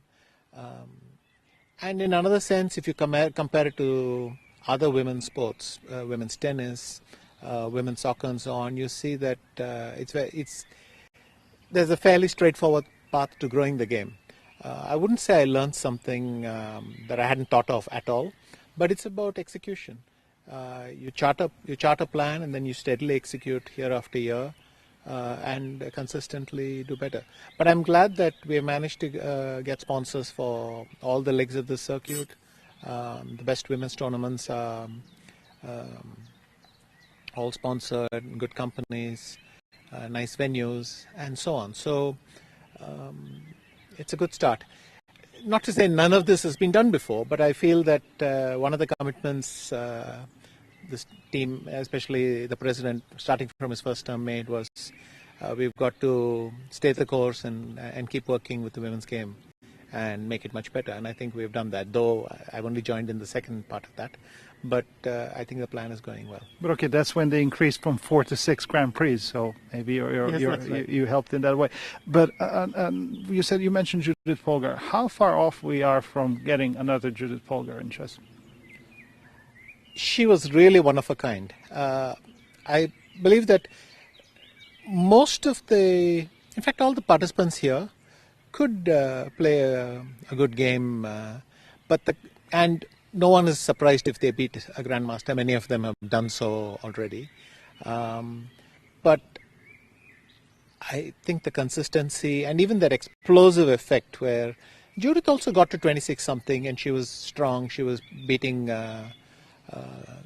good players in the open game as well and so on. But then she had this dominance, and she showed that she was able to escalate that to climb as high as number 7 in the overall in the open ranking list, and do that for so many years that she became a household name for chess.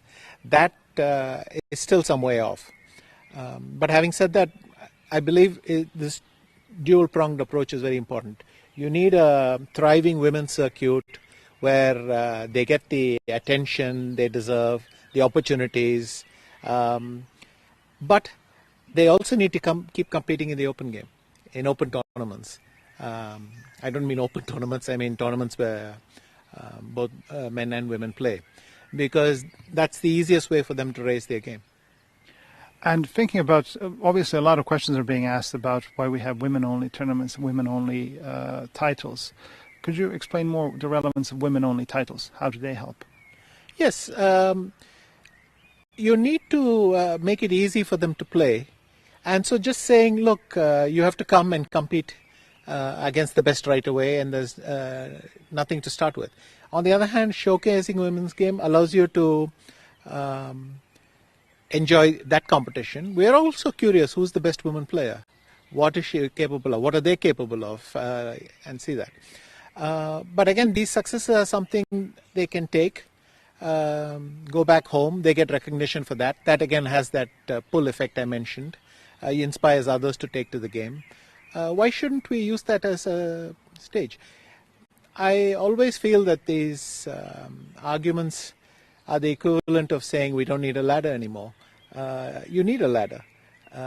You get to the first stages. Let's bring the women's game up here, incentivize them to play, and then later on, obviously, if we ever bridge it completely and maybe 3 or 4 women compete the way Judith was doing, well, then mission accomplished. But to get there, we have to make it attractive for them to stay in the game, to keep playing, and so on. Sorry, go on. Yeah.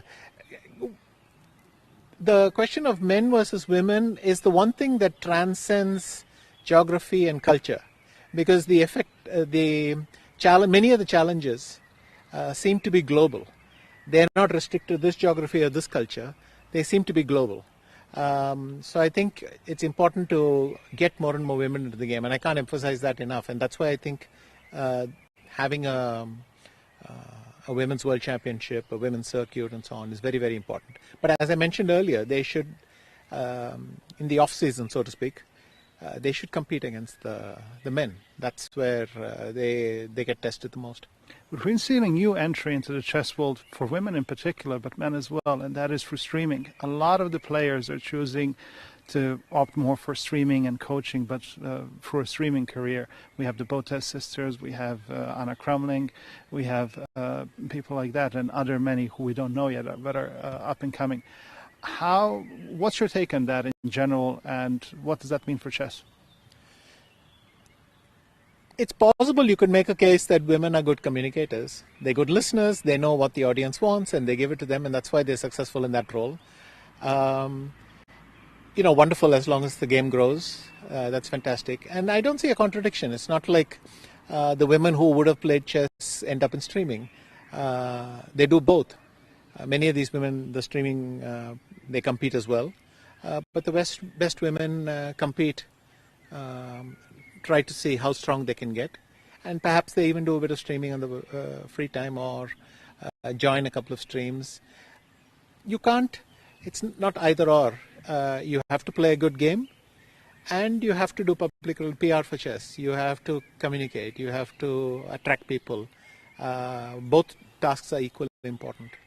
I know your wife back in the day had a huge role in helping you to choose the right PR and the right PR approach. So dare I say that, in your opinion, women are better communicators and have this a better sense for the moment, and that can help chess? That's a sweeping statement. I would just say that since you mentioned 4 or 5 women chess players who are very successful as streamers, I made the connection that perhaps they're just able to communicate well.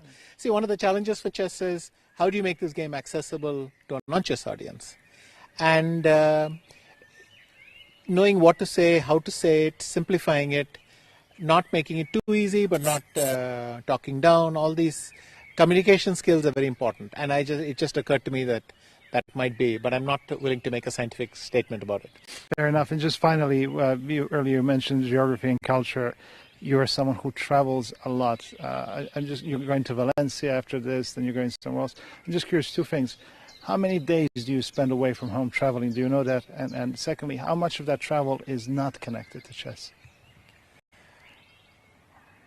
It's close to 6 months as it used to be. It might be 5 now, but you get the general drift.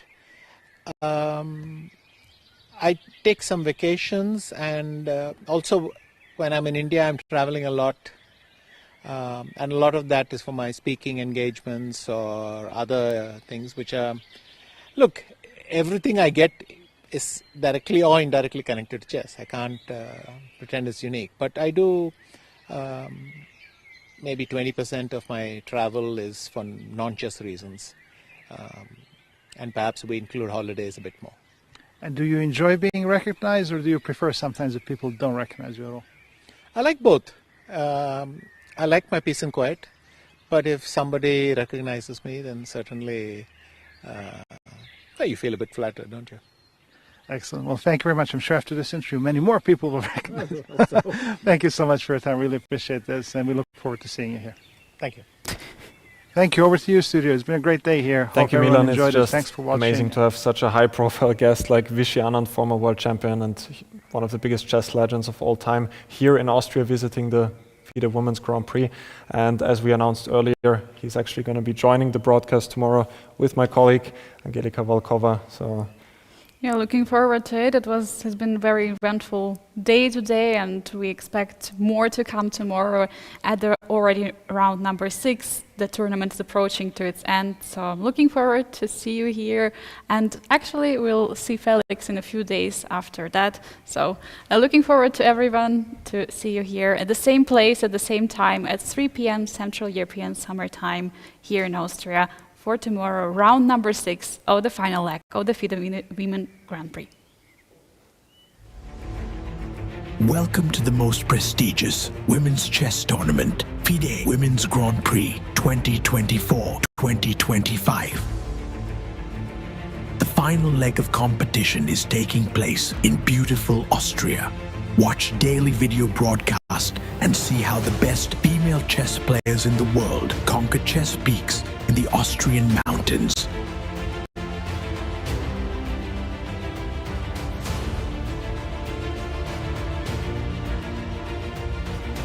Two top finishers of the series will play in the Candidates Tournament.